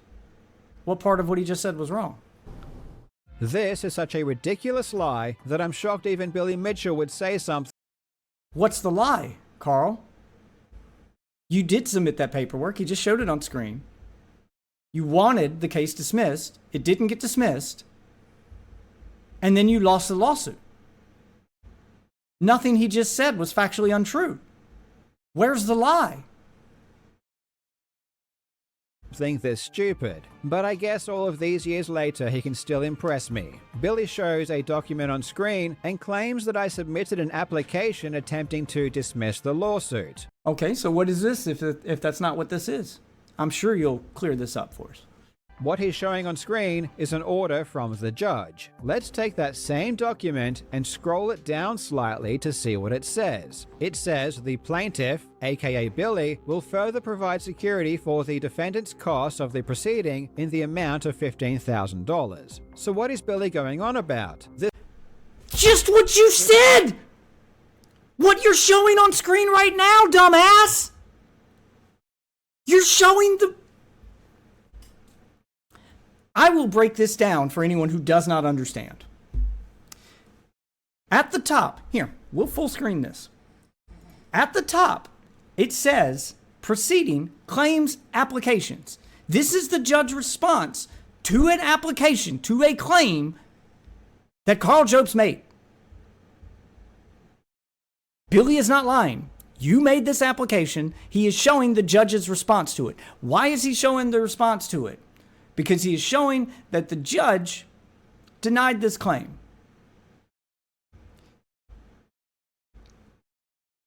The judge is saying that Billy has to provide you, so he's not going to dismiss the case. The case will proceed if Billy pays $15,000 for court proceedings. This is why he called it a Hail Mary attempt to get the case dismissed. You were hoping that either A, the judge would dismiss it and approve your claim, or B, that Billy wouldn't be able to pay for the proceedings or wouldn't want to, and then it would get dismissed that way. There's two ways it can get dismissed from this claim. The judge approves it and case dismissed, or the judge says, okay, well, it sounds like the judge accepted your terms and said, well, we can proceed and Billy will pay for it. How's that? Because I'm willing to bet that I want to see your claim now. Why aren't you showing that? Because then that claim, I'm willing to bet that Karl said the only way this can proceed is if Billy pays for it. I'm out of money. So it should be dismissed on the grounds that I'm out of money. And the judge says, no, we're not going to dismiss the case because you're out of money. But I'll tell you what, we can proceed if Billy's willing to pay. Mr. Mitchell, are you willing to pay? And guess what? Billy was. You were hoping Billy wasn't willing to pay for you and to just drop the whole thing, and he didn't.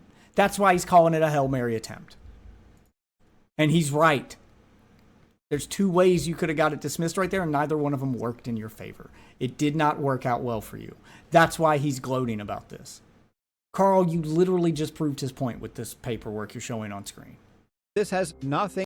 What's the rest of it say? The plaintiff gives the further security by way of deposit into the plaintiff's sector trust account for the purpose, on condition that the amount is to remain in the trust. So basically the judge is saying he'll give you the money to pay for your court, but you can only use that money for court. You won't have access to that court unless you get written consent from Billy, because it can only be used for court or by written consent of both parties. Unless either party applies for or the parties otherwise agree on a different cost order within 14 days. So basically they're saying if you guys both agree on a different price within 14 days, then it won't be $15,000. It'll be a different price. The plaintiff will pay the defendant's cost of the application and be assessed on the standard basis. So, yeah.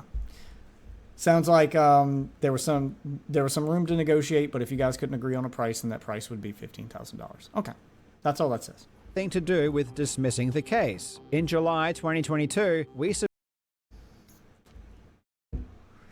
Why don't you show the full piece of paperwork when you show a clip, but you'll show the full piece of paperwork when you claim Billy's clipping something? Why don't you show the full piece of paperwork and just highlight the relevant part so people can pause and read around it and get the full context if they want? That's very odd choice there, Karl.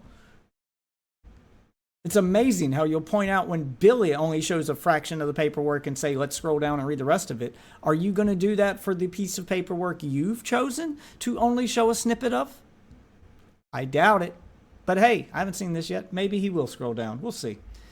But we'll read what he's got on screen here. The defendant applies for security for cost in the amount of $50,000. So it sounds like you wanted a lot more money from him to pay for court. This does sound like a Hail Mary attempt. Now that I know you asked for $50,000 and not $15,000, it sounds like you were going to ask Billy for this large sum of money to keep going, and if Billy couldn't pay it or refused to pay it, then the judge would have to drop the case because you can't go forward. So it sounds like that was the Hail Mary attempt.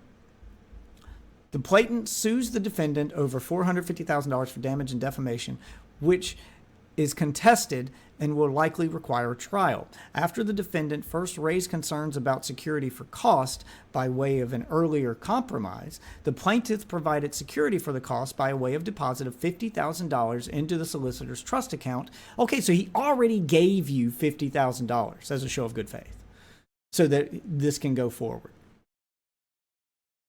That was a compromise you guys had already made. The defendant now applies for further security of another $50,000. So he already gave you $50,000. Just he's suing you and giving you the money to go to court to fight him. And you asked him for more money so you can continue to fight him over the money he says you took. You cost him in your defamation.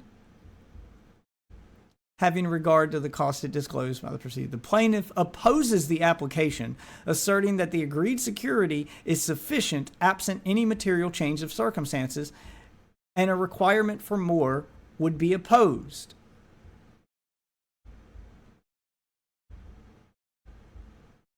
This doesn't prove anything. It still sounds like you're trying to get it thrown out. I'm sorry, it sounds like you're trying to get it thrown out on the basis that Billy didn't give you enough money to fight him, so it should be thrown out. He gave me $50,000 and that wasn't enough, so Your Honor, I can't continue to fight this. He screwed me over. We made a compromise and it wasn't enough. I need more, and if he doesn't give it to me, you should throw it out. That's what this is saying. Submitted an application to require Billy to put down more money as security in the event he loses the lawsuit. Billy is not an Australian citizen, and as such, recovery of any money would be more difficult. So we made the court require him to put up extra money as bond because he refused. And if he can't pay the bond, the case gets thrown out. But you guys already agreed on a price before the trial started, which was $50,000. The fact that you came back later and asked for more is why he calls it a Hail Mary attempt to get things dismissed. Because that's what it was. You Darth Vadered him. You altered the deal. Pray I don't alter it further. That's what you did, man. Every time you show something that tries to make Billy look bad, it makes you look like a fucking supervillain. And the judge agreed with us and forced him to pay an extra $15,000. No, the judge didn't agree with you. It sounds like the judge compromised. I'm willing to bet there was a negotiation there and that both sides agreed. That $50,000, Billy said $50,000 was too much. And it sounds like there was an argument between your lawyers. And then you guys settled on $15,000. Because Billy probably just said, fuck it, fine, we'll give him a little bit extra. This isn't worth fighting over. That's not the judge agreeing. That's your two lawyers negotiating a price. This was a negotiation. You didn't get $50,000. The judge did not agree with you. You just lied. The judge did not agree with you that you need $50,000 more dollars. You got 15. The judge didn't pull that number out of his ass. You guys negotiated. What does this have? Wait, what's the rest of it say? Oh, it's the same thing. Agreed with us and forced him to pay an extra $15,000. And the way you're representing it, like Billy didn't have a say in the matter and he was forced. No, you guys negotiated first and he agreed. That's not him being forced. If he had to pay the full $50,000 after he opposed it and was denied his opposition, that would be forced. But that's not what fucking happened. What does this have to do with dismissing the lawsuit? I just explained that. It very obviously was you trying to get it dismissed in a roundabout way. It has nothing to do with dismissing the... But you're banking on the fact that your audience also doesn't know how court works, so you can just read the paperwork at face value and represent it as being, nope, it only means what it says on the paper and nothing more. Fuck me, dude.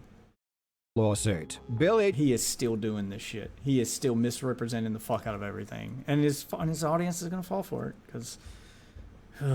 just puts this random order on screen, cuts off the bottom right where it shows what the order is about. Kind of like you just put something on screen and cut out everything around it to prove your point. Crazy how people do that, right? And claims I made an application to dismiss the lawsuit. You did. It's just a huge lie. It's not.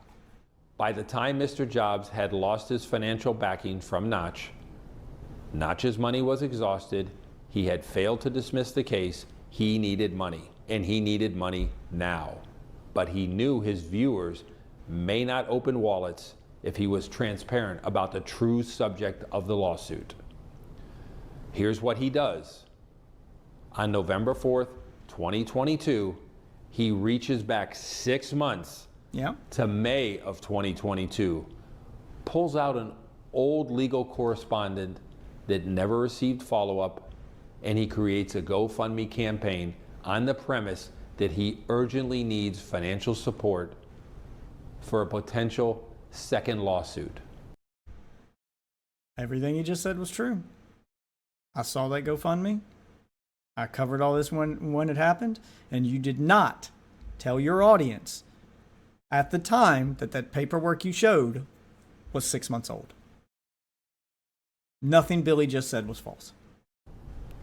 Karl, I do not accept the fact that you generally woke up 6 months after the last correspondence and also after your financial support ran out from Notch, and you suddenly felt the need to crowdfund for a potential second lawsuit.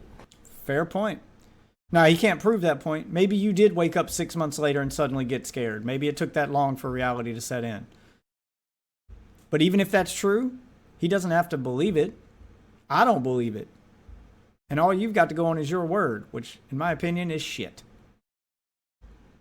Sorry, it just doesn't sound plausible that it took you 6 months to become scared of a lawsuit and need money for it.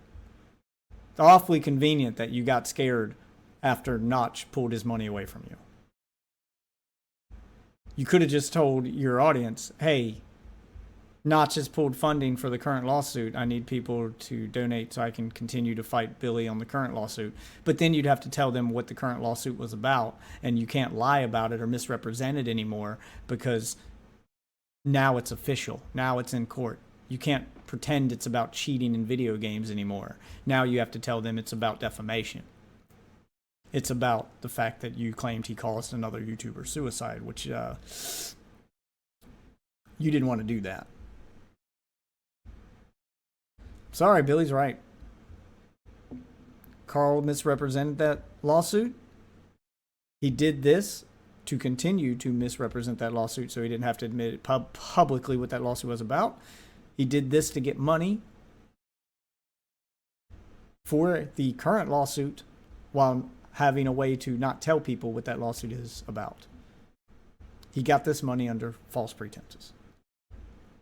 I don't believe that Karl thought a second lawsuit was coming. He had no reason to believe it.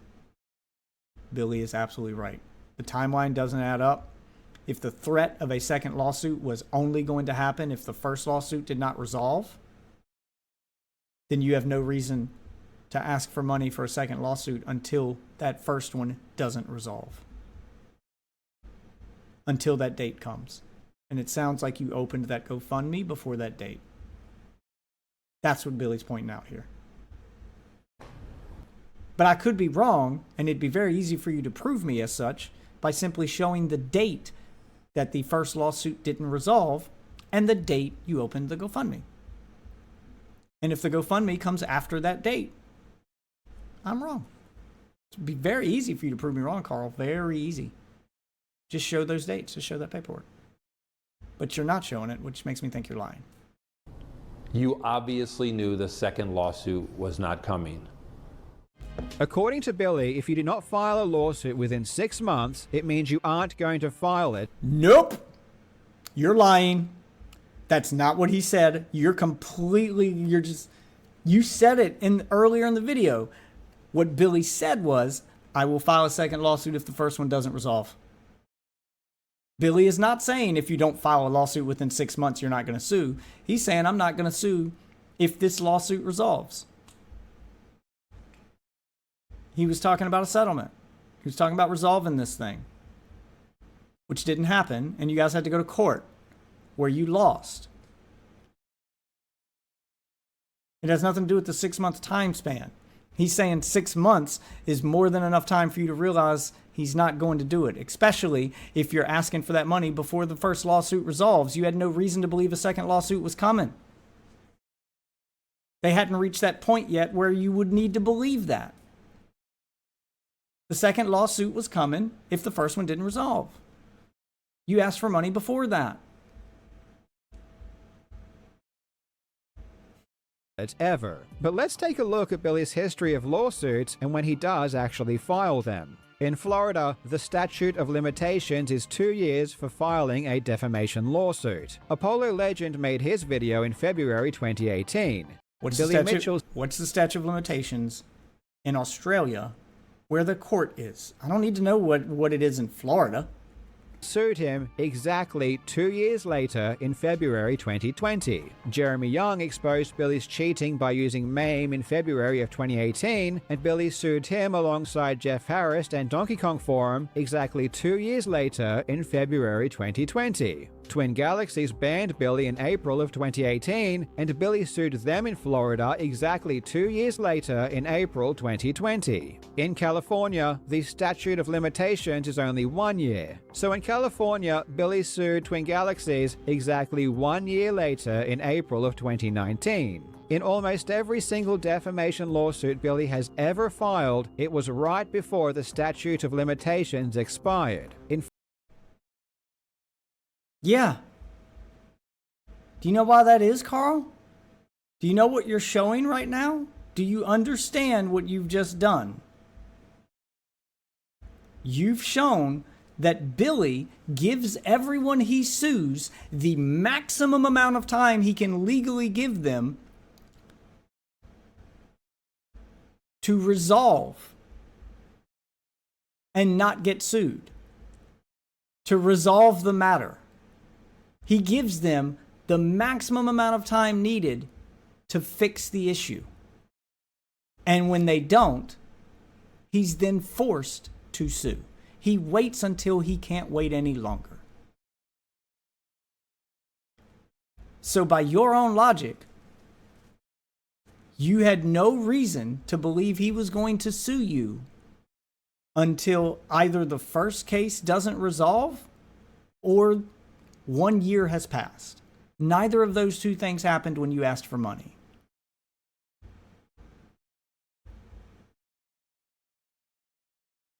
You showing that he has a track record of waiting until the last possible minute to sue only proves that you had 6 more months to resolve the case you were currently in before you needed to open a GoFundMe. And you opened the GoFundMe anyway. It just showed that you opened a GoFundMe 6 months before you needed to. That's all you've proven here. In fact, the fastest lawsuit Billy ever filed was his original lawsuit against me. But even then, that was 4 months later, not immediately. The statute of limitations in my state is 1 year, and he has that entire year to file. This notion that if you don't file something immediately, it means you aren't going to file it at all is just fucking stupid. It's a good thing that's not the notion he was making. But here is where you can tell Billy is truly evil. Oh my God, he's evil now. You sound like a fucking supervillain. And we're calling this man evil because he might have cheated in a video game 30 years ago. What the fuck is wrong with this guy? That's right. When it comes to online influencers, guys, Billy is truly evil. It's Billy, the guy who might have cheated in Donkey Kong. Is it the guy who supports terrorism on Twitch? No. It's not that guy. Is it one of his orbiters that sent human skulls to another person's house as a death threat? No. Human remains, actual human remains they sent to this man's house. 2 skulls. They're not evil. No. The ones who... Was it the guy who started rumors about the condition of this man's house, leading to people calling CPS to get his children taken away? The online influencer who then made merchandise about the fact that CPS got called and rubbed it in? No, he's not evil. Not that guy. But the guy who might have cheated in Donkey Kong, allegedly, 30 years ago. That guy's evil. You sound like a crazy person, Karl. You should be in a padded room. And I realize you may take what I just said as defamation because you're going to take it literally. And I'd be worried you were going to sue me if you weren't broke. You got nothing left to sell. So I'm not worried. Billy just sits there and nonchalantly describes how he had his lawyer create a second complaint and then sent that to my lawyers and told us he would be suing us again as if it's no big deal. I mean, it's just a little second lawsuit. What's the big fuss about? I promise you, you cannot appreciate how stressful a lawsuit is until you are sued. I could try to convey it in words what it's like, but it would never do it justice. It's one of the worst things you could ever go through, and it lasts for years and costs hundreds of thousands of dollars. Just ask anyone who's ever been sued. Now, what you really couldn't imagine is going through an existing lawsuit and then being told you're going to be sued again. And this wasn't just an idle threat. This was Billy's lawyer sending us the physical complaint and saying that he had instructions to file it. It was literally the most stressful thing I've ever experienced in my entire life. Billy... Oh, you poor baby. Oh, man, you just sweated for 6 months before opening your GoFundMe about it. Whew. I mean, you had that letter 6 months ago. You could have, if you were really that scared, you could have opened it sooner. But you let yourself be scared for 6 whole months before asking for money? Ah, man, must have been super stressful. Jesus Christ, how does anyone believe a word that comes out of this guy's mouth? Billy sits there and doesn't even realize that by him explaining that he sent a second lawsuit and told us that it would be filed and then changed his mind at some point and decided not to tell me and my family is one of the most disgusting and pure evil things he has ever done. It was... You know people can tell you things with their actions, Karl. Right? It sounds like he did a lot to tell you. He told you exactly when he'd sue you, when this lawsuit didn't resolve. And then, when it didn't resolve, after you opened your GoFundMe, by the way, he still didn't sue you. I don't understand how being shown mercy makes a man evil. Because it sounds like that's what he did, was show you a little mercy after already winning the first lawsuit. Was an outright abuse of the legal system, and it was done just to cause as much psychological damage as possible. Well, congratulations, it worked. I could not handle the ongoing stress of the impending second lawsuit, so I asked the public for help. I didn't ask immediately because I don't like asking for money, and I never wanted to. But the reality is that if Billy filed the second lawsuit, we would have been financially destroyed. There was no way we could afford 2 lawsuits. And the constant stress of having to deal with multiple lawsuits hanging above not just my head, but my... Ooh, careful. Careful, Billy's lawsuits causing stress. That's making the claim that has the effect that has on a person. That's the kind of thing that landed you in court in the first place. Careful, Karl. The wife said as well was too much, and I eventually created a GoFundMe. Was too much, and see, that could end. You could end that sentence the same way you claim it ended for Apollo Legend, the thing you went to court over. Ooh, you are flying dangerously close to the sun right now, Karl. To alleviate the stress. You obviously knew the second lawsuit was not coming, or at the very least, you were unsure if it ever was. You created a GoFundMe campaign with the knowledge and intent to fund the existing lawsuit on false premises. Period. End of paragraph. Billy asserts he doesn't believe I ever thought it was ever coming. Well, apparently he was pretty convincing, because it wasn't just me who thought that, it was my lawyers as well. Now, do me a favor, and quickly read this Discord exchange. Do you think I'm telling the truth here, or joking? What about now? Do you think I'm being serious, or joking around? What was the first one? I wasn't looking. Do you ever run scripts for videos like this past a lawyer? No, I don't, because fuck lawyers and what they think. If I want to say something, I will say it. Fuck letting other people tell you what to do. A lawyer will always tell you to say nothing. Who wants to live by that principle? Do we think you were being serious? Is that the question? Yes. Do you know why I think you were being serious and not joking in this Discord messages? Because your actions after this message matched what you said in the message.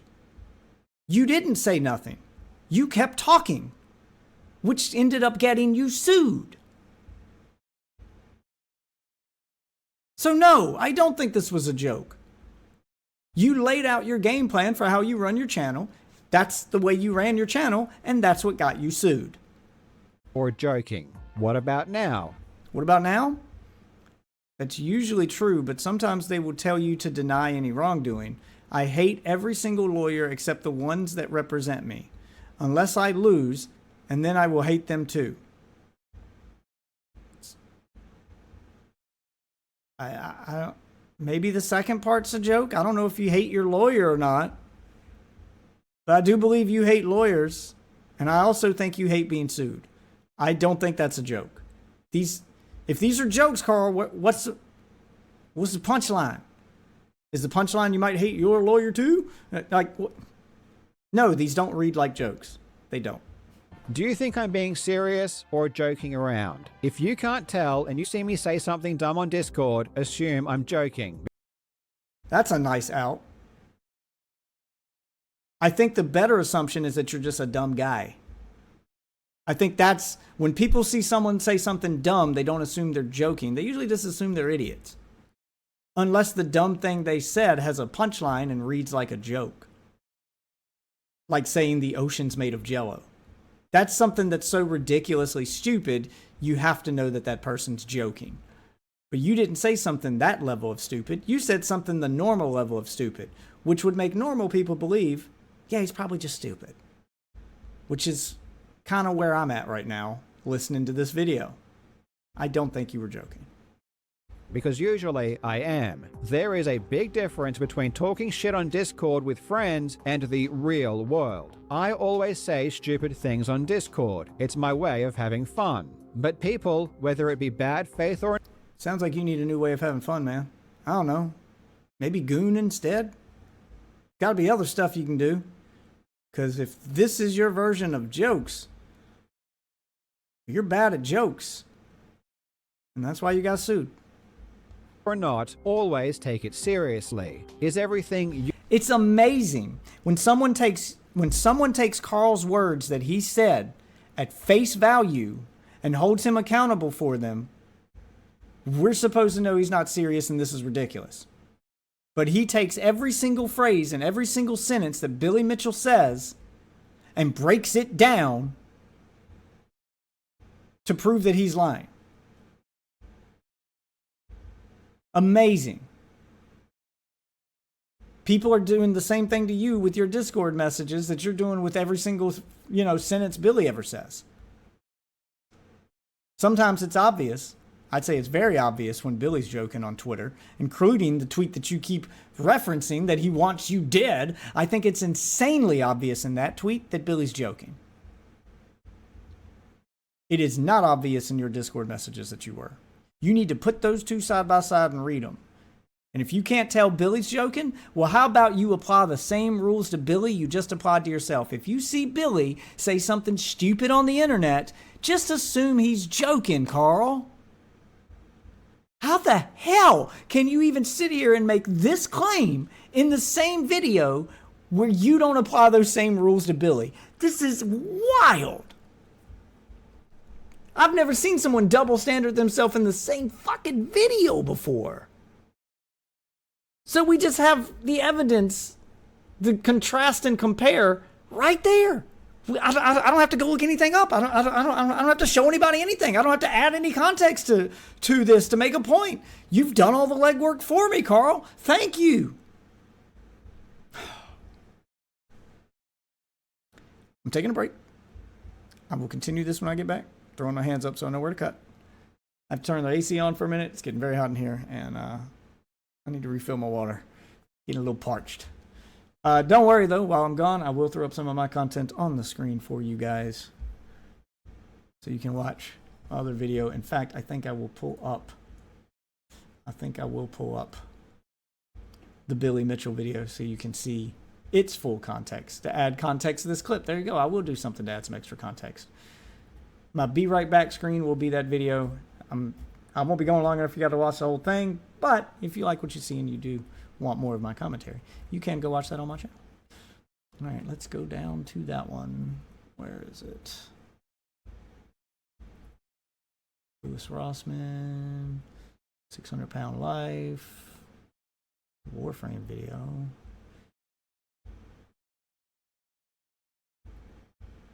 Karl Jobs wants to get you laid.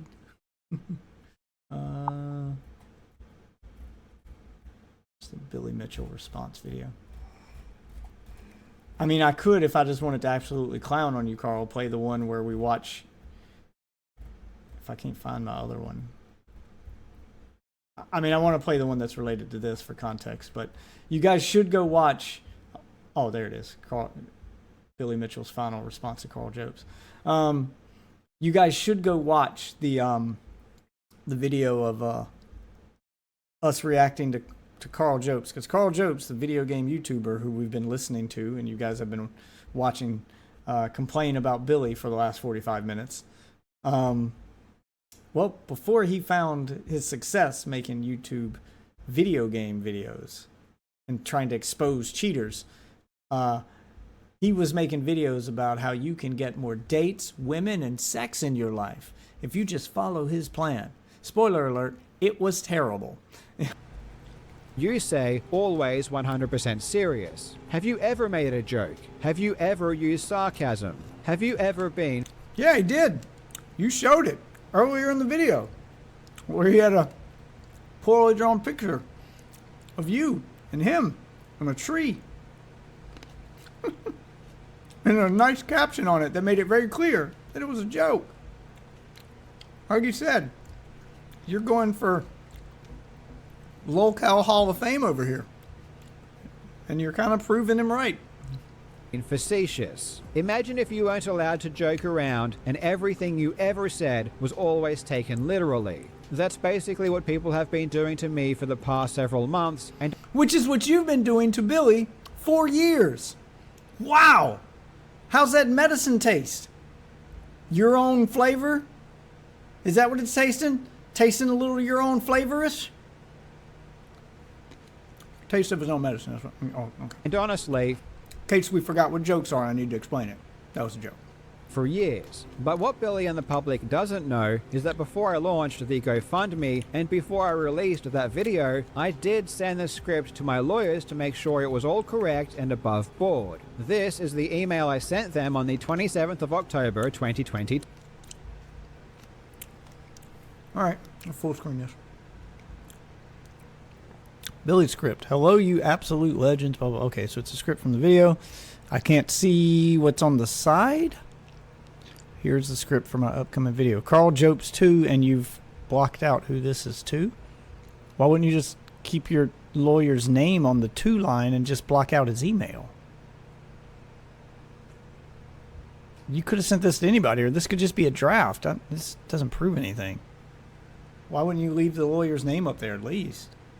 This just shows you wrote an email. This doesn't show you sent it to anybody. This is just showing you wrote an email. Why is the 2 line blank? Huh. Also,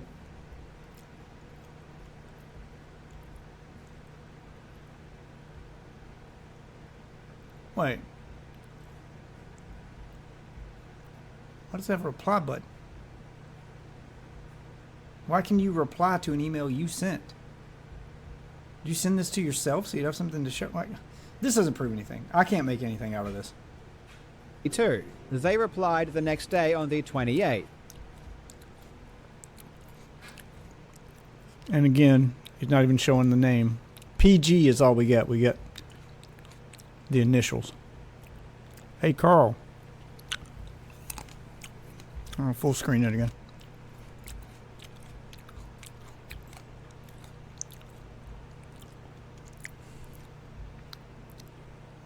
Thanks for consulting the script. I've highlighted. Okay, it looks like he highlighted parts of it.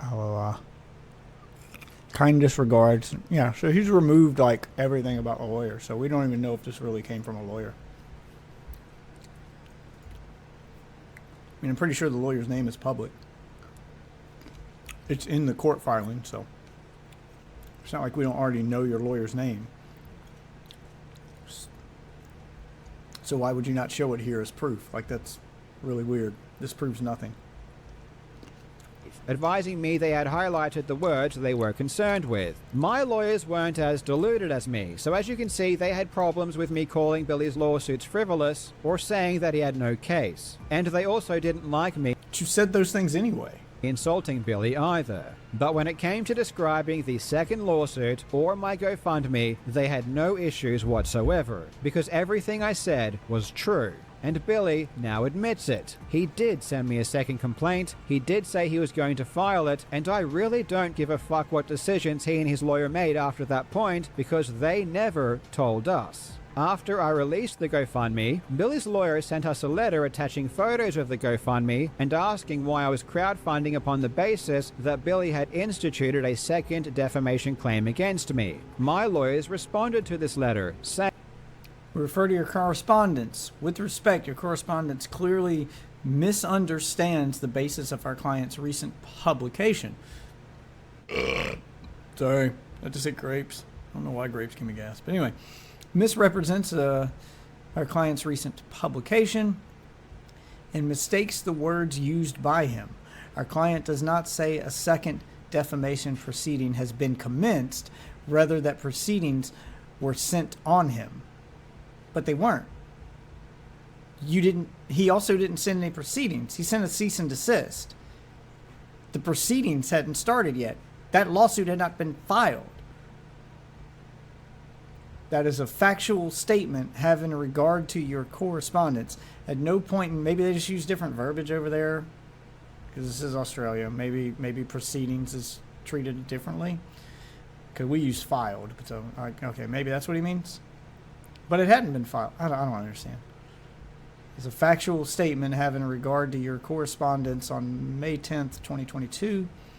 At no point in time has our client withdrawn the threat of commencing has your client withdrawn the threat of commencing the proceeding. Okay, so the threat of filing, yeah, they just use different verbiage there. Foreshadowed in your correspondence. Yeah, but you're also leaving out the point where he says exactly when that threat would commence, and it's after the first lawsuit doesn't resolve.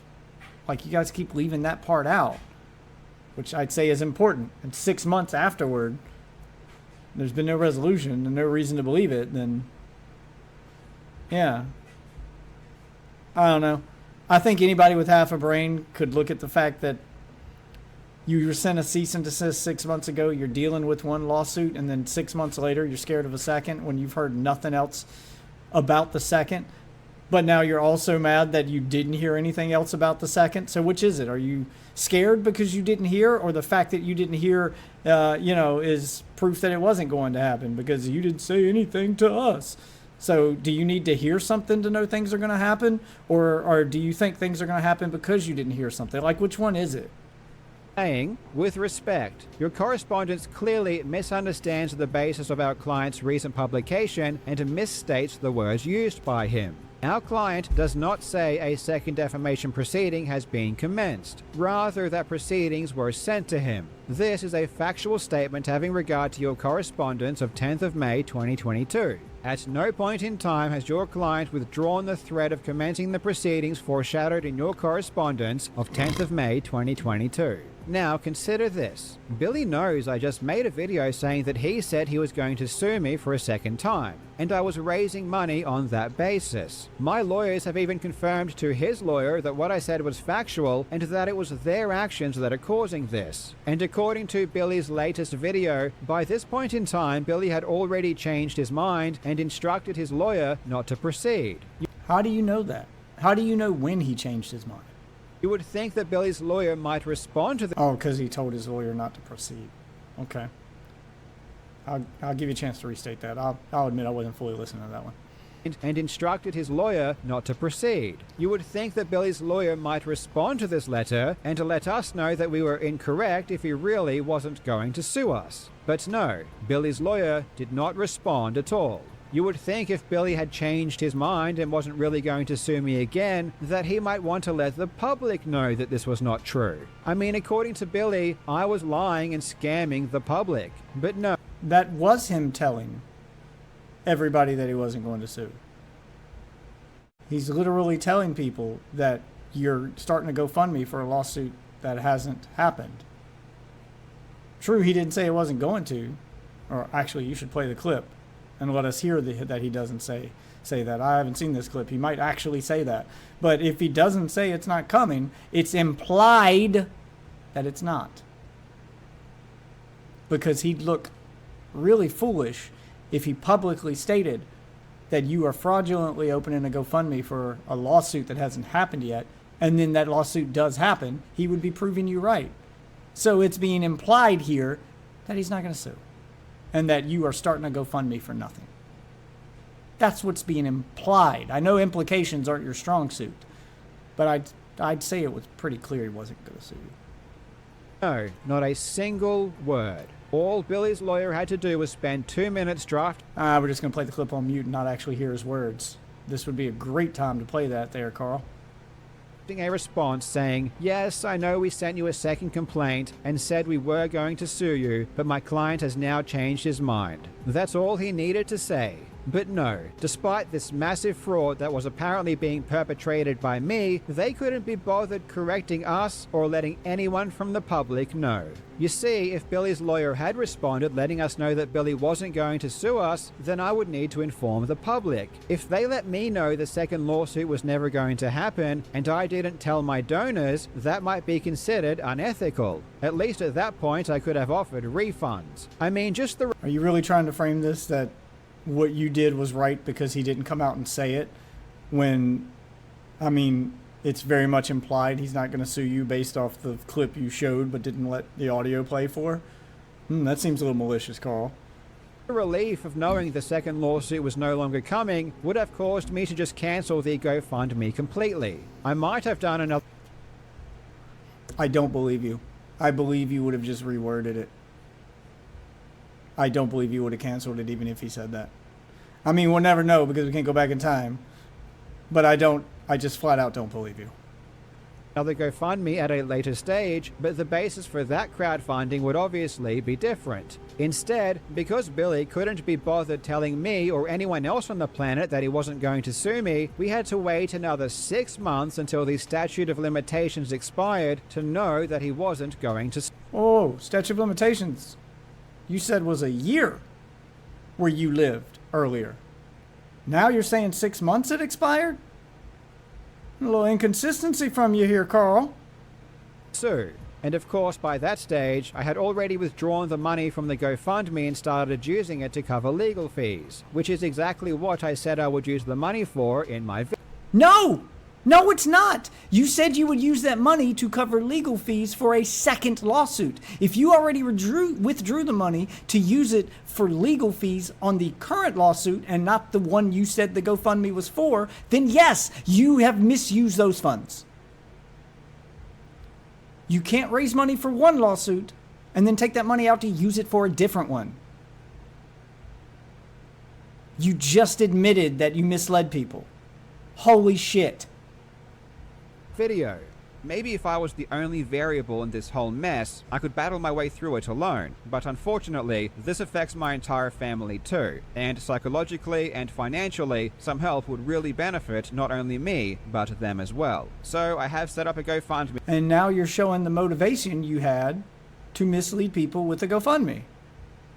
This is like Denham's level of self-owning. What is he doing? To help with my fight against Billy Mitchell, and any help would be immensely appreciated. This GoFundMe is set to cover the rest of my existing lawsuit, plus the new lawsuit that Billy Mitchell says he will be filing, plus having to deal with all of the other bullshit threats that come my way. Billy didn't correct me or advise me he had changed his mind because he wanted me to believe that he was going to sue me. Billy uses the legal system as a weapon.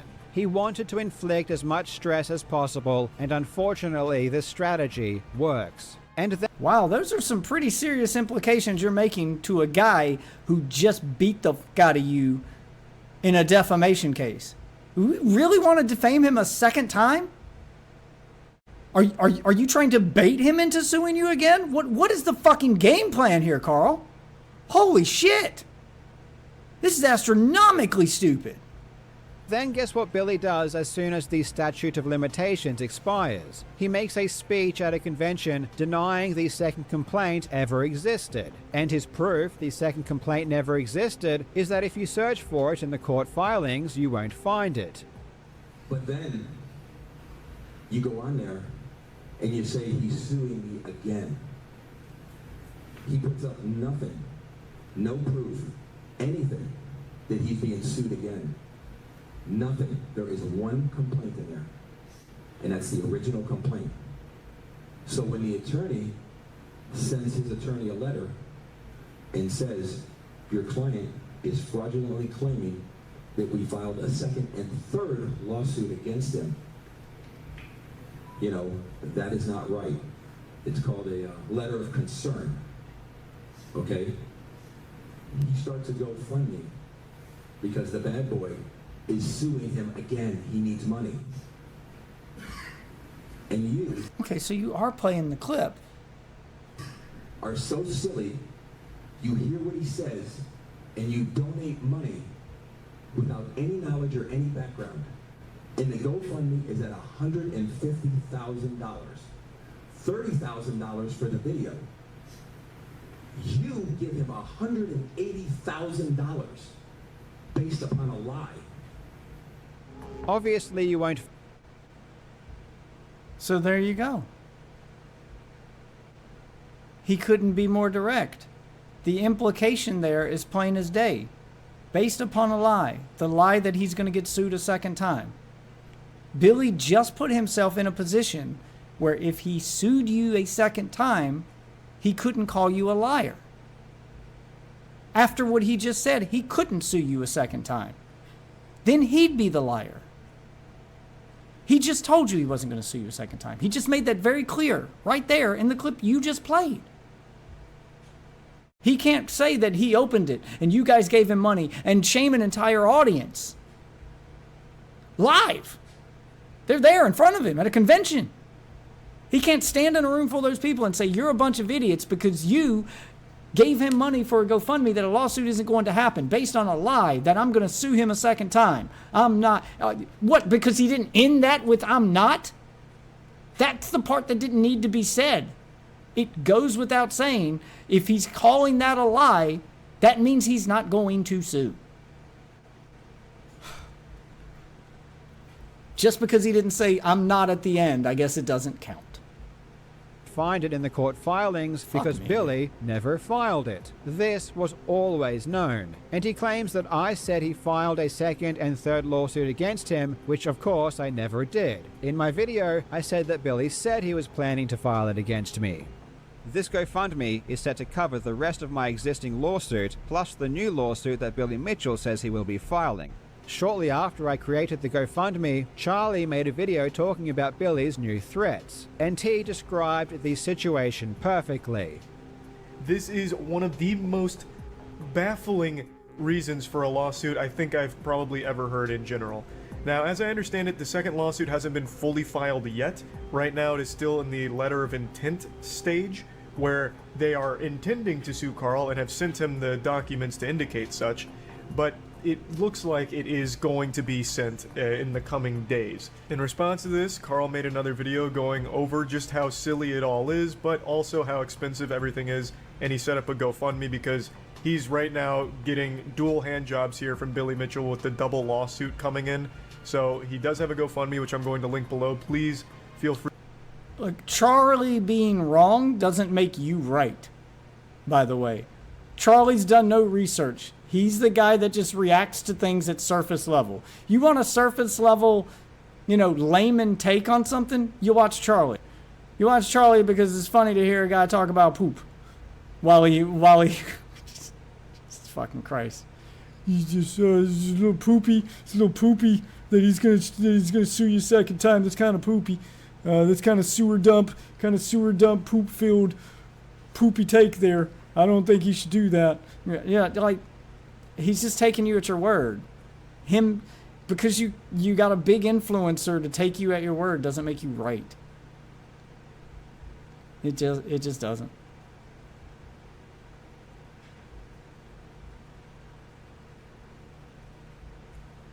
Free to support him if you'd like to help Karl against an absolutely ruthless villain here. He clearly says the second lawsuit isn't filed yet, just that they were intending to. And he promotes... I'm sorry. Yeah, I did sound like him too, didn't I? It was a good impression. But yeah, I mean, look, every gamer at the time was going to agree with you because you did a really good job of convincing the internet that Billy is a villain.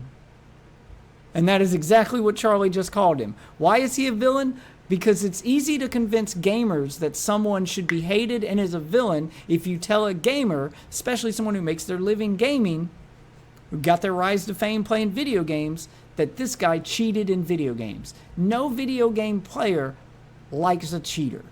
We all hate them. One glance at any multiplayer shooter forum or fighting game forum or any game with multiplayer will just show you how much people hate cheaters and how they ruin the experience for everybody else. So if you tell them that somebody got a world record and they cheated to get it, yeah, everyone's going to treat them like they're a villain. The problem is you got no proof of it.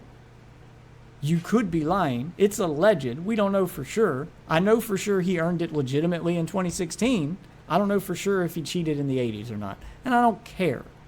But none of these people like Charlie know all of that extra context. All they know is the stuff you put in your videos because he's reacting to one of your videos.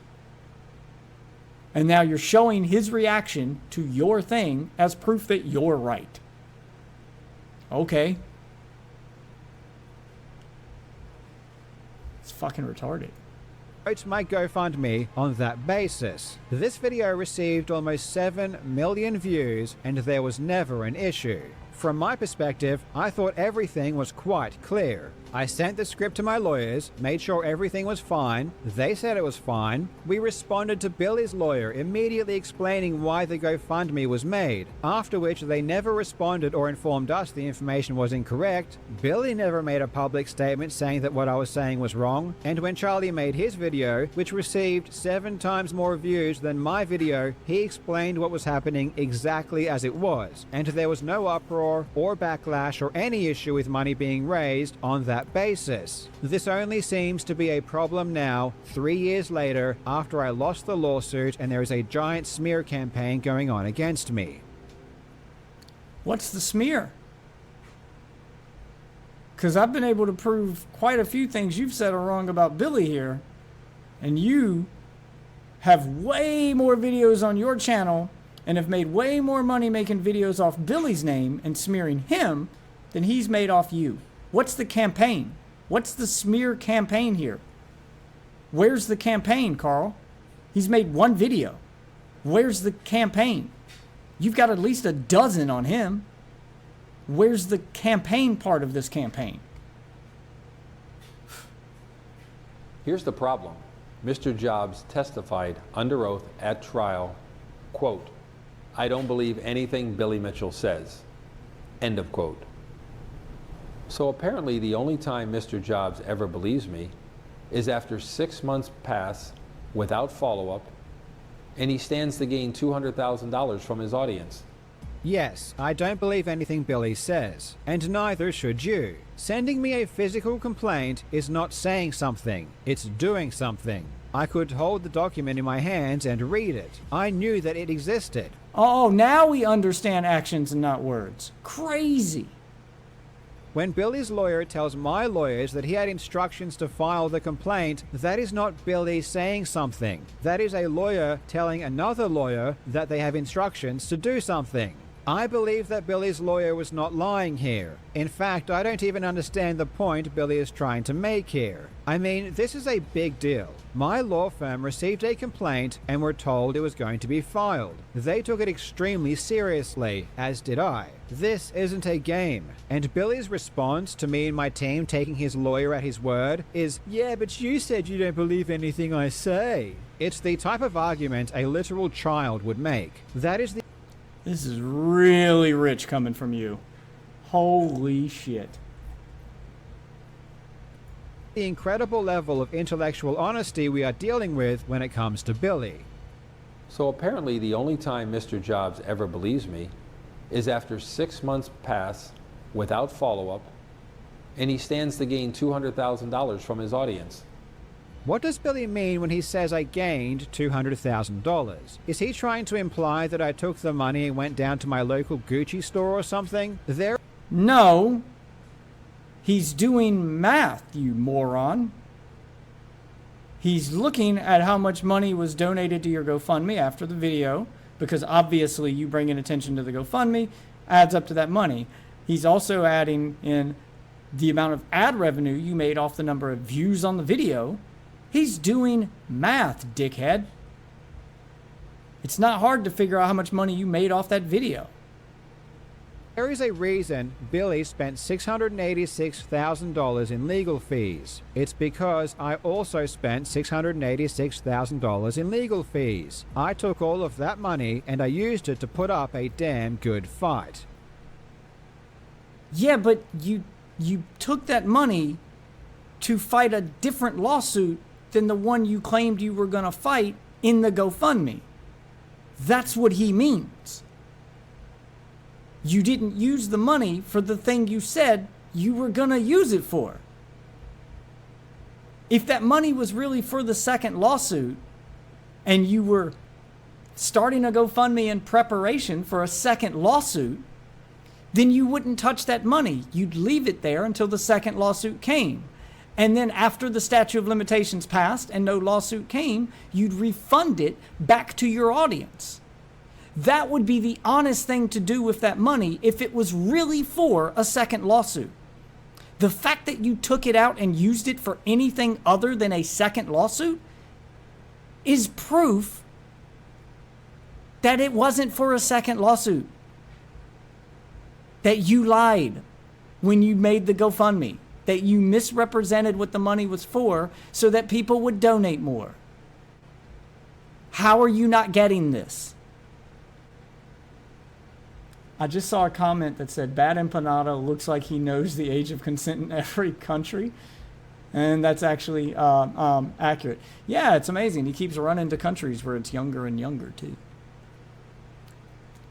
These are comments for a different video of a different time. Trust me, I got something on Bad Empanada coming. To be completely transparent, the total amount of funds that Notch provided me was $300,000. And what I am deeply appreciative of, and will never ever forget, is that even after I lost, Notch was still very supportive. I mean, after Billy, Notch spent the most money out of anyone. It is because of Notch and because of the GoFundMe donors that I was able to stand up to Billy like I did. I didn't do things cheaply. I did as much as I could. I spent $150,000 of my own money as well, on top of the money I received. Wait a minute. We're going to do math. 668, I'll round up to $670,000. Okay. $670,000 minus $300,000 from Notch, minus $150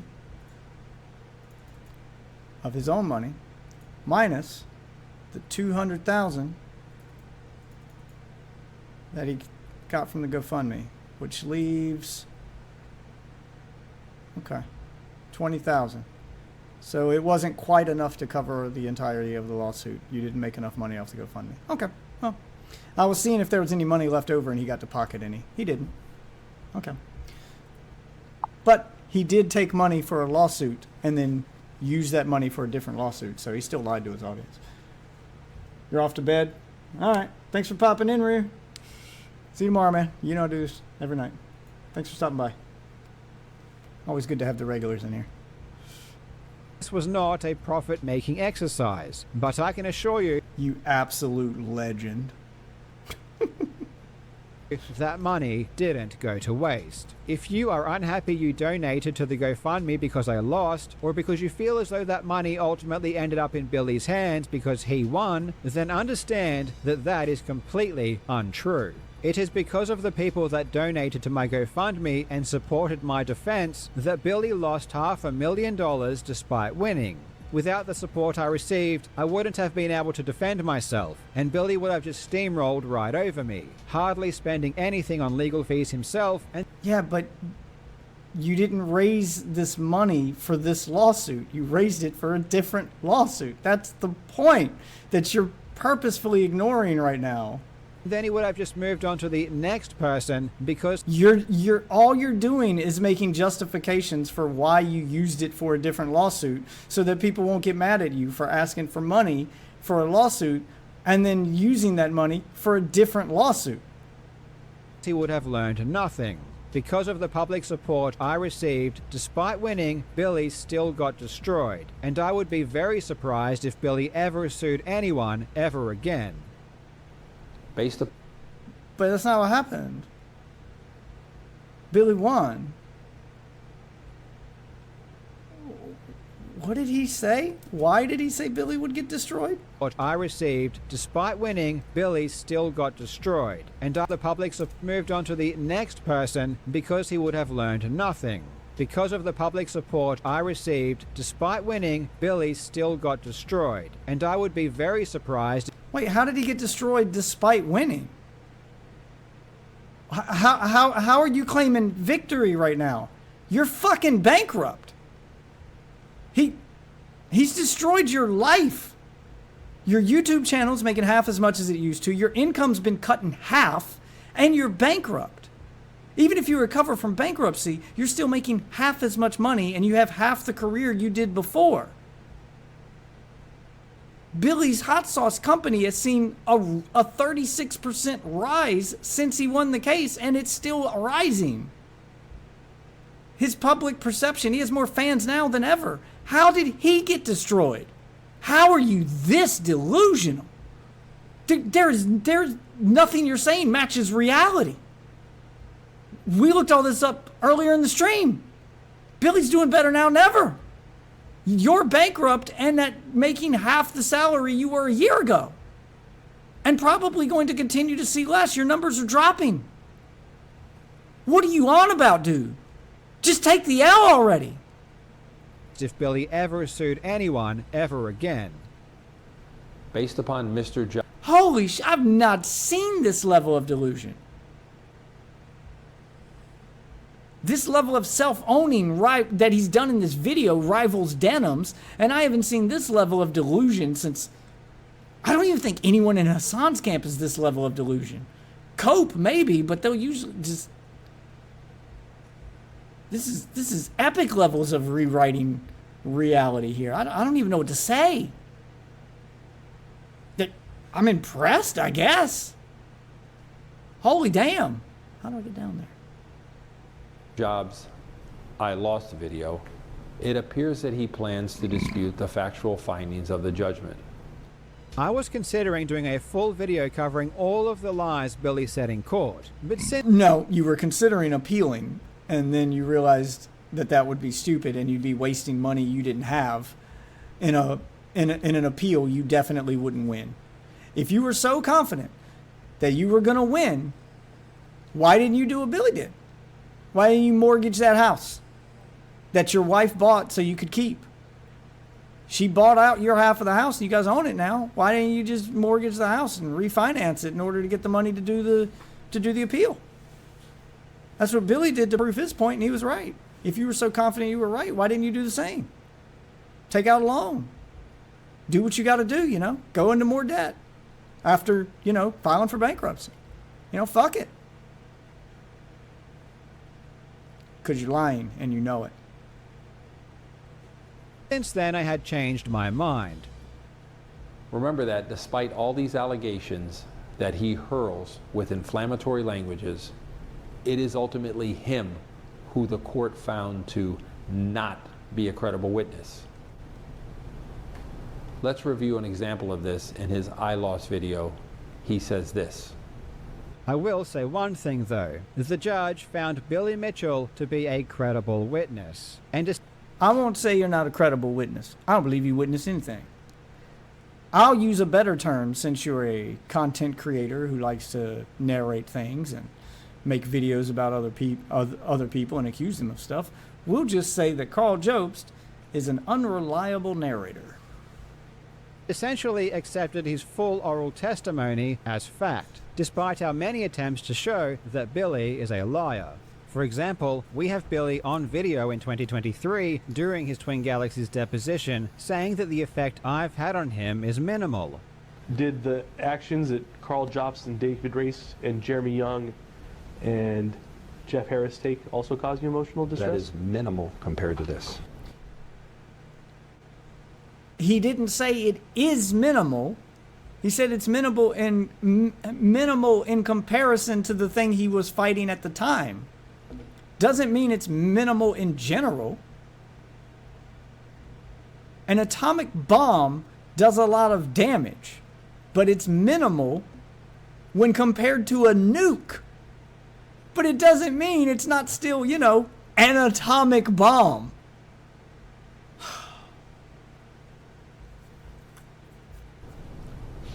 At that moment in my deposition, I was discussing the allegations related to video games, not Apollo Legend. This is entirely false. No, it's not. You see, in my video, I shortened the clip for brevity's sake, but let's listen to what was said immediately beforehand. Are there any alternative stressors that you've had in your life that are affecting you now? Just this, and what is a result of this? Oh, and the other lawsuits, so right? Oh, you mean like things that resulted from this, like Karl Jobst and David Race? Yes, very much. They're also causing you emotional distress? Well, they're not making me happy. No, I'm asking though, did the actions that Karl Jobst and David Race and Jeremy Young and Jeff Harris take also cause you emotional distress? That is minimal compared to this. It all stems from the same thing, Karl. How are you not putting it together? He said, oh, you mean things that happened as a result of this? He's staying focused on the lawsuit he's in a deposition for, which is, you know, what you do in a deposition. They're looking for you to say something else is the problem and not the thing you're suing for so they can use it against you. He'd be foolish to say anything other than that in a deposition. Why? Because this is where it all began. As you can see, they were discussing lawsuits, not lawsuits, plural. Billy stayed focused on the singular lawsuit he's in this video. They're trying to get him to talk about other lawsuits to use against him in this one. This is why Billy wins his lawsuits. video games, lawsuits. Billy likes to lie and say whatever will help him in any particular context, even if it will hurt him in a different context. In his deposition, the lawyer asked, "Is there any other stresses that are affecting you now?" Billy says no, because in the Twin Galaxies lawsuit, he says, no, do you mean stressors that happened as a result of this? He brought it back to the lawsuit he's currently in. You guys wouldn't be saying what you were saying if it weren't for this. That's his point. He kept bringing the focus back to this lawsuit as being the root of his stress. There are other stressors, but those stressors all stem from a singular point. That's why, okay. He wants to make it seem like Twin Galaxies was doing all of the damage. Are there any alternative stressors that you had in your life? It's the domino effect. They were the first domino.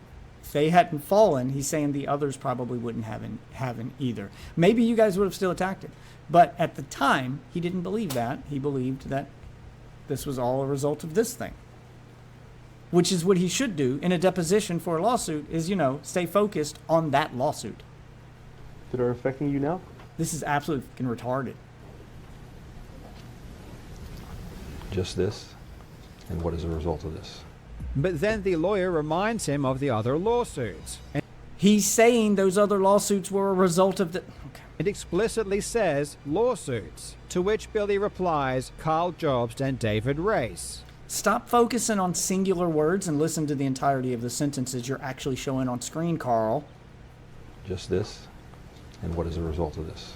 Oh, and the other lawsuits, so right? Oh, you mean like things that resulted from this, like Karl Jobst and David? He even clarifies. You mean things that resulted of this, like you, Karl? How are you missing this? Race? Now, both of these lawsuits have nothing to do with video games, as admitted by Billy Mitchell himself. And Billy even shows a clip of himself saying, my lawsuit has nothing to do with video games. Your obsession with him has to do with video games. If it weren't for that lawsuit and your coverage of it, you wouldn't have been on his radar and you wouldn't have become his online stalker. Therefore, he wouldn't have had to sue you. I'm sorry I have to break down chain of events and how timelines work, but that's what he's saying. That if this lawsuit hadn't happened, all of the fallout surrounding it wouldn't have either. Those dominoes would not have fallen. What about Karl Jobst? Why are you suing him? Karl Jobst has nothing to do with video games. He's being sued because he's blaming the death of an individual, Apollo legend, on me. Are you suing him for defamation for making that claim? Has nothing to do with video games.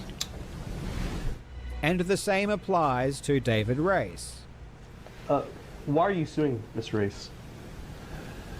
I'm suing him because he illegally recorded 27 phone calls between he and I. The line of phone calls that would not have been made if he wasn't investigating video game cheating. He's suing you for comments you made in videos where you were investigating him for video game cheating, which all stemmed from this lawsuit.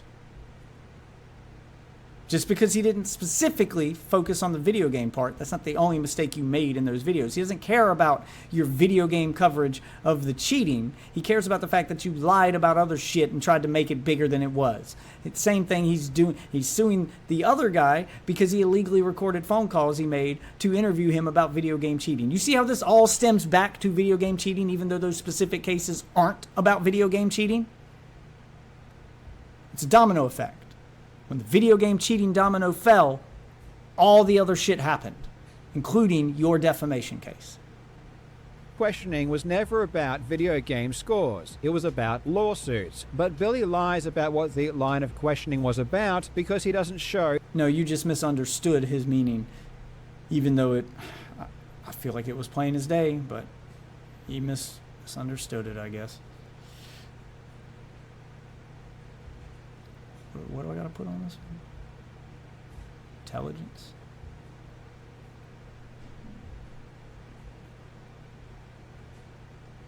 The full context. Despite hearing my explanation, my deposition testimony at the trial, and despite reading the judgment's reasoning for accepting my testimony on this issue, he just omits everything and presents his position as fact. It would take about 10 hours to cover all of the lies Billy spouted during our trial. I might do a full... Misunderstandings aren't lies, Karl. You misunderstood what he was saying. I think it was pretty clear he was trying to stay focused on the lawsuit he was at, and he was trying to hone in on the fact that this lawsuit has led to a lot of other shit that could have been avoided had you not been suing me over cheating, which he was fighting to prove he didn't do. I think that's the point. Full video in the a point I thought was pretty fucking clear. Future, but I'm really not sure how many people want to hear my side of the story at this point, so I don't know if I ever will. But oh, please do. I'm enjoying this content because your side of the story is fucking retarded. Let me give you a few quick examples, seeing as though Billy decided to bring it up. Let's talk about appearances. In my trial, Billy claimed that the Twin Galaxies announcement, the one he sued them for over $1 million, made him lose one appearance. Now, after Twin Galaxies made that announcement, Was there any impact on the number of appearances you were receiving or invitations to do appearances? The announcement hurt me for a short time. There was, I mean, off the top of my head, I can think of one place that called and canceled. Mm-hmm. There were a couple that just stopped communicating. But as far as the number of appearances that I got, no. Okay, so since you missed what he said there and what he was trying to convey, he said a number of them just stopped responding. So yes, he had one confirmed appearance that he lost. But every single one of those businesses that stopped responding could have been a potential appearance that he could have got. He missed out on potential opportunities because of it. Now, he can't say for certain under oath that they would have led to appearances. They could have, and now they definitely won't. So that still sucks. A single appearance. And in that lawsuit, he claimed he lost all of these appearances. He even specifically claimed in... Because each one of those are the businesses that ghosted him. And he could have gotten in touch with them after that court appearance to see if they were open to an appearance in the past and now they're not. And if any of them said yes, they probably got added. He's adding all the potential appearances he could have got. And I mean, why wouldn't he? Lost opportunities are lost opportunities, man. My trial that the Midwest Gaming Expo and the Southern Fried Gaming Expo kept their agreements they had in place. Some places, immediately after that Midwest Classic Gaming Expo and the Southern Fried Gaming Expo, they kept their agreements that they had in place with me. But in the lawsuit against Twin Galaxies, he specifically claimed that he lost those appearances. The point is that he was trying to downplay the damage that Twin Galaxies did in order to claim that his reputation was fantastic at the time that I made my video, and it was entirely my fault that he could no longer get appearances. In my trial, he said that up until my video, he was doing 15 to 20 appearances per year, but after my video, he was only able to do one. And so after the Guinness publication, do you recall how many events you would be doing each year at that time? Yes, during that time, like I said before,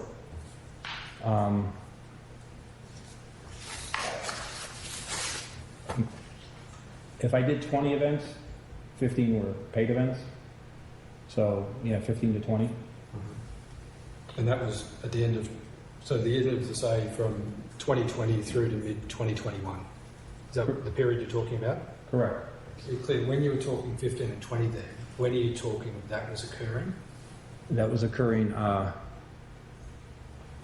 until, May of 2021. Right, and so come back, after May 2021, how many paid appearances have you made at these conventions or expos?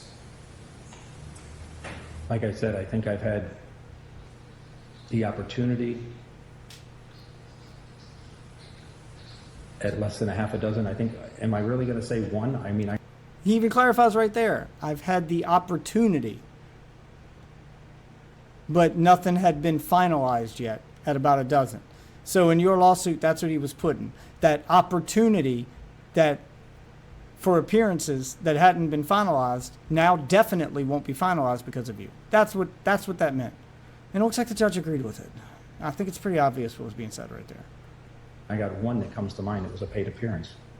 But the reality is that Billy made 0 appearances in the 12 months before my video. His last appearance before my video was January 2020, and he had not done a single appearance since then. His first appearance since January 2020 was an appearance at the Music City Multicon in October 2021. Listen to this news report from that same event. Man dubbed the video game player of the century was in Lebanon this weekend. At Music City Multicon, Billy Mitchell set out to beat every level of Pac-Man and also walk away with a perfect score.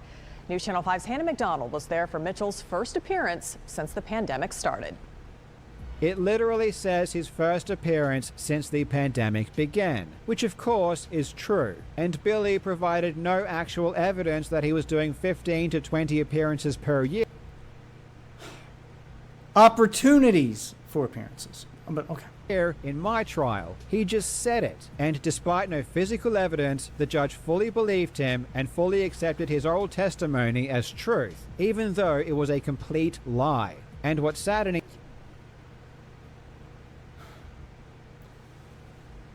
he has conversations with businesses that stopped after what you did. It is reasonable to believe that those conversations may have led to appearances, but since those conversations stopped, they definitely wouldn't. That is how the judge interpreted that. That does not make it a lie. You can't say for certain if it was a lie either. We don't know if those conversations would have led to appearances. Not for certain, because that timeline didn't happen. But Billy seems to believe that they would have. He felt good about the conversations he had. He had a good relationship with these places and felt like they were on their way to turning into appearances. So we can either believe the guy on the internet from the judge's perspective. He has to go with what Billy says and what you say and put those two things into reference. Now, he can either believe the guy from the internet who's never met Billy in person, is obsessed about his cheating on one video game from 30 years ago, and has had zero contact with these businesses, or he can believe Billy, who has made money doing appearances in the past. It's not out of the question that he would do more, and was in talks with businesses trying to set up appearances. That talks that suddenly stopped after you. So I can see why the judge would come to the conclusion that your intervention into those conversations, that your influence led to those conversations stopping. And without those conversations, there's zero chance of an appearance. Even if the chance Billy had of turning those conversations into an appearance was only 10%, a 10% chance of an appearance is still better than a 0% chance. So you still took the potential away from it. There's no denying that. To me is that I told my barrister to show this news clip which proves Billy was lying, but he refused to do so. And because that's not what this clip does. Another example, and of course this isn't an exhaustive list, is John Weeks. Billy showed this email in court, which is apparently from John Weeks apologizing for not being able to host Billy at his pinball auction due to my video. And he testified that he lost this gig because of me. Did you receive any contact from people that had already engaged you to appear at events or conferences or expos? Mr. John Weeks. Now, who's Mr. Weeks? John Weeks is the owner of the Museum of Pinball in Southern California, city of Banning. He had the world's largest collection of pinball machines, and he had arcade games, and he had, for a considerable time, planned on liquidating. And he said he wanted me to host the auction for all of that. It was over 1,700 machines, and it was valued at $7 million. And we wrestled back and forth, and we agreed on $50,000. Okay, so that was an agreement you had in place when these videos by Yes. Mr. Jobs were published in May and June of 2021? Correct. Okay, did Mr. Weeks contact you after? He contacted me in July. Right, and what did he say to you in July? In July, he told me that as a business decision, he felt he needed to cancel our agreement. And he specifically mentioned, or the specific reason was because of the negativity surrounding me because of the Karl Jobs allegations. I think that's an exact quote to what he said. Did Mr. So that guy flat out says that potential, that we hadn't set it up yet, we hadn't made it official, but that potential for you to come and make an appearance here, off the table now. Mr. Weeks write to you subsequently at all? Afterwards, I mean, I pleaded with him otherwise, you know, I tried to do what I could do, and I tried to call him back again, but eventually he sent me an email. However, in the Twin Galaxies deposition, he said that John Weeks canceled because of Twin Galaxies. Who else told you that they're canceling your appearance because of the accusations against you? John Weeks in California. He said because of the allegations against you, not because of Twin Galaxies. Karl, who made those accusations? Was it only Twin Galaxies that made those accusations? Or were other people megaphoning them over the internet? You can't say for certain he's referencing Twin Galaxies here or you. Both of you made those allegations. His statement could easily apply to you or Twin Galaxies. Or maybe both. It could be both. You both accused him of the same thing. The more people that make an allegation, the more businesses like that want to stay away from you.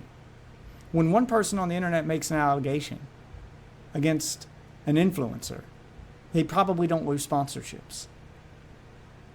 But when a bunch of people start making that allegation, well, then the sponsor looks at them and goes, ooh, you got kind of a bad rep right now. Maybe we don't work with you this week. Come on, Karl. John Weeks? Yeah. Where? What's that for? You are fucking reaching right now. Museum of Pinball. And apparently the fee was going to be $50,000, which is ridiculous and not indicative of what Billy normally receives, as per his Twin Galaxies filings. But it gets even more stupid, because Billy did attend the auction. There is even a news article that shows he was there. Here is a nice picture of Billy promoting it, saying, influential video game legend Billy Mitchell was on hand during the auction at the Museum of Pinball in Banning, September 24, 2021. The email is dated 28th of September 2021. So apparently, even though Billy was at the event and was helping to promote it publicly alongside John Weeks, Mr. Weeks felt the need to email Billy 4 days later, apologizing for not being able to host him at the event. And of course, the judge accepted that this email was sufficient evidence to confirm that my video had damaged Billy's reputation, even though it's obviously a fake email because Billy was literally photographed at the event helping to host it.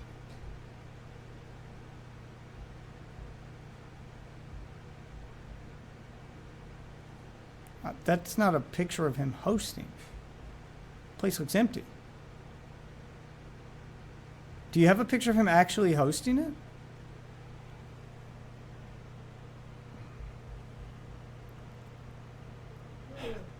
Video game legend Billy Mitchell was on hand during the auction. It doesn't say he was hosting it. Maybe that's what Billy's referring to. Maybe he went there and he was supposed to host it and they, broke the news to him that he's not going to. Maybe plans changed for some reason. I feel like there's some context missing here, man. I told my barrister to press Billy on this and show him the article, and he again refused.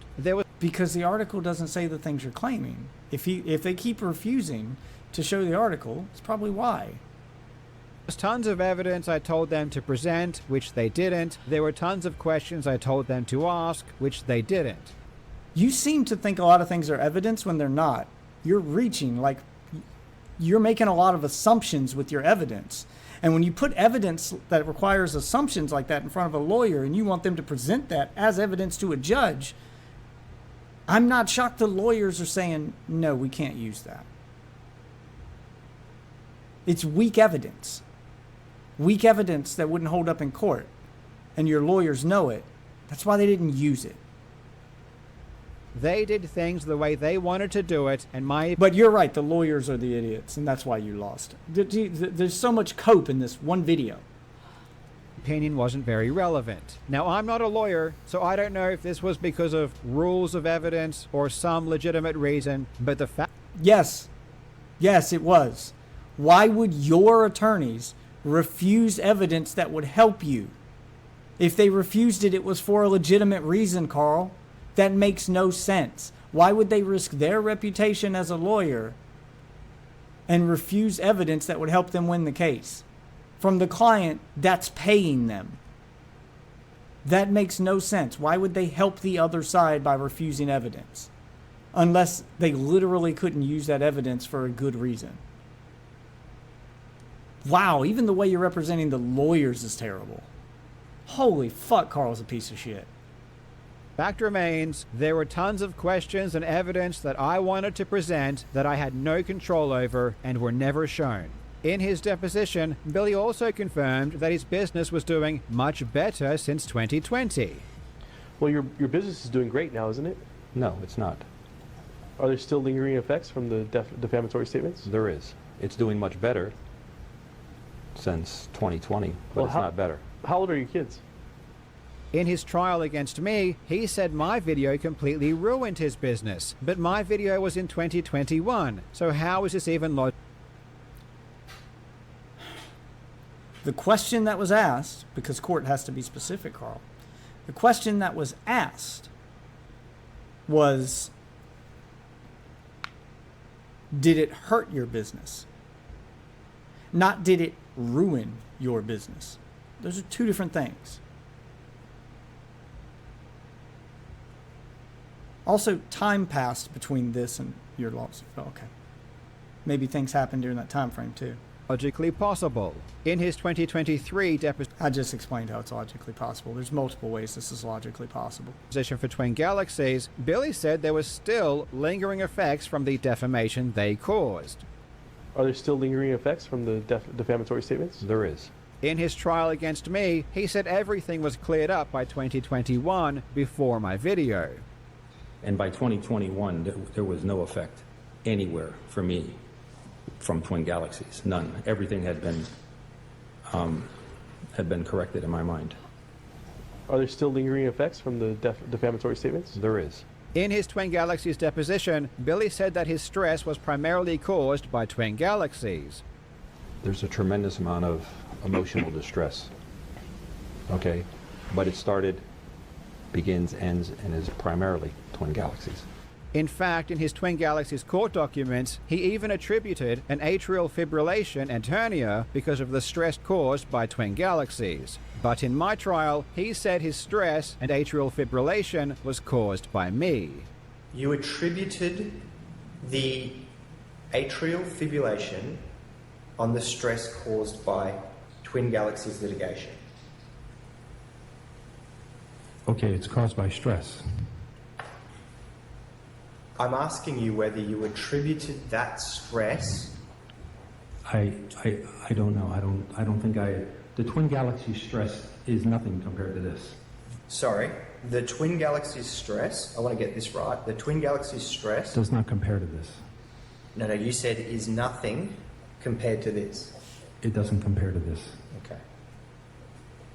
Okay. Atrial fibrillation is caused by stress. Okay, was there some stress there? Yes.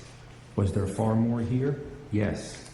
When did I Okay, sounds like you clarified. actually have to have the surgery? In late 2021. There's a tremendous amount of emotional distress. Okay? But it started, begins, ends, and is primarily Twin Galaxies. As I said before, I could go on for hours and hours about the lies that Billy spewed on the stand, which the judge just lapped up like a thirsty dog. But I will leave it up to Billy. Because they weren't lies. If they were provable lies, then you'd be using these in an appeal case, because lying under oath is a crime. And it would make that entire case a mistrial. If your evidence is so good, why aren't you appealing, Karl?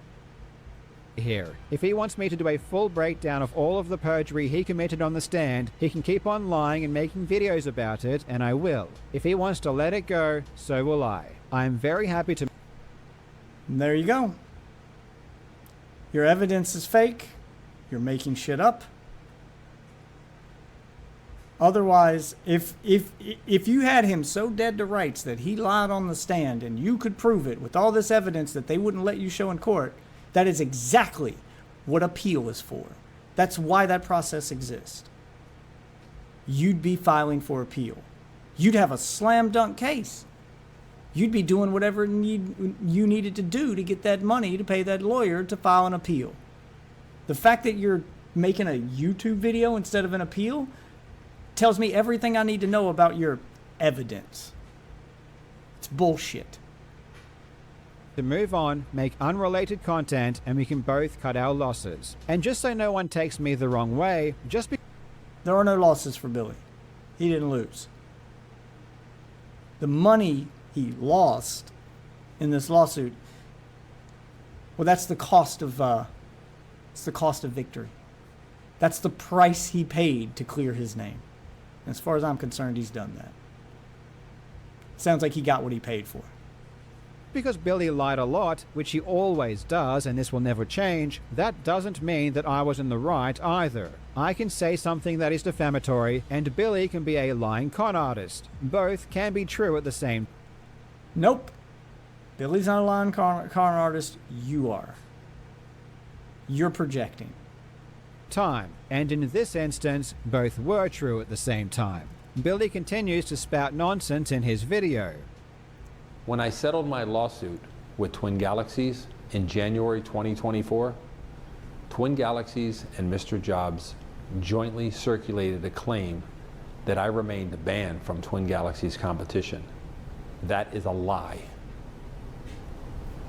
Here is the relevant clause to the settlement agreement with Twin Galaxies. Twin Galaxies will work to include any future score submissions by Mitchell to Twin Galaxies leaderboard, with such submissions having to go through the normal Twin Galaxies adjudication process.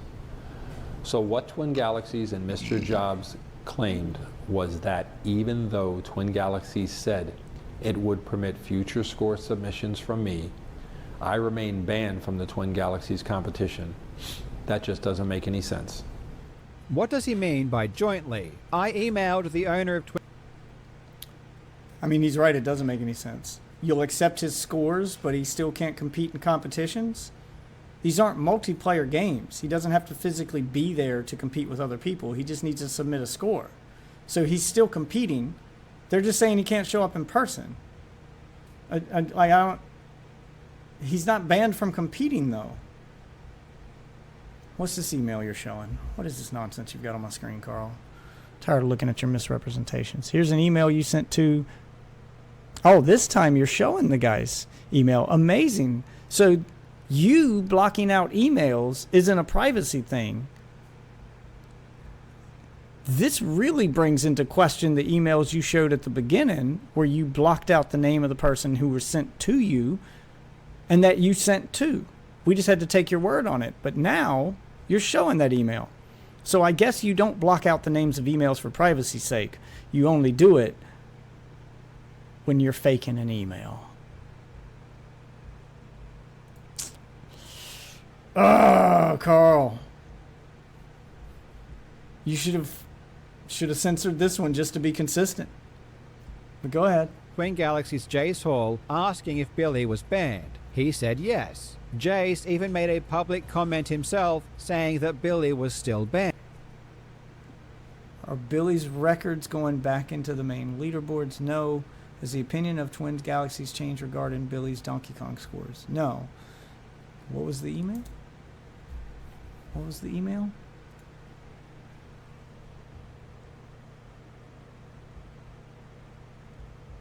Oh, it's the same thing that was in the public statement. He just copy and pasted the public statement. He didn't tell you anything he didn't say publicly, Carl. What did you email him? Just read the statement. A few things. Is Billy's banned from blah, blah, blah. Oh, yeah. And then he put your email on the public statement. Okay. Well, yes. I mean, I'm not quite sure what this is supposed to prove, though. Jace even made a public comment himself saying that Billy was still banned. I don't know what is inside the settlement agreement, but I'm going to believe the owner of Twin Galaxies when he says Billy is banned, not Billy Mitchell, who has already proven in this video that he will put a random document on screen and lie about what it's about. This out of context screenshot could be anything, but even on its face it makes no sense. Twin Galaxies will work to include any future score submissions by Billy Mitchell to Twin Galaxies. Leaderboards with such submissions having to... This could have been after your email, though. Like, are you saying it's impossible that Twin Galaxies may have changed their mind? That Twin Galaxies may have, you know, unbanned him and gone back on what they said? Such as, or at least allowed his scores? Maybe they didn't ban him from Twin Galaxies. Although I believe, if I remember Billy Mitchell's video about this when he's making this statement, it's that Twin Galaxies no longer had a physical location. So there was nothing to ban him from. There was no place to ban him from. Twin Galaxies just pretty much existed in name only at that point and was only one guy. And I think that one guy was like, yeah, I'll let your scores back in. So it sounds like they, like the whole nature of what Twin Galaxies was changed. And Billy's scores were resubmitted. In fact, I think it's this that led to Billy going to re-earn the scores in 2016 on original hardware in front of Twin Galaxies judges, which I believe was just that one guy. But yeah, he did it in person. So you're misrepresenting what he's doing here by not just playing the clip and letting him explain. If Billy isn't banned, why would Twin Galaxies need to work to include anything? If you aren't banned on Twin Galaxies, you can simply make an account and submit a score. Twin Galaxies doesn't need to do anything. If your score is in dispute, they have to work to verify it. They have to do all that extra work in order to make sure that it belongs on the leaderboard. Especially someone like Billy, who's had all these videos about him cheating circulate through the internet, and all of these people are going to be calling and asking them questions and freaking out if his scores go on the leaderboard. So they have to make sure they're 100% verified, which they did, because again, Billy earned those scores a second time in 2016 on original hardware. This implies he is still banned in some way. And ooh, now we understand the implications. No, it just implies that his scores will have to be verified. That's what it implies. It's because he's banned that Twin Galaxies would need to do some work in order to get his score submitted. Karl makes a claim that I'm a proven cheater, and that I've seen commentary from around the internet for years now where people claim that there's no doubt. It's obvious. It's been proved. Well, I ask you to consider this. Twin Galaxies had the opportunity to prove in court that I cheated. It couldn't. Karl Jobs, who was told by a billionaire, Notch, that he'd pay for the best legal representation possible, did not even try to prove that I cheated. If it's obvious, that's certain, so easily provable, why does the claim suddenly fall apart as soon as it's taken out of the court of public opinion and into the actual court of law? It's a damn good point, Karl. What do you say to that? Where I have the right to reply and where real evidence is given by real evidence, not the circumstantial stuff that you've been spouting here, bud. Real people who swear under oath to tell the truth. Twin Galaxies settled with Billy Mitchell because... So not going to address that claim at all. Not going to even mention the claim about the evidence. Like he said, why didn't you use it? So you're not going to answer that question? You're not going to say why you didn't bring it up in court? Why you're not using it? Karl, come on, dude. He opened the door for you. This is your moment. You're not going to jump at it? That's sus. Because I assume Jace Hall isn't a moron who wanted to lose a ton of money running a trial where even if he won, there was no benefit. So why didn't you use that evidence? He said you and them. Okay, so you've got a reason why they wouldn't. Why won't you? Why didn't you bring up that evidence? Twin Galaxies was the defendant. They never wanted the lawsuit to begin with. It was Billy pushing everything forward. Remember, Billy won against... Yeah, but it's still evidence that would win their case, just because they're a defendant. What? What logic is this? Just because you're a defendant doesn't mean you don't use all the evidence necessary to win the case. What are you on about, Karl? To me, and still lost $500,000. Going to trial will almost always result in both parties losing a ton of money. And besides... But that doesn't mean you don't still try to win, though. Why would you leave out evidence? This... What? This doesn't make any sense.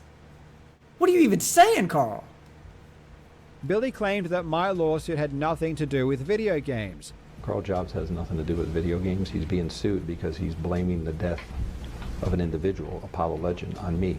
So for him to now assert that I had the opportunity to prove that he cheated in court is extremely stupid. Why? Why is it stupid? He's not lying. You did have that opportunity. You could have proven it. And it could have been proven in defense of your case. Especially if YouTuber Apollo Legend agreed with you that Billy cheated and you could prove it, then you could simply say that he sued over something he was guilty of, and it, you know, I'm not going to say it led to Apollo Legend's death, but it would make your statement look a little less defamatory. That's kind of the point.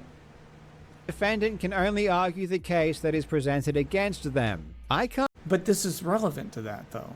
They're connected. I can't just randomly insert whatever topic I want to argue in.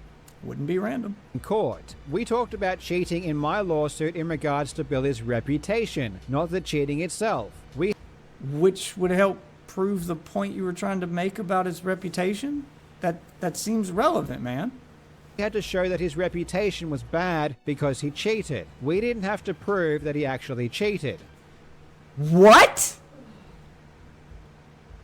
We had to show that his reputation was bad because he cheated, but we didn't have to prove he cheated. Well, you know what? Maybe if you proved he cheated to the judge and had actually done that, then the judge would believe you when you said he cheated. Basically, you said that his reputation was bad because he cheated, and then you didn't prove it, and the judges had to take your word. And the judge didn't give a shit that he may be cheated. It sounded like you were spouting your opinion and using it as an excuse to defame him. Proving he cheated would have gone a long way. It would have made your claims sound credible instead of sounding like opinion. You're a fucking moron, Karl. Just admit you have no evidence that he cheated and you can't prove it. Just admit you can't prove it. Because that's basically what you did in that courtroom. You can't prove it, and you know it. Just admit it already. So what he is asserting here makes... It's so fucking sad and pathetic. Just admit it, dude. It's absolutely no sense. And regardless, Twin Galaxies... No, it makes perfect sense. What kind of defendant spends hundreds of thousands of dollars, even over $1 million according to his lawyer, litigating a case for 4 years to settle 3 months before trial? A defendant that expects to lose. True. What kind of plaintiff spends 3 years and $500,000 suing someone over a statement that was... The kind that wins. ...immediately removed and retracted? The kind that wins. That's what kind, Karl. On May 5th, 2025, at 3:02 a.m., Mr. Jobs wrote on Discord, "There are 2 videos that need to be made. One talking about the hot sauce company, one talking about how Billy needs to stand on things to make himself look taller in photos. Karl, I'm sick." God damn, this is petty as shit. Yeah, dude, I can see why you're so mad at Karl. I'd have gladly lost money to embarrass this douchebag in court too, man. 6'6". I don't need to do anything to look taller. I've taken thousands of photos of different types with fans since 1982. Some very serious. Yeah, this is so petty and so just, oh my God, this is pathetic. Some nothing but fun. Meanwhile, you're 5'7". Cope harder. Yeah, tell me about it. Try not to stretch the truth. There's another good meme. That's a joke, Carl. You get humor yet? Do you get it yet? Do you get it? But do you get it, though? But do you get it? It's because you're short. That's what he's saying. It's because you're short. I must admit that Billy has me by the balls here. This one I got wrong.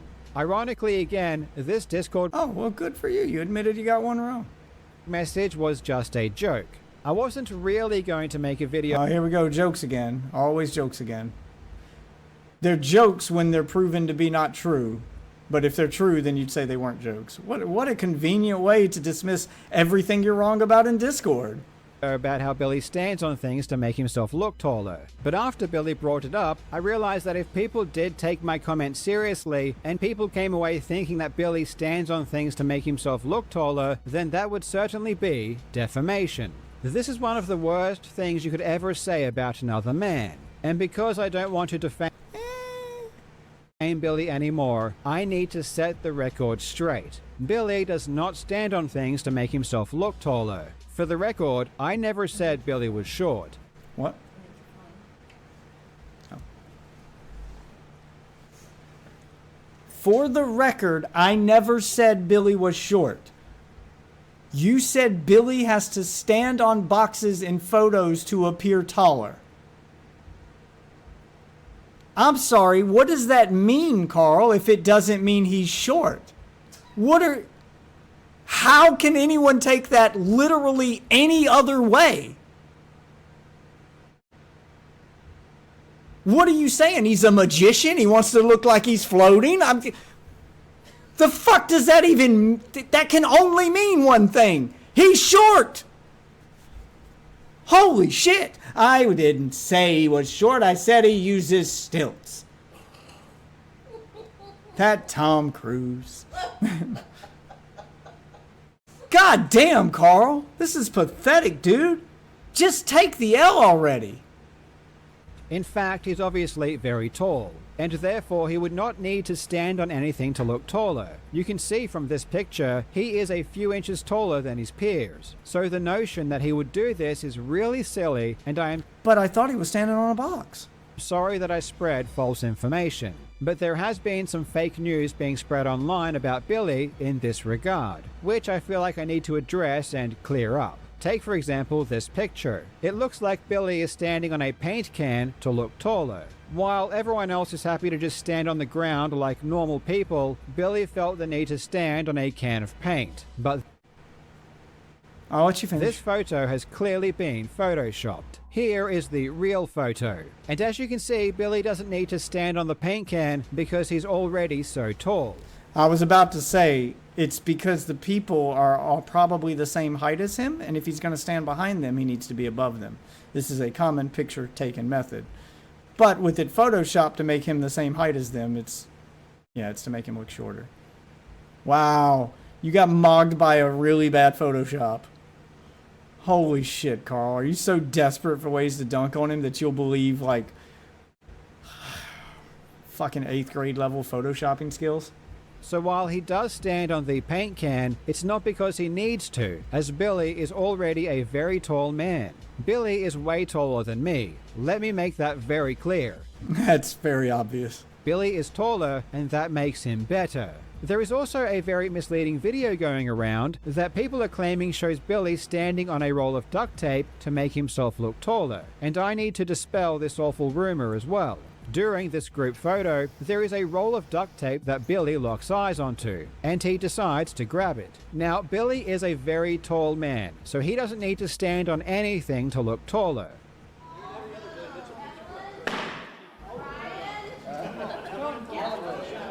It appears as though dropping the roll of duct tape made a loud noise and startled Billy, causing him to look away and act as if it wasn't him. But it's not because what he is doing is weird. Standing on a roll of duct tape in a group photo is very common in some cultures. As you can still see, Billy is a very tall man. In fact, it looks like he's the tallest person. This is the dumbest dumbest thing to talk about when all you would just have to do is admit you lied. Why is this even in this video? Who the fuck cares? There. Everyone else on the stage, despite being shorter than Billy, is just happy to stand on the stage normally. So of course Billy wouldn't need to stand on anything because he is already so tall. Now that we are almost ready to take the photo, Billy makes sure the roll of tape is in the correct position and stands on it to take the photo. But this is not because he needs to look taller. It's actually because earlier on, Billy noticed that the structural integrity of the floor was compromised, and the duct tape ensured his weight was distributed evenly. Billy does not stand on things to make himself look taller. Okay. It took a long time because you have a monotone voice, but I'm getting the sarcasm. Someone is very salty that Billy made fun of it and exposed his height.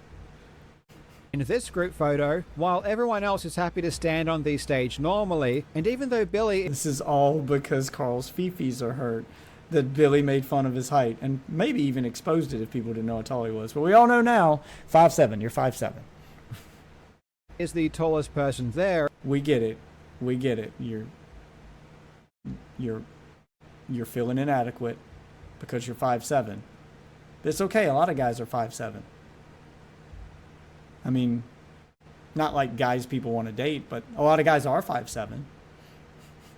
Billy stands on a toolbox so that he's a foot taller than everyone else. But this is not to look taller. I repeat, Billy, despite being much taller than the person in front of him, did not stand on a toolbox to make himself look taller. Honestly, Billy understates how tall he really is, because he is actually over 7.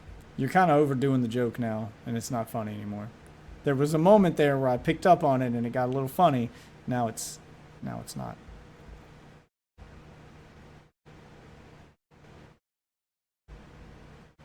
Feet tall. Sometimes he's even 8 feet tall. But it's not because he stands on things to make himself look taller. Billy does not stand on things to make himself appear taller, even when standing next to short people either. Clearly there was no space here to do a proper group photo, so Billy was forced to stand on the curb.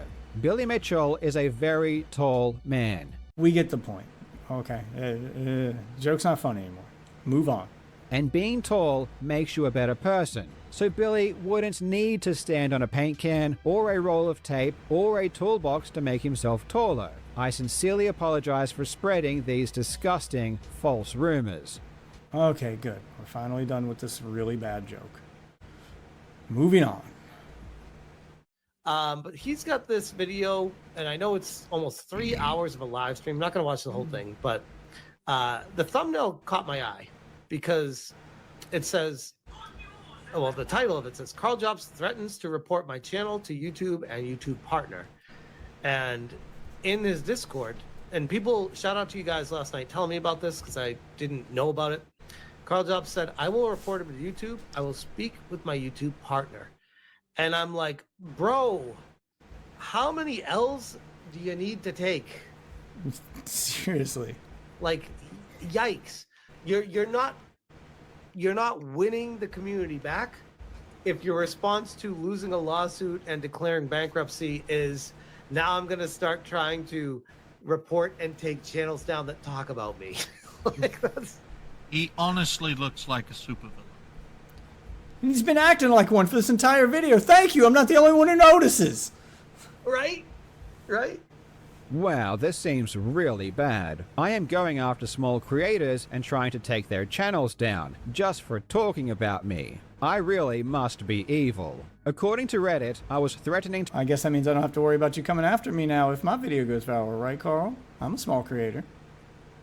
To report someone just for Guess time will tell. Making videos about me, the same way that I do to other people. This is horrible. I have truly become the villain. Their evidence is a... You have. This might be the... Unironically, this is the most self-aware you've sounded. It's a shame you're not being serious. A Discord message where I said I would report someone. This evidence is really damning. I mean, it doesn't explain why I was reporting someone, or the details, but surely what people are saying is true. Surely I was just after blood. I wanted to report smaller channels. It is so great to see you react to all of the things. happening to you that you did to other people. All of the things you did to Billy are now happening to you.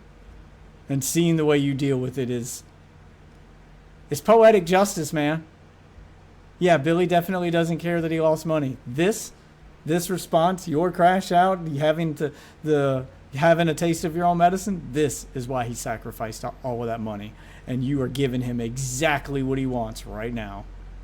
Because they talked about me, and I don't like that. This has to be true because someone said it was. But let's take a look at what really happened. My Discord message was in relation to the channel LUS. From the time of the verdict to when Just say loss.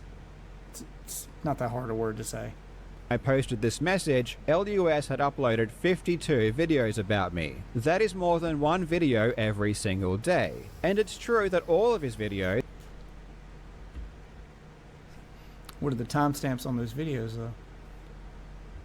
Were they daily? Or are they spread out?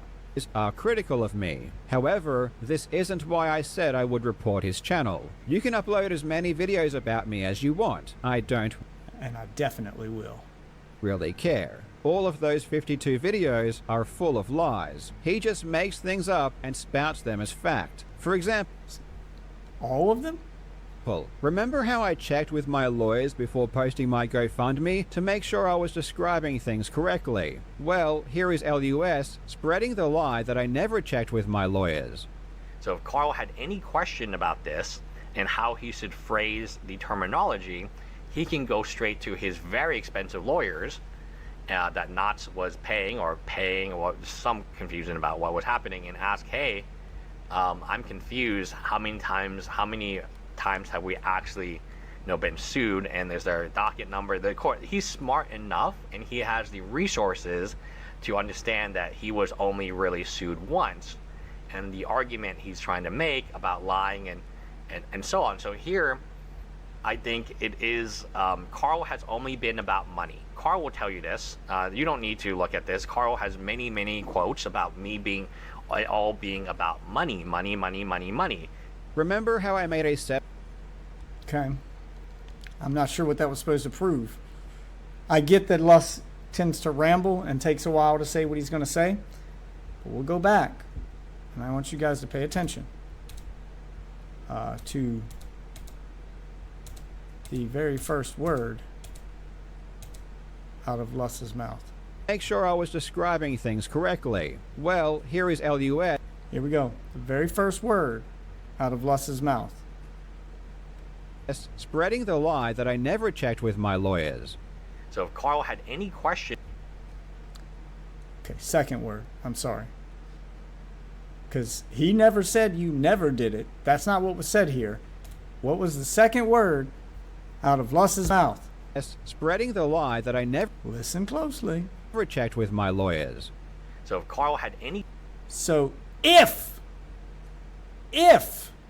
Karl...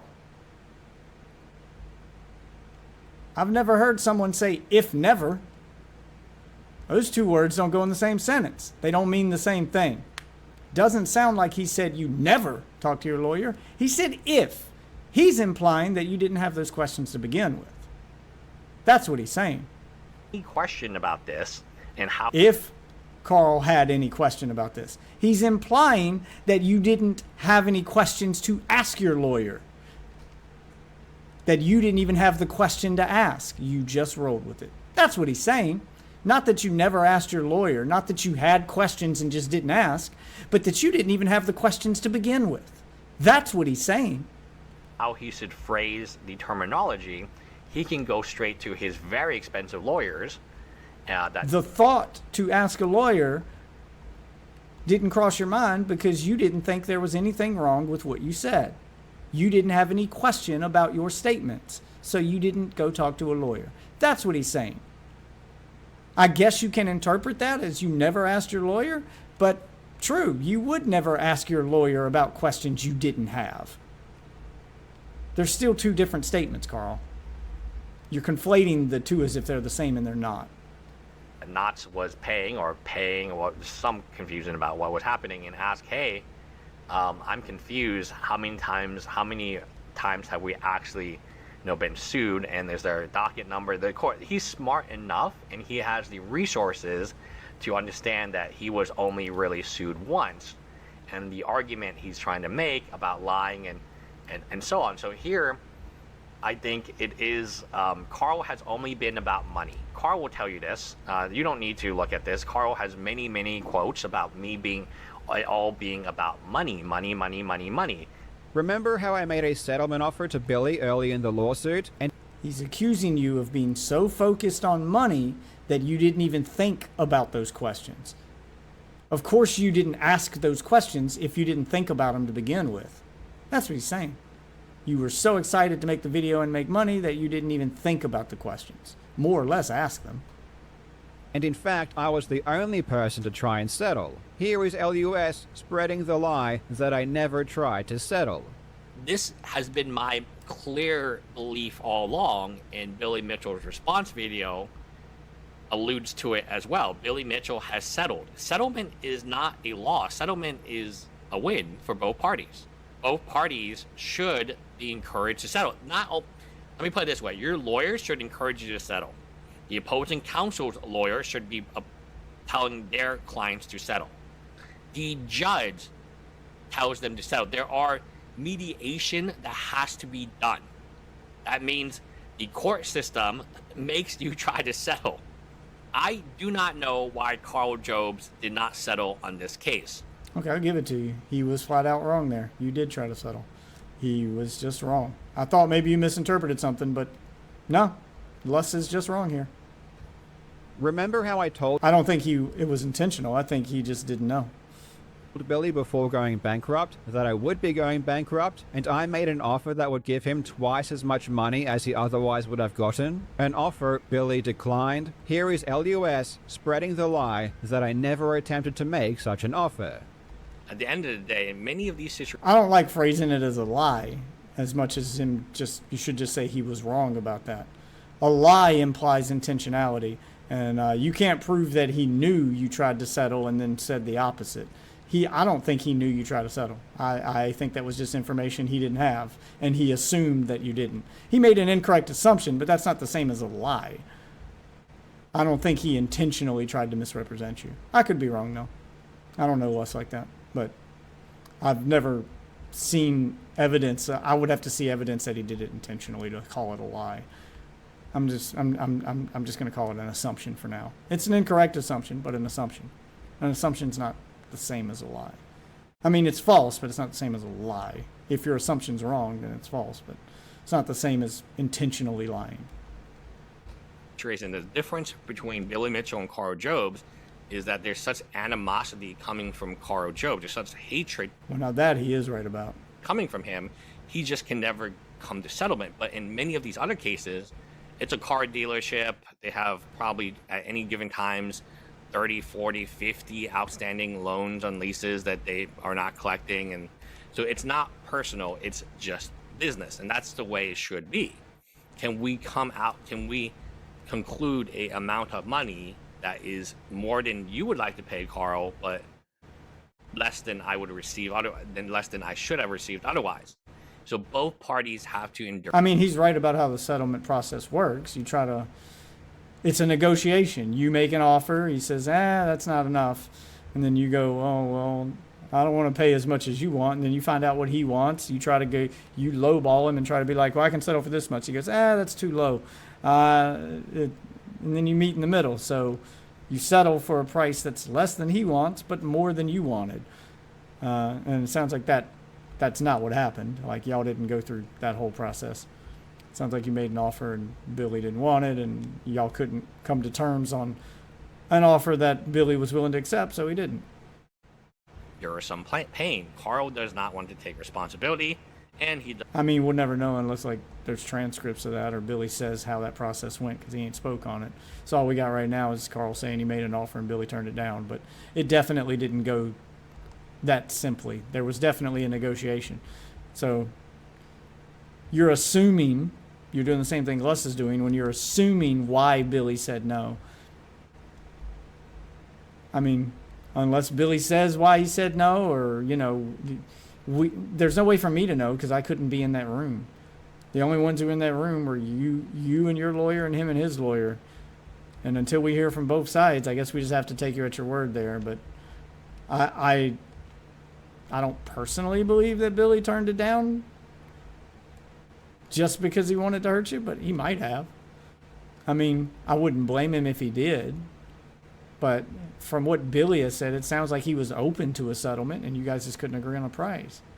Does not want to endure any pain, so he thinks bankruptcy is the best option for him, which I will tell you it is not. At least in the US, it is not.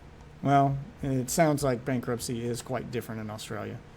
From everything Karl has said about how bankruptcy works here, it does sound like it's way different than in America. In America, it is a last resort option. It sounds like in Australia that it's not quite as life ruining as it is here in the States. I mean, it's still not good, but it's not as bad as what we go through here. At the very beginning of the lawsuit, Notch was paying my lawyers directly, and this was being handled by Notch's assistant. After several months, his assistant indicated that she wanted to stop supporting, at which time I messaged Notch through Twitter, which was how I connected with him in the first place. I wanted to let him know what happened and to confirm if he really did want to stop paying. Though ultimately he didn't read my message and it's been sitting on sent ever since. This meant that I had to find money elsewhere. Here is LUS spreading the lie that I never contacted Notch after he stopped supporting me, and that the GoFundMe shouldn't have been made because I should have just reached out to Notch. Now, the GoFundMe thing is pretty bizarre because Notch paid 3 months, right? And his manager, so Notch says, hey manager, I want you to pay for this guy's case. His manager pulls the plug, and according to Karl, he doesn't, Notch does not know the manager has pulled the plug, but Karl in 1 year is stressed out. He's going to do GoFundMes, right, for $200,000. He never actually recontacts Notch. Well, the first thing I would do... It sounds like Les just didn't do his research. Which I'll give it to you. That's misinformation. It's lazy. He's assuming, and he's wrong again. He assumed that you didn't contact him, and he was wrong. I still don't think it's malicious. I think that Les just jumped the gun. I think he made a mistake. A mistake is not the same as a lie.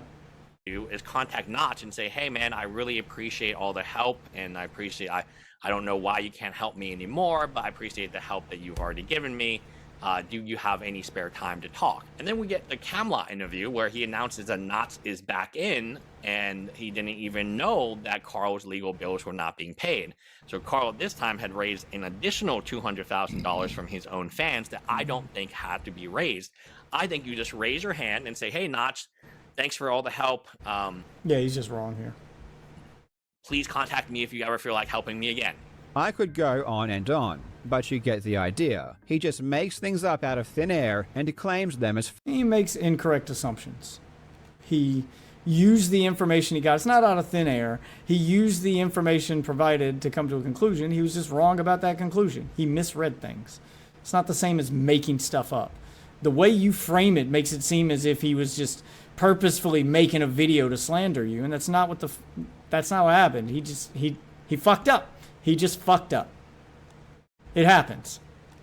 It's not the same as like someone intentionally making a video to lie. That's not a fuck up. That's different. Fact. And they are... Look, I'm not the biggest fan of Les either. I find his videos extremely hard to watch because he does ramble and he does get things wrong. I don't think he's a super intelligent guy. I mean, I know he's a lawyer, but not all lawyers are, super smart. Les is just an example of that. But I don't think that he sat down looking at you and going, I'm going to tell all these lies about Karl and slandering you, which is what you're implying when you say that he just made shit up. Always conveniently designed to paint the worst possible picture of... Oh, now it's designed. Jesus. Me. Even still, this is not the reason I said I would report his channel. There are tons of creators making videos that are full of lies about me. Okay, so why are you going to report his channel? And I haven't said a word about them or done anything. This is part of being a successful YouTuber, especially one that just lost a lawsuit. A little humble brag there. You can lie about me all you want, and the worst thing that will happen is that I will make a video response. But then LUS wasn't satisfied just going after me. He started defaming my wife, calling her a criminal, saying that she will go to jail, inciting his viewers to attack her and report her to the government. I'm waiting for that clip, because that's wild. If this is real, if he was sued, he lost. Again, he starts it with if, but go on. Then he had his wife buy his equity in the home so he doesn't pay Billy Mitchell, and he's admitting so on Discord. We are crossing the line of criminal right now. Wong, who's Karl. Oh, no, he's just wrong here. I think he's thinking, yeah, he just doesn't understand how Australian bankruptcy works. He seems to just be assuming that it's the same as in America, and he's going by American laws. Yeah, so that would be illegal here. I thought that there was something with like putting everything in your wife's name as a way to get around a settlement or around a lawsuit, not being a thing that you could do in the States. And Lus is kind of accidentally confirming that for me, but to assume that it's the same in Australia is dumb. Again, this is him assuming something and being wrong. He needs to quit assuming things and actually do his research. Karl's wife, which I proved to you, born in China. I have all the information, right? I'm not going to reveal it. Your wife be going to jail too. Your wife is going to jail too. We need to send these to the bankruptcy court. Yeah, he's just wrong here. We need to send this video to the bankruptcy court. I need to get in touch with the bankruptcy court. This is and a little extreme to start calling for people to get in touch with the court. But did he do that? Did he actually get in touch with the court? Innocent person, mind you, who has done absolutely nothing wrong. Or did anyone get in touch with bankruptcy court? Because it doesn't have to be him. He did announce it on a live stream, and he signaled to his audience that it needed to happen. Even though he didn't tell his audience to do it, it's the same thing that happened during the Denims when Denims didn't tell her audience to call CPS, but she didn't tell them not to when they were saying someone needs to call CPS. So him saying we need to get in touch with the bankruptcy court or the bankruptcy court needs to know about this. He's not telling his audience to do it, but anyone in his audience could hear that and go, I'll do it, and it would still be his fault.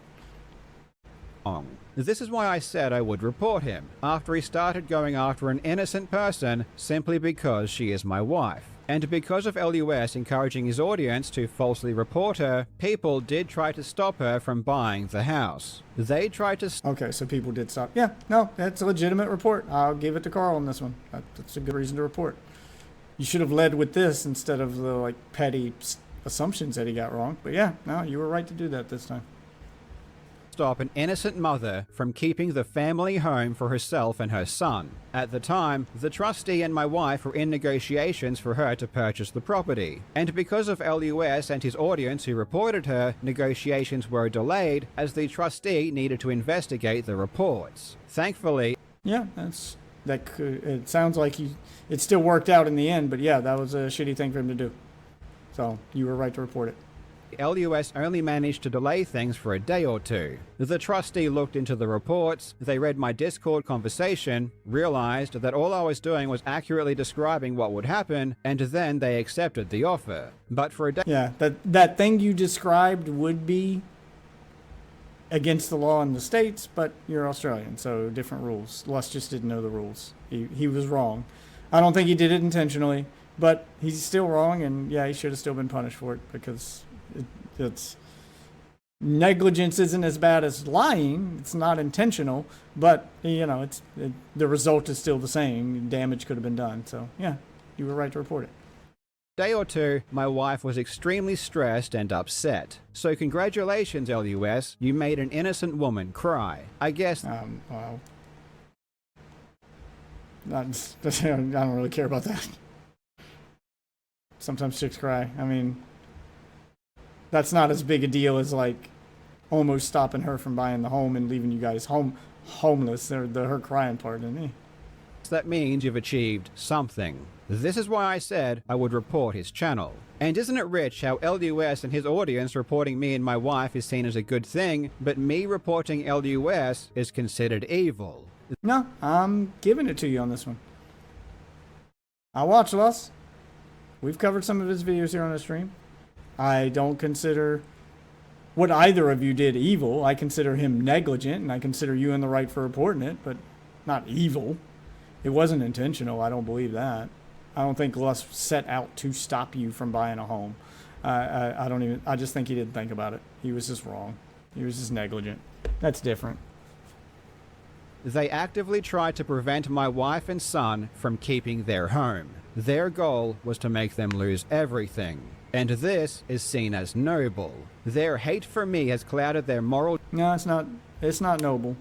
But I've seen the way some of your fans leave comments on videos and reply to shit I post on Twitter. Like, I've seen your fans. They can be pretty sycophantic too, so you should understand. Judgment so much that disgusting acts like this are applauded. And any attempt from me to protect myself or my family makes me a... You were applauded as a hero while you defamed Billy Mitchell. And you yourself admit that you defamed Billy Mitchell. So that whole time you're defaming him, you're being applauded as a hero, and you knew you were defaming him in the whole time as well. You knew you were misrepresenting that case.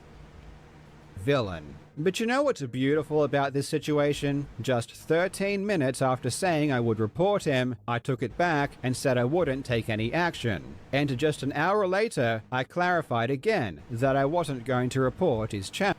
Yeah, but that's kind of the same thing that happened with his audience. You saying it in front of your audience, they probably went and did it because you said it at 10:43.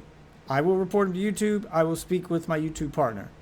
And then I literally changed my situation in 5 years. And when you go bankrupt, they get access to everything. So yes, if you try to hide that, blah, blah, blah. Okay. Remember when Leafy got banned for making videos on Pokemon? Look, I won't report him. All right, so it took you a little over an hour to say you won't report him. That's what I'm seeing here on these timestamps. That is an hour for everyone in your Discord to read it and decide to help you and report him. So a bunch of those people probably reported him in that hour time span. It's good that you went back on it and said not to, but what I'm seeing here is you also didn't tell your audience not to. You didn't tell them to report him, to be fair, but they read that you were going to report him and they're like, let's help Karl out. And then they go and file the report. And then you come back an hour later and say, oh, well, I'm not going to report him. Well, everybody that's already reported him is like, oh, shit. We already did. Channel. For a grand total of 13 minutes, my threat of reporting him... I'm sorry, can you not do math, Karl? 13 minutes?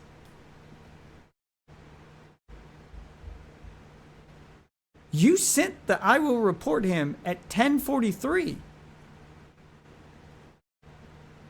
The second message you're showing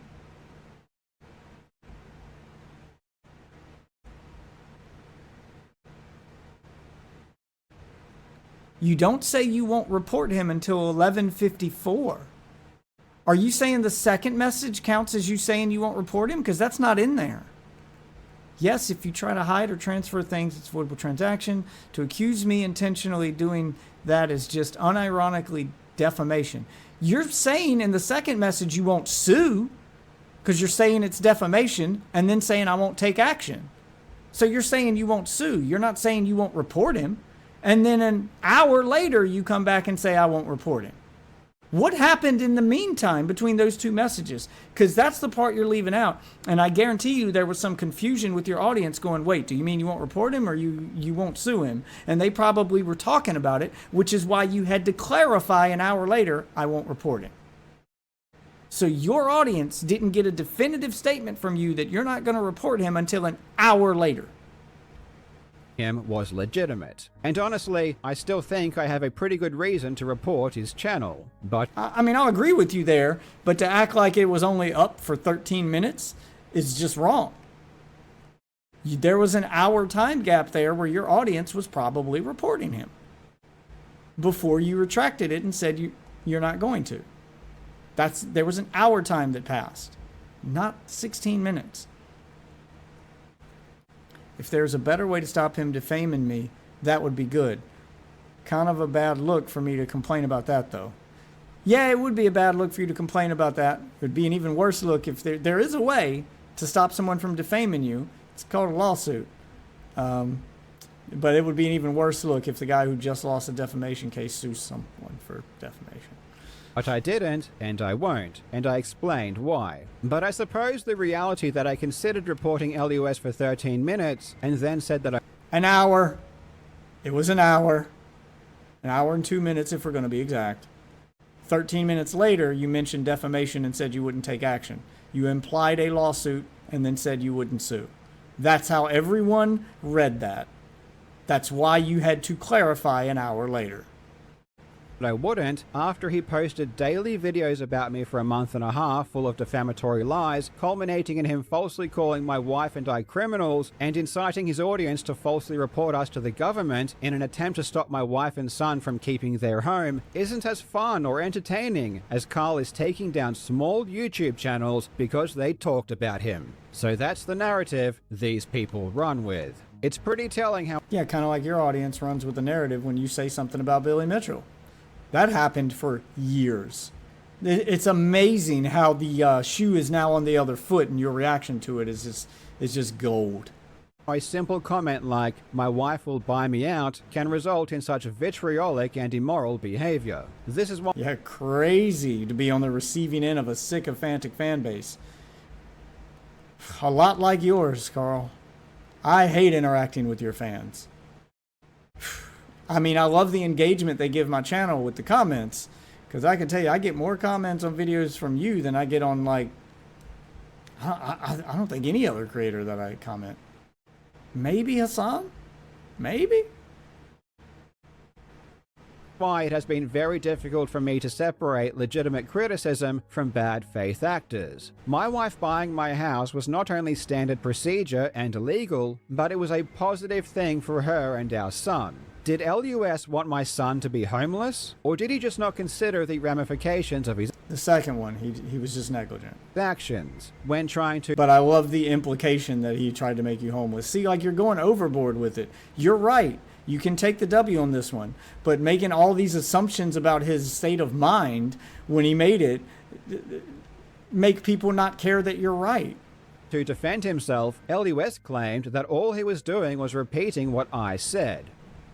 I mean, this is Karl's own fucking words, my dudes. Yeah, this is pretty cringe from Lus. Lus, you aren't cut out for live streaming, dude.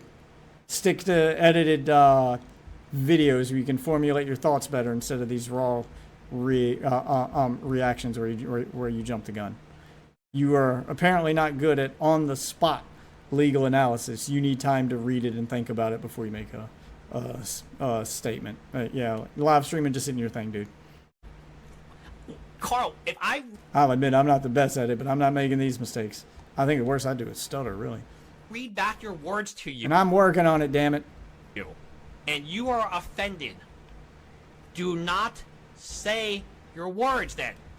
If what I'm reading back to you is so offensive, you have to shut down this channel. Right? I mean, I get he's angry that he's been mass reported. And you were right to tell your fans to report him. Even though you didn't tell your fans that, they read that reports needed to happen and they jumped on the bandwagon. And then an hour later you told them, no, I'm not going to report him. But it was too late. Plenty of reports did happen. So, I mean, I get he's emotional, but he's still wrong. Like, he just, you need to not live stream. He should have made a video about this after he calmed down. What is wrong with you?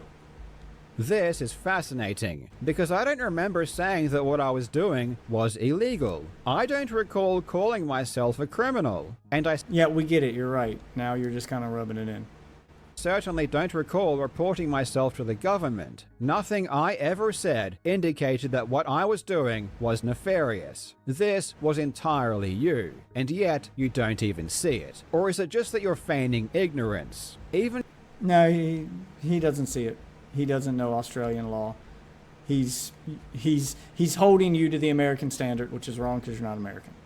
Things that happened well before I was sued are treated as some kind of evil plot. For example, my wife is an extremely intelligent and educated woman with a degree in accounting. She is the person who created our company, and she does all of the bookkeeping and taxes. She essentially... That's probably for the best. You don't need to be anywhere near that stuff, Karl. runs the business. She takes care of everything that isn't directly related to making content. That's why she is a director and the secretary of the company. But listen to how LUS describes it. Karl thought he was being really smart, right? When he made his wife the director and the Okay, now he's applying intentionality to what you said. Okay, I'm starting to change my opinion a little bit here. Les, shut up. secretary. Okay? Karl thought he was being really smart, right? So let me show you this. Let me show you something.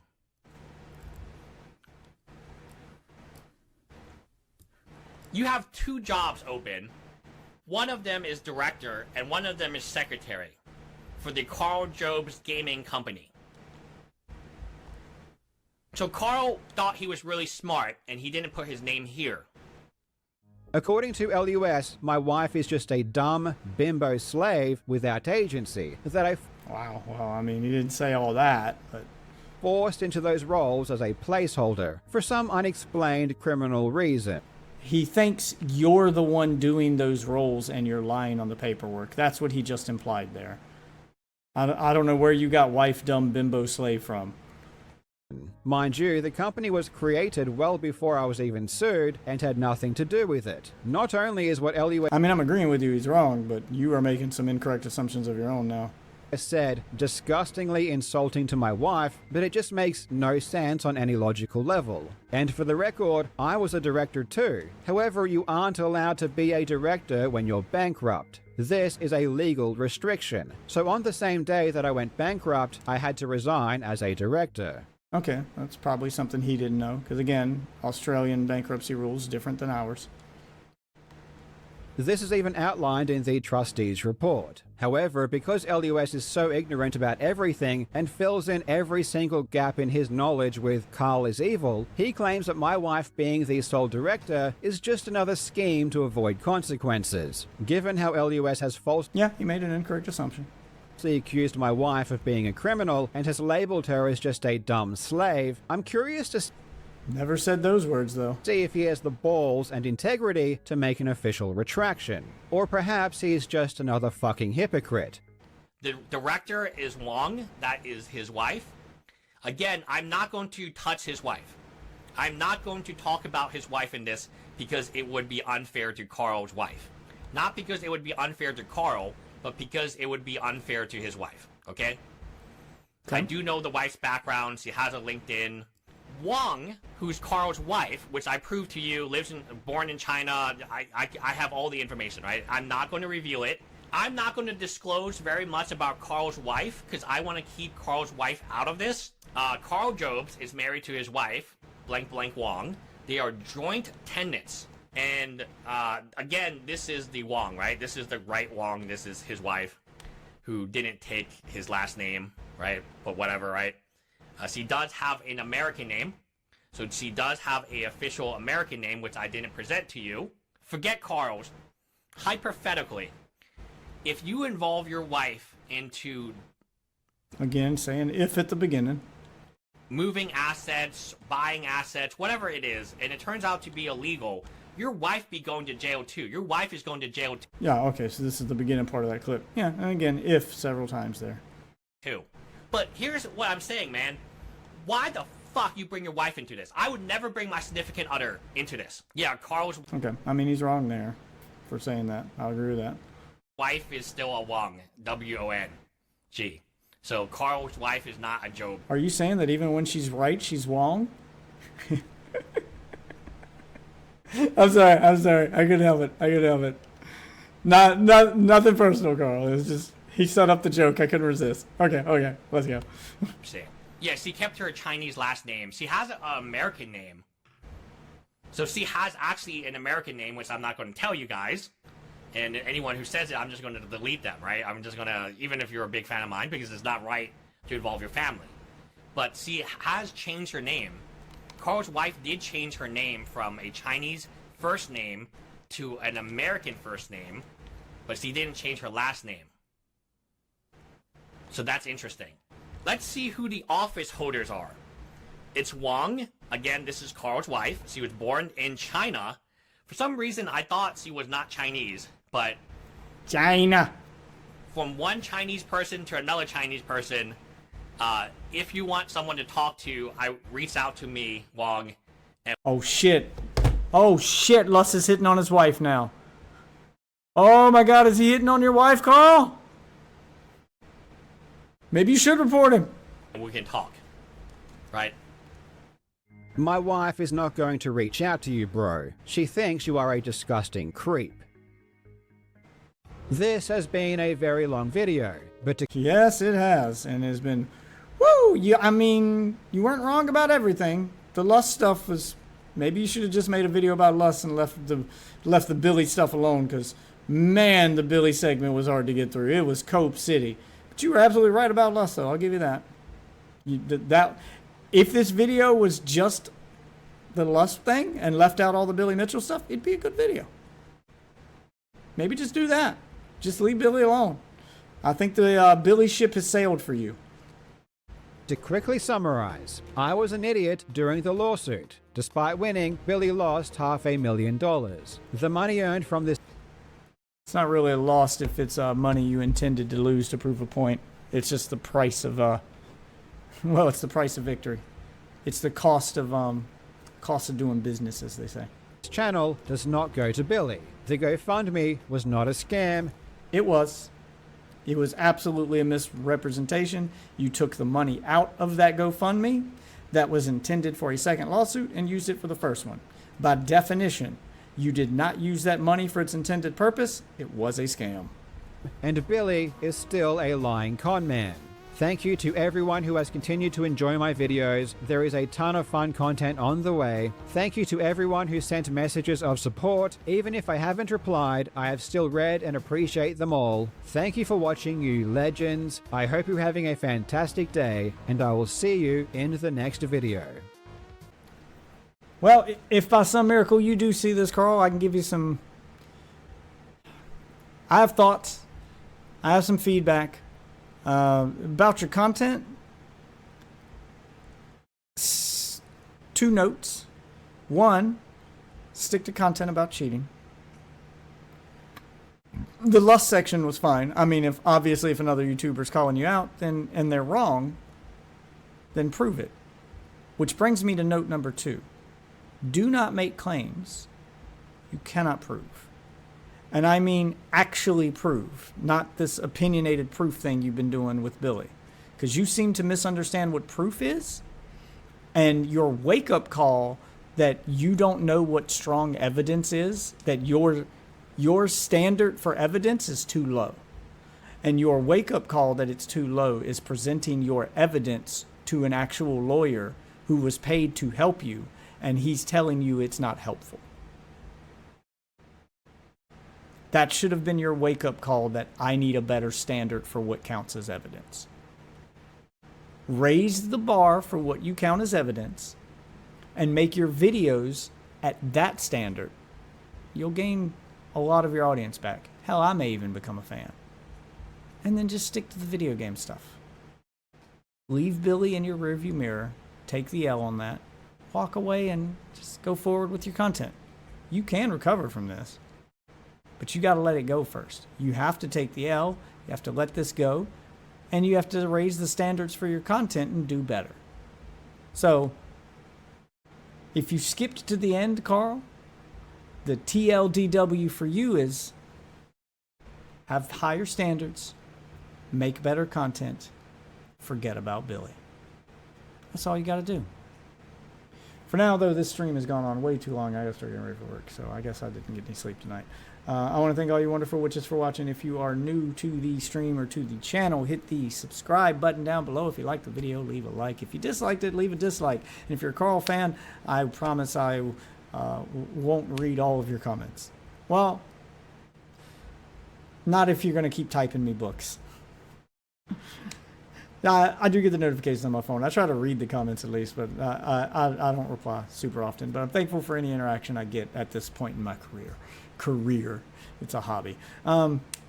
Anyway, thanks for watching this one, guys, and I'll see y'all in the next one. Have a good one, everybody.